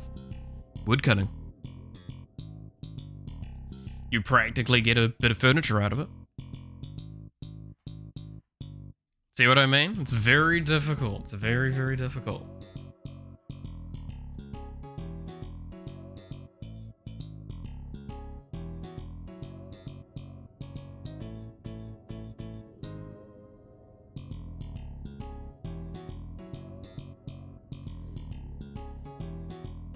Also, how dare you? I may be a millennial, but I don't need to be called out as one.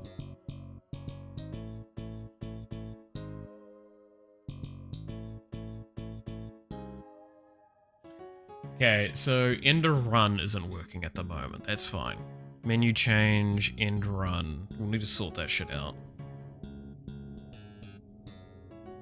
Does end run purge the screen? Like the current stuff? I didn't actually check that. Because it should be an empty screen, no?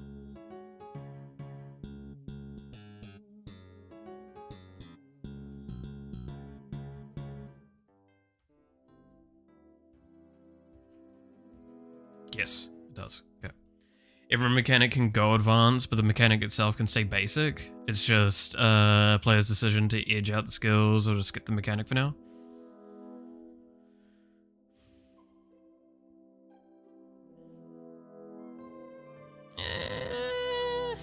Yeah, I guess I can kind of agree with that sentiment.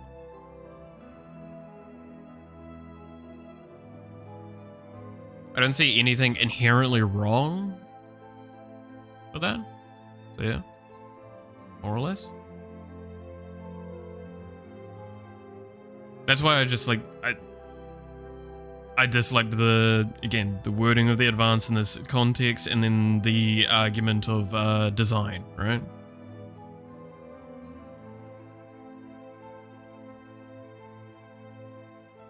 That's the stuff again, like I will admit this is a bad habit of mine. I get caught up on a specific thing and people misunderstand that. Because it sounds like I'm actually arguing their entire point where I'm arguing just a semantic. And I'll openly admit to that. This is what I have with the content creator I am the admin for, right? Is he has a tendency to make grand sweeping statements very idiotically that he's like, oh, well, that's not my intention. It's like, yes, but the way you phrase it almost always comes off as that. And that's why everyone wants to argue with you in the way they do. Is it's you have a bad habit of making it sound like it's objective when it's subjective. And I will always call people out on that because that's one of the big mistakes we have nowadays. The concept of like common sense as well, right? It's common sense. Why didn't you think of this? And it's like, well, that's because it wasn't common sense to that person. Common sense is actually very subjective. We've had this discussion a fair few times, but it's something that like will get woken up with this as well. Yeah, I take responsibility for my words. That's always a good thing. Always take responsibility for what you said. And that's why I say, like, just always be careful with if I say something that is really, really fucking bad, I hope people call me out on it. And if I talk with you through it, and eventually at the end of it, I will admit my fucking stupidity. I mean, fuck it, I literally just said a second ago that I will openly admit I get caught up on that semantic. It was specifically the way you were using the wordings was what I disliked. Differs from person to person. There's no silver needle inside humans. Stay out. Yes. It, like, the concept of what is that whole common sense, it's like, okay, there is international concepts, loosest sense. There's national concepts, there's societal concepts, there's group concepts, there's individual concepts, there's this group's ones, these ones, your family, home environment, your friend group, all that. It's all super subjective. I mean, I could make the argument it's common sense to not be an asshole. Surely that will be followed, right?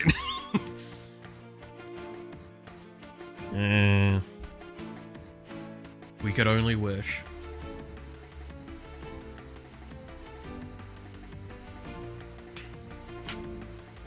I mean, that's what you get to the whole, like, issue of, like, the Karens, as they go, like, oh, it should be common sense to get the fuck out of my way and bow down before me.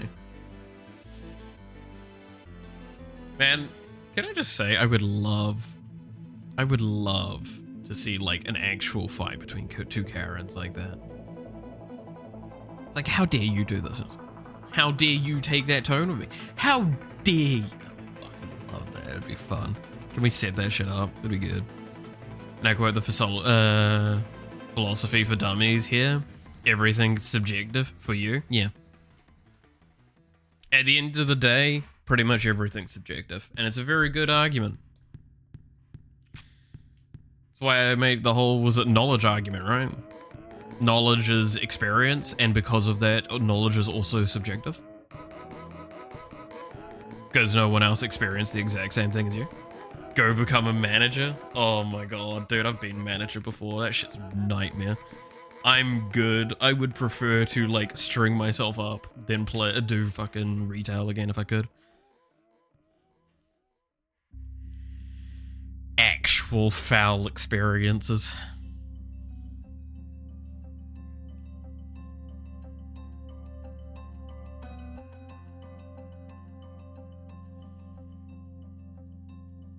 Okay. So now I need to remember what end of run is on this, because I'm going to rip some of it out. And we will need to do character select, because again, character select's just not working at the moment. Also, you know what's not working and we'll need to fix? Using keyboard controls and controller. Only the mouse is going to work with the UI for now. I want to get the UI fully working with the design in mind that it's going to eventually get keyboard and gamepad support, but it's not doing that at the moment. Not a priority.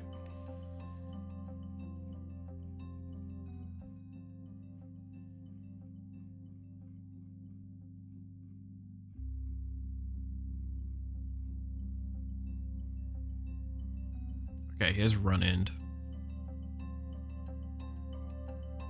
Getting philosophical with Malith episode 94, by the way. Yeah, it's about right.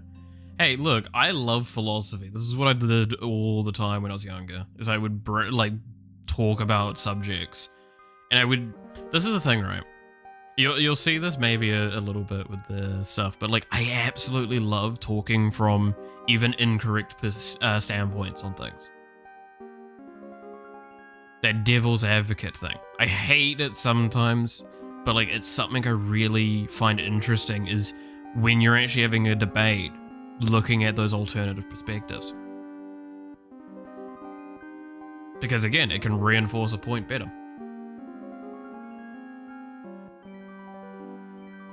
And that's always cool to me. It's always interesting.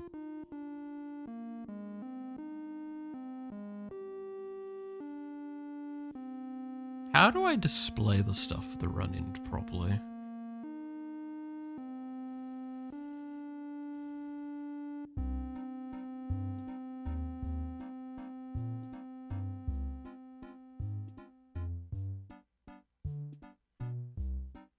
So option list, run end.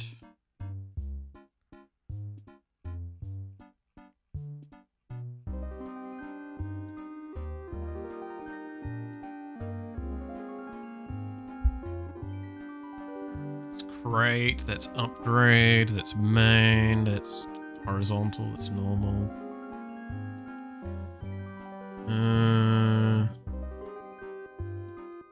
What were we looking for exactly again? It is blah blah blah blah blah blah blah blah blah. Options list run end. I'm gonna just find all. It's only there that it's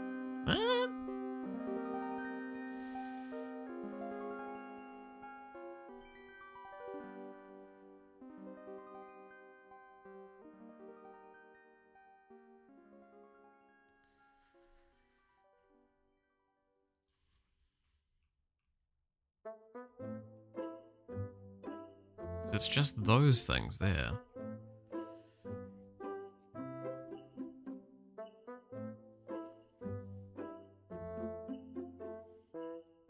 So how do you do that?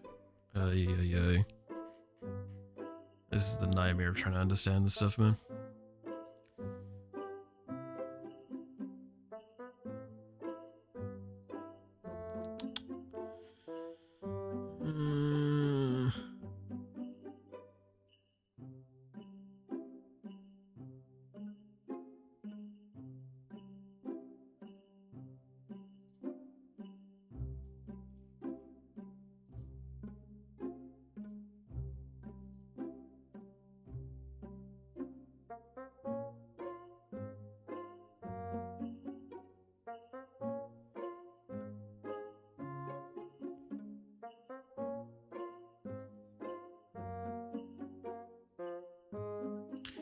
Alright, let's see. With your keyboard, using your brain, if you've got any. I don't think I've got any.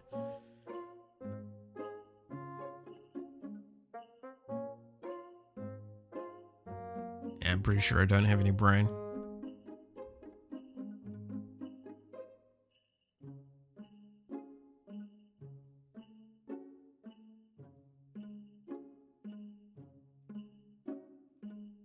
I have no idea how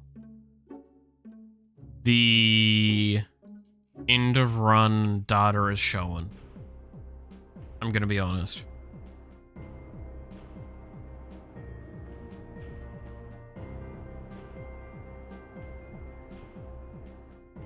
Because like there doesn't seem to be like a draw thing for it. Or a specific drawer thing. Am I missing one?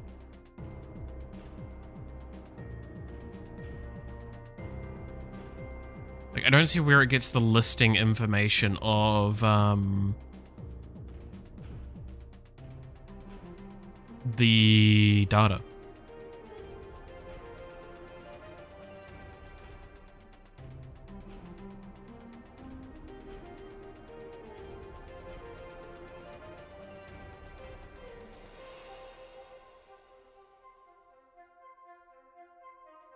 Which is very confusing to me.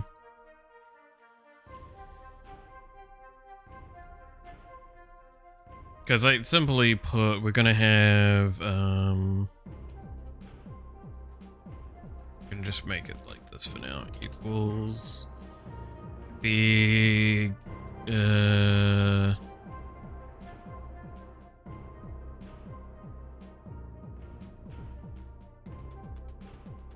don't know, grab that shit as a reference point and play with the numbers.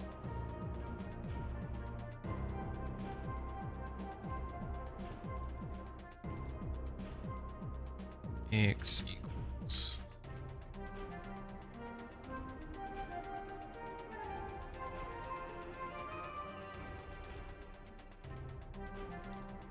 underscore y equals. Okay, so if we're gonna do the button is the what we're gonna hit with, X needs to be like 0.9 maybe, and then Y needs to be 0.9 as well. Fuck it, I don't know. Var width equals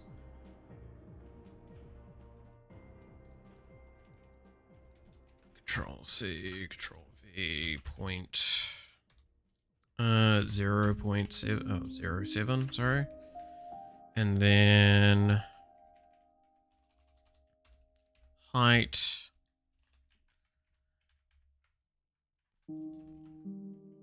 point 0.07 for now still.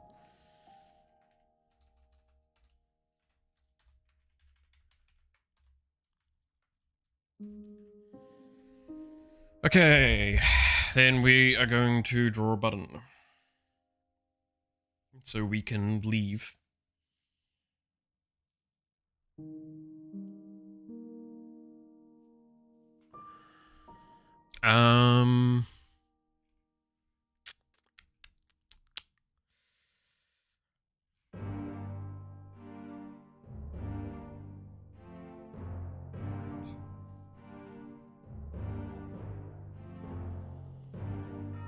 I'll need to look at something in a second, but we'll be fine. All we're aiming for is ensuring you can do a gameplay loop. That's all I'm aiming for. Then we'll look at character select. And like I said, character select's going to be probably next week. Well, we're going to do all of next week, is what I'd assume. Because we're going to be doing a lot of work there. Maybe part of it. We'll see. I mean, let's see. We still need to figure out what we're doing for Halloween. I gotta do something. I'll look through my Steam library and see if there's any games I can play. Any ones that would be funny or interesting for it.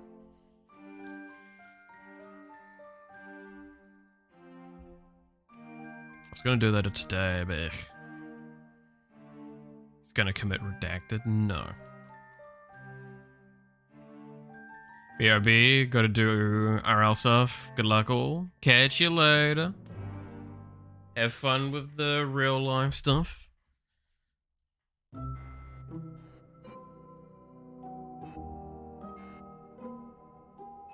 Always gotta love real life stuff. It's such a pain in the ass.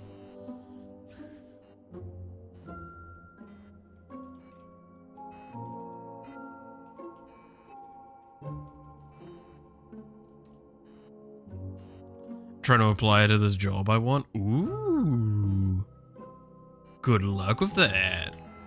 Ooh.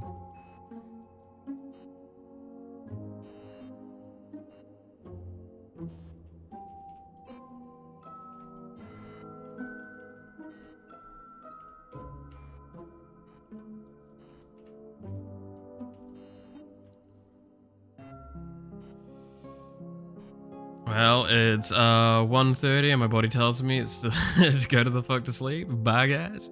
Catch you later, Ping Dude. And that's very fair. If your body is telling you to sleep, probably should listen. It's always a good bit.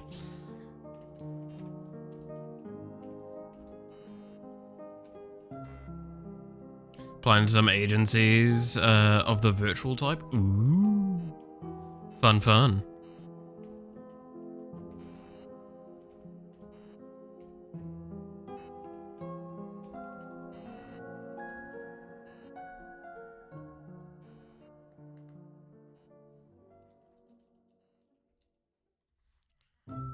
Alright, now I need to get how I do mouse coordinate stuff.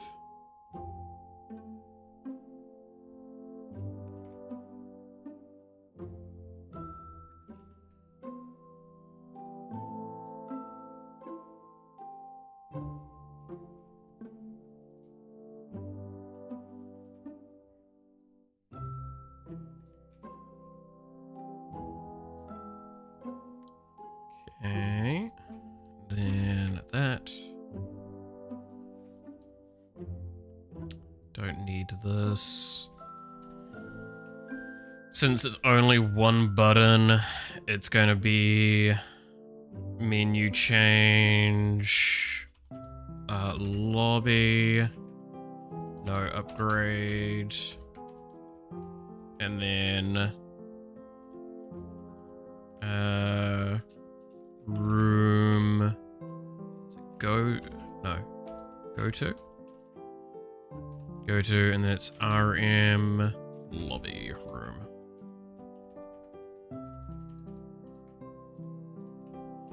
There we go. Alright, see y'all. Stay frosty, y'all. To you as well. They're good until you take away the persona you created for the VTuber needs. Nah, just fucking drink and leave your stream on. That was how you do it, right?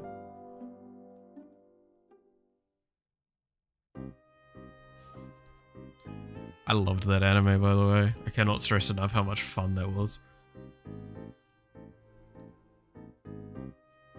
I still think it's just so good. If you haven't watched it, VTuber Legend, really good. Really, really good.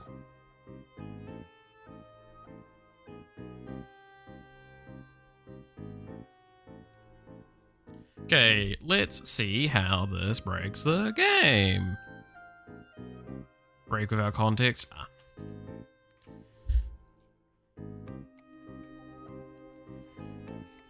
Let's break the game. I'm interested to see how this goes. So all that should turn up at run end is a button. Play. So I think the player does all the purging it needs.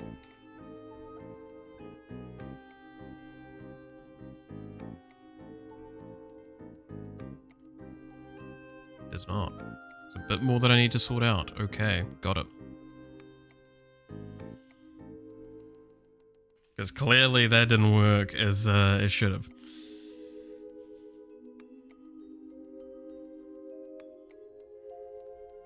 That was interesting.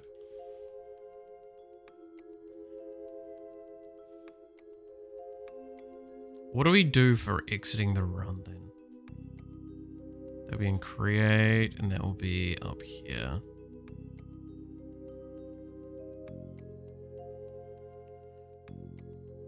Into lobby.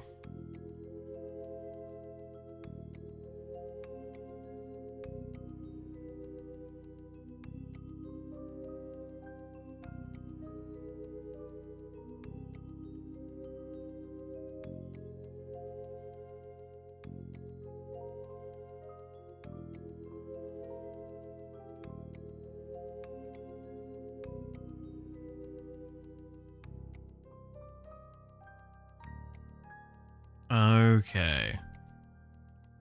So we need to change this.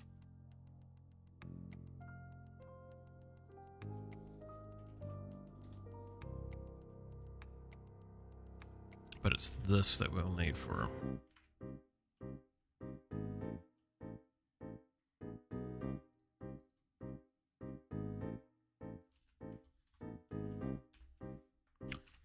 Does that fix my issues?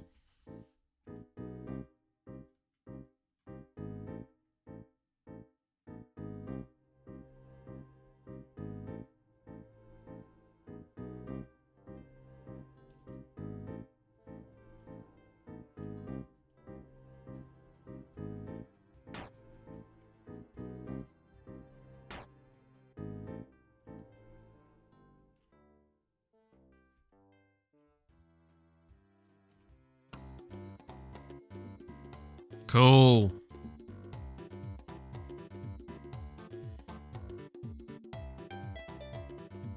There we go. That is important. All right. So that means we're going to need to make this into an actual function. So,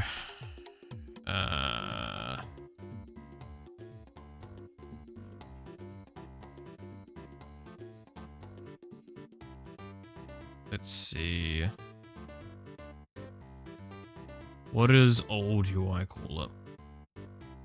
Pause menu, quit to menu. Game over is true.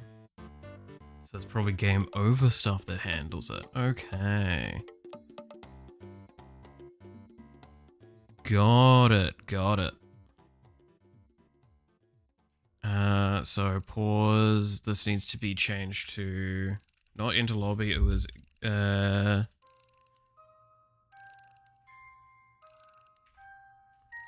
quit to menu.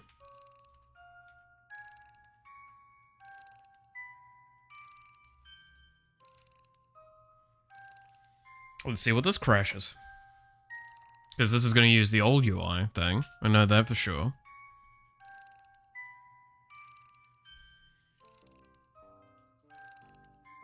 So there's going to be at least one part of this that's going to break. Very immediately. I can see that.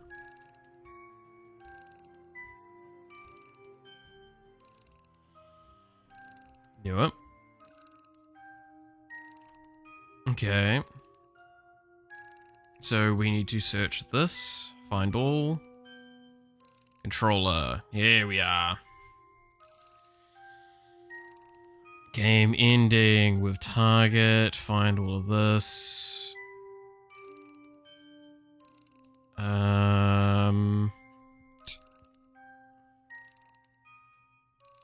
And here we are.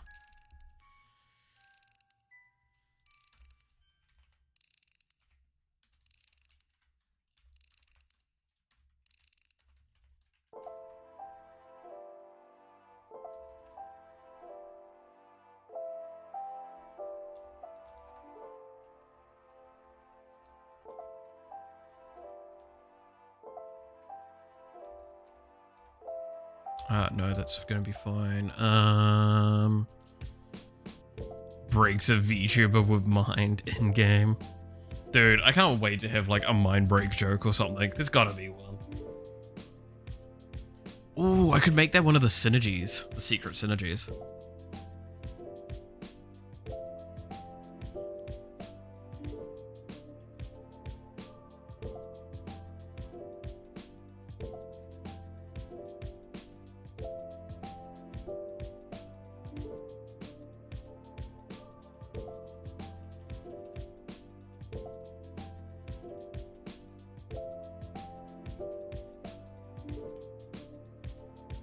Bow mind break mechanic. Honestly, Bow is gonna be a fucking silly ass. Bow is gonna be one of the many VTubers there is that's just gonna really push the boundaries of me trying to keep like R13. Because that's the thing, I am trying to keep it from being like a fully mature game. I genuinely am. It's actually part of the reason why I like the fact that I'm working with pixel art, because I can hide the fact that these people are wearing basically no clothes sometimes. You can't tell they're naked when you can't tell where their skin is and their clothes are. It's actually the wild thing with Matara, she's really hard to just pass where exactly everything is. You can kind of see, but it's still a little hard.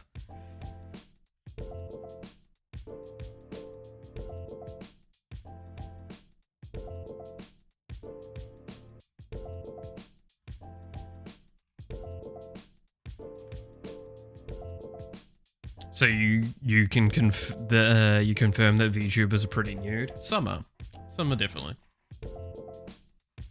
Some push the boundaries more than they should. I think that's something that we've seen more than enough evidence to now.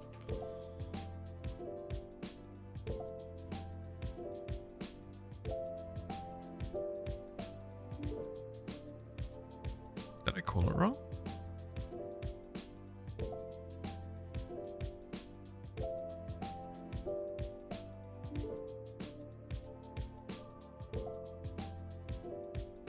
What's it called in here?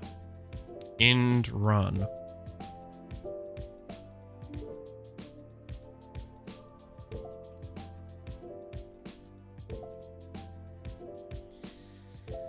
Sue me.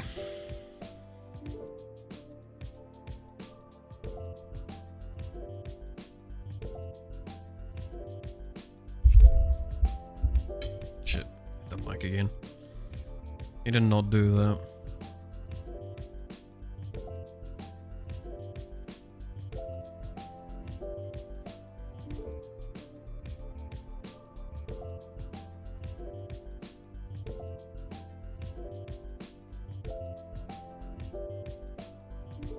Malak gets +1 faction affinity with tier 1 Twitch mods. Yeah. Alright. Outside of character select, the gameplay loop is accessible.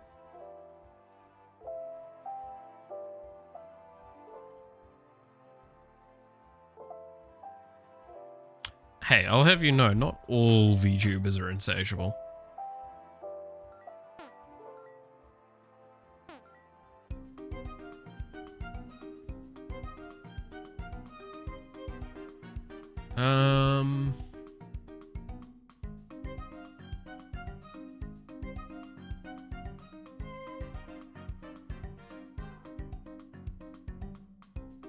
Okay, so that's something I want to change about the upgrade.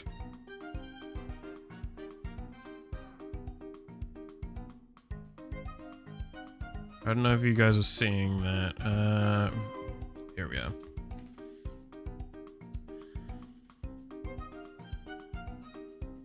Okay, if menu equals... No, we just go with subarray, menu subarray, array contains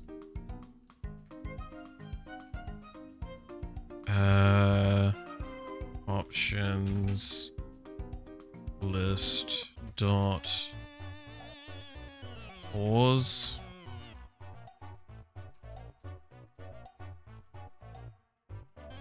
menu change options list dot play.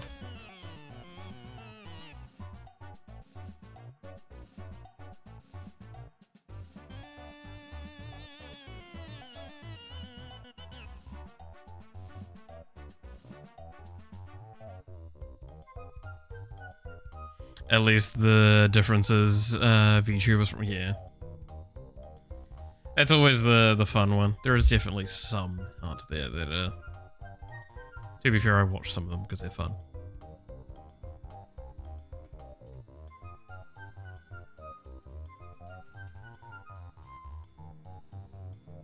Cool, that works.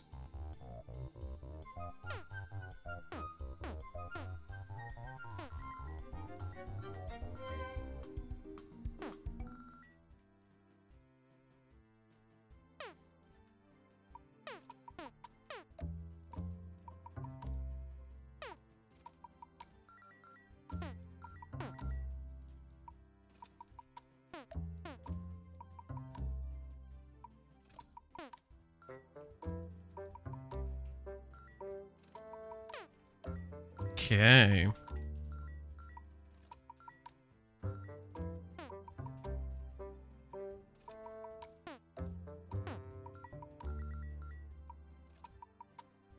It could have been better without all of this pools and beach stuff. again, it's the shorthand is I will always give for this, and this is gonna like always be one of those like in a sense controversial statements. All content creators are content creators. What VTubers do is nothing different from other ones, so therefore they should be kind of upheld to the same ruling. The mistake a lot of people will make, and this is the case with like the whole Twitch arguments at the moment, nothing's really changed, and humans are upheld to similar reasonings as VTubers. The difference is, and a lot of them mistake this, and this is someone that's actually a professional in the field has talked to this, Iron Mouse I'm referencing. It's like, oh, you want to wear a swimsuit? Put a beach background on. Wow. All of a sudden it's fine. Who would have guessed? Same with them. When it's not the case, report them. Don't use it as a whole, oh look, they can get away with it.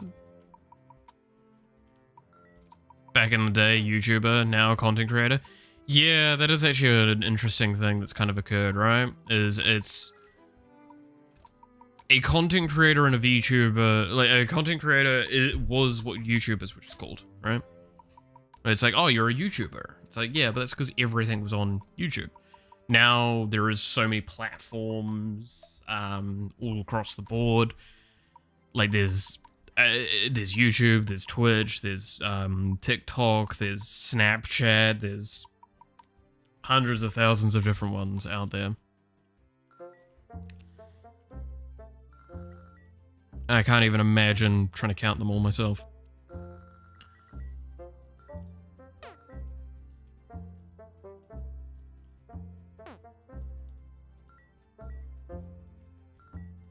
So it's just easy to say one thing. Everything's content now. Not videos, not streams, just content. A monotone word. Yeah, I guess. I mean, like, it's an umbrella term. We use it to describe what's going on.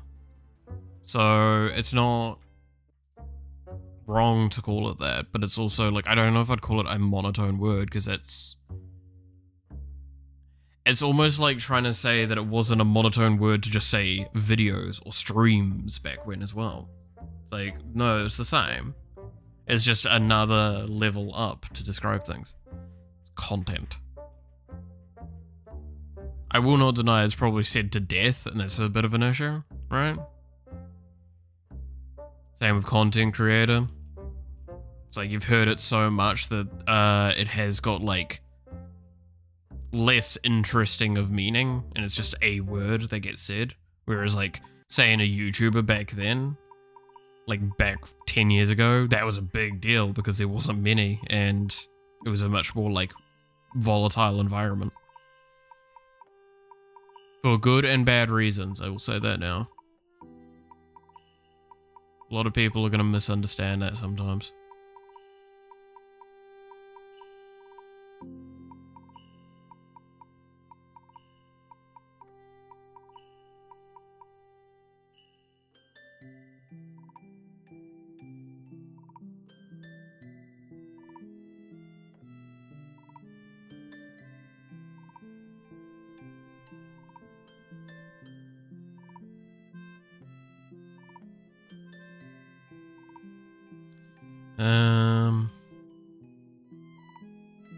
They're doing another FNAF movie? Oh god. Did the first one do well enough to justify that? I guess it did. That's kind of insane to me. Never watched the first one.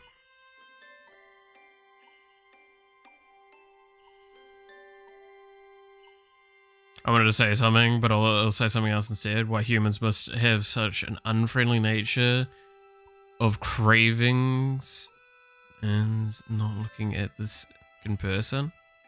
What? Ah. I get what you mean. Yeah, it's a valid criticism. There is definitely some very self-interest bred nature that's quite common nowadays, and it does permeate quite far and wide, and it does create a bit of a saddening way to look at things, right? Definitely a lot of moments where it's just like, ugh, really?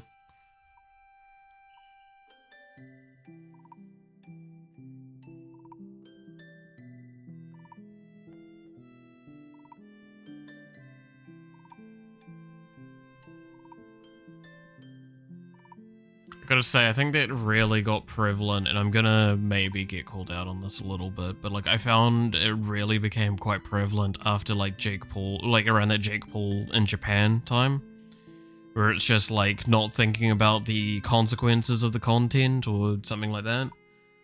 But like just going after things, and I'm not saying it only content, but I'm just saying in general, like that was definitely where I felt like a lot of that very self-interested nature came forward. And it's just not gone away. And it makes me very sad to see that, like, this shit's happening constantly and we're not calling it out more and more. I'm gonna be honest, I still have my issues with Logan Paul. I think Chris talked about it recently. That's very much still how I see it. I can't look at that person as anything less than the person that saw a tragic event and was like, yay, I can make content. I'm excited. And they've done nothing since to prove against that. And that's the thing.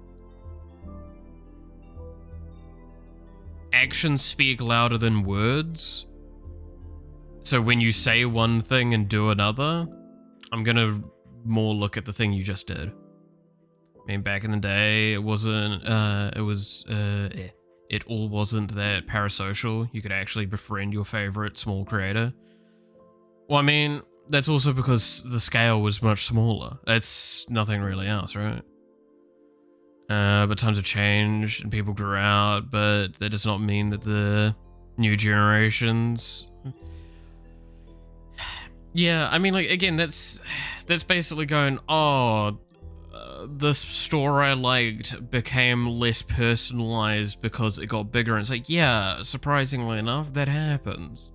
Not saying that it's any better or worse, but I mean, the fact is that pretty much everyone on the streams is having a parasocial relationship with me.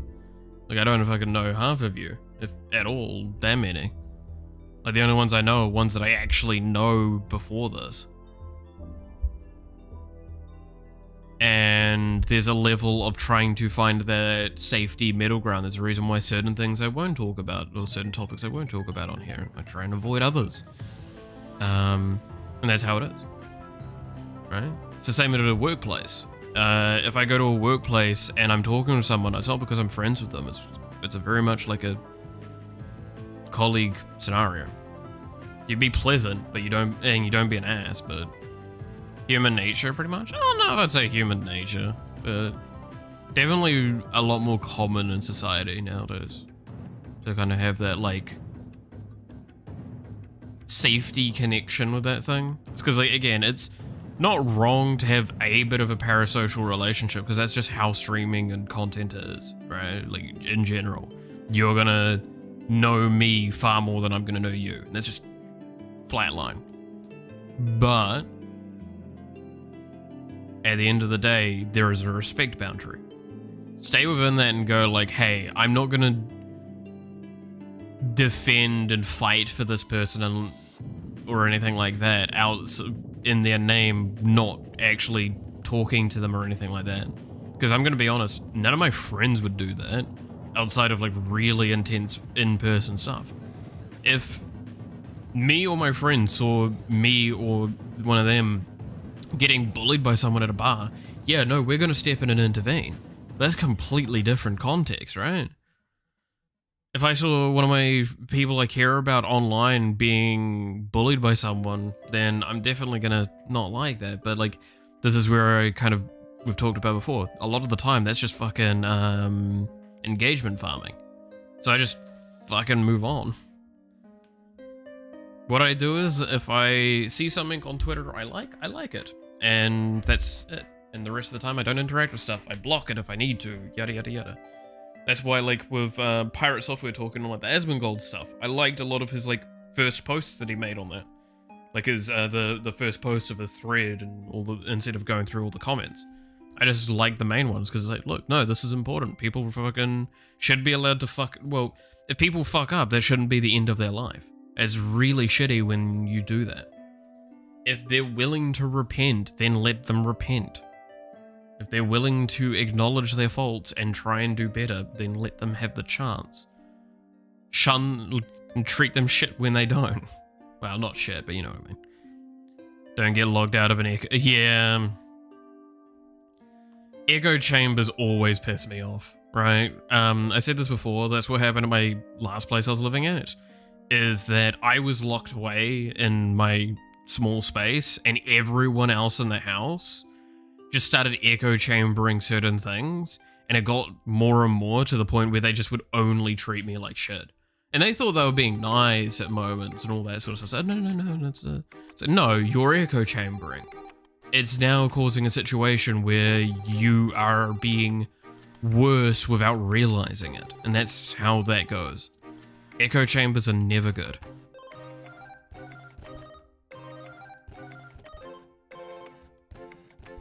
And that's why fuck it earlier, right? When we were having our discussion, Milo. Like, that is a perfect example of not an echo chamber. Because both of us were, well, at a certain point, both of us were actually listening to the other person. It's like, okay, so this is what you're saying. I don't agree with this. This is why. Oh, well, yada, yada, yada. Right. It's okay to have a debate. It's very good to do debates. Means that you could potentially find your point even stronger later. And I'm not going to say you should 100% listen to me. In fact, okay, this is where I kind of reiterate this. The best part of a debate is you can cement your point better in your mind. If you come out of a debate going, you know, I don't actually like my own argument anymore, then that's probably a sign that maybe need to change it. Ping pong, but in echo chambers there's only ping? Yes. No, exactly, right? Like, that's the case. And it's just, you might like hearing ping a lot, but ping's not what you need to hear. Ping pong is what you need to hear. I think that's a good way of putting it. The important things, right?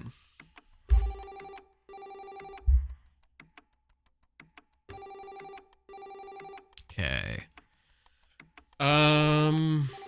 So now we have a situation where we need to display the portals, because we don't have that at the moment. I'm not going to do much more today. I think we're going to call it so. But yeah, I need to display the portals. We need to do the character select, and then add some tooltip systems, right? Don't know me. I only just joined. I've been streaming since 8 AM. Fuck you. Hey, isn't it good if I'm saying I'm ending soon? Because then that means we can hop on Warframe? Come on. Think about things here. Yeah. That's why I sit here nearly every day with you. I can rewind my mind. Yeah. Like, that's the thing. At the end of the day, it's important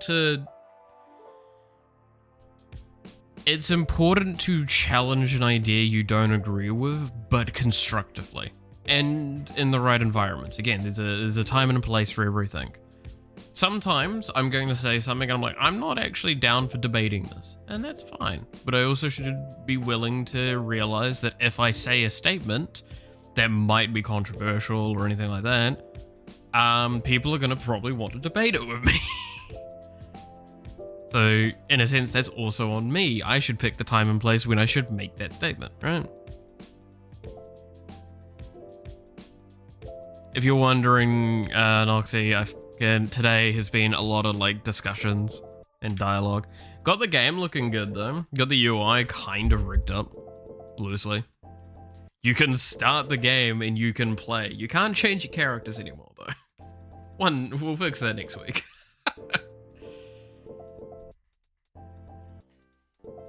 I do need to remove this, because we don't need to see this anymore.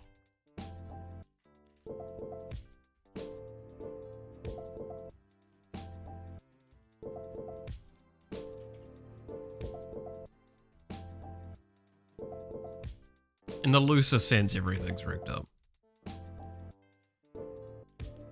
This is just gonna crash if I click it. Ooh. Oh yeah, it is gonna crash. Just by touching it, I crashed it. I love it.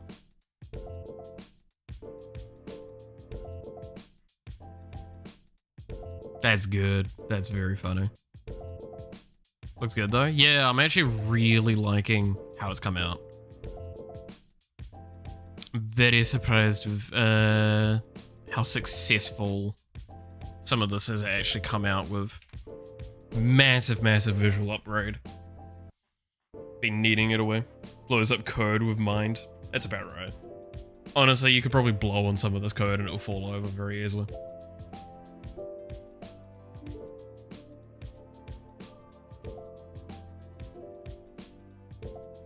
But yeah, the fact that you can do upgrade and it'll bring up all of that stuff. Ooh. Poke. Don't poke the code. No.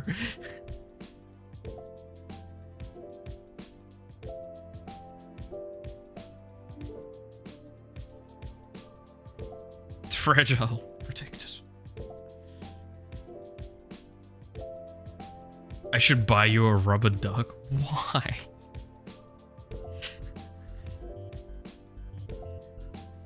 Wait, why? Why a rubber duck?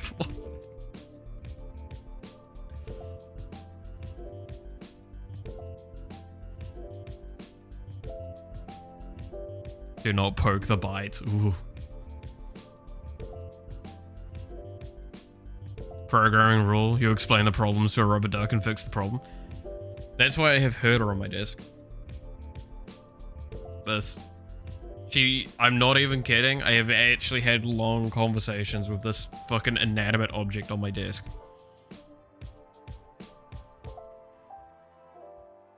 If I'm not streaming, happens all the time. If I'm streaming, I look at that screen and I explain my problems. Because that's where chat is.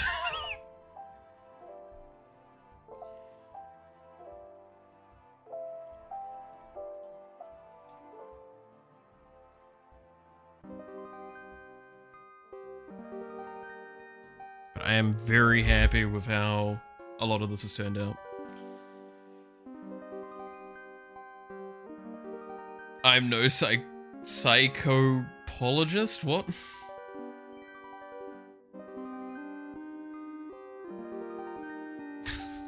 Is that a psychologist of apologies?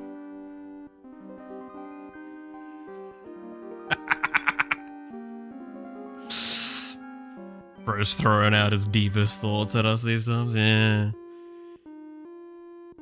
Psychopologist, there you go. It's the person that's like looking at Asmongold's fucking apology video right now going, Ooh. All those drama farming YouTubers. I swear. Dude, why does my camera just fucking hate me sometimes? God damn it. Sen and I are waiting in chat. Alright. It is 1 o'clock, and I am hungry. I need to figure out what I'm eating. Could eat pizza. I do have a pizza sitting there. Could be really lazy, just make a pizza. I'm 90% brain farts. No comment.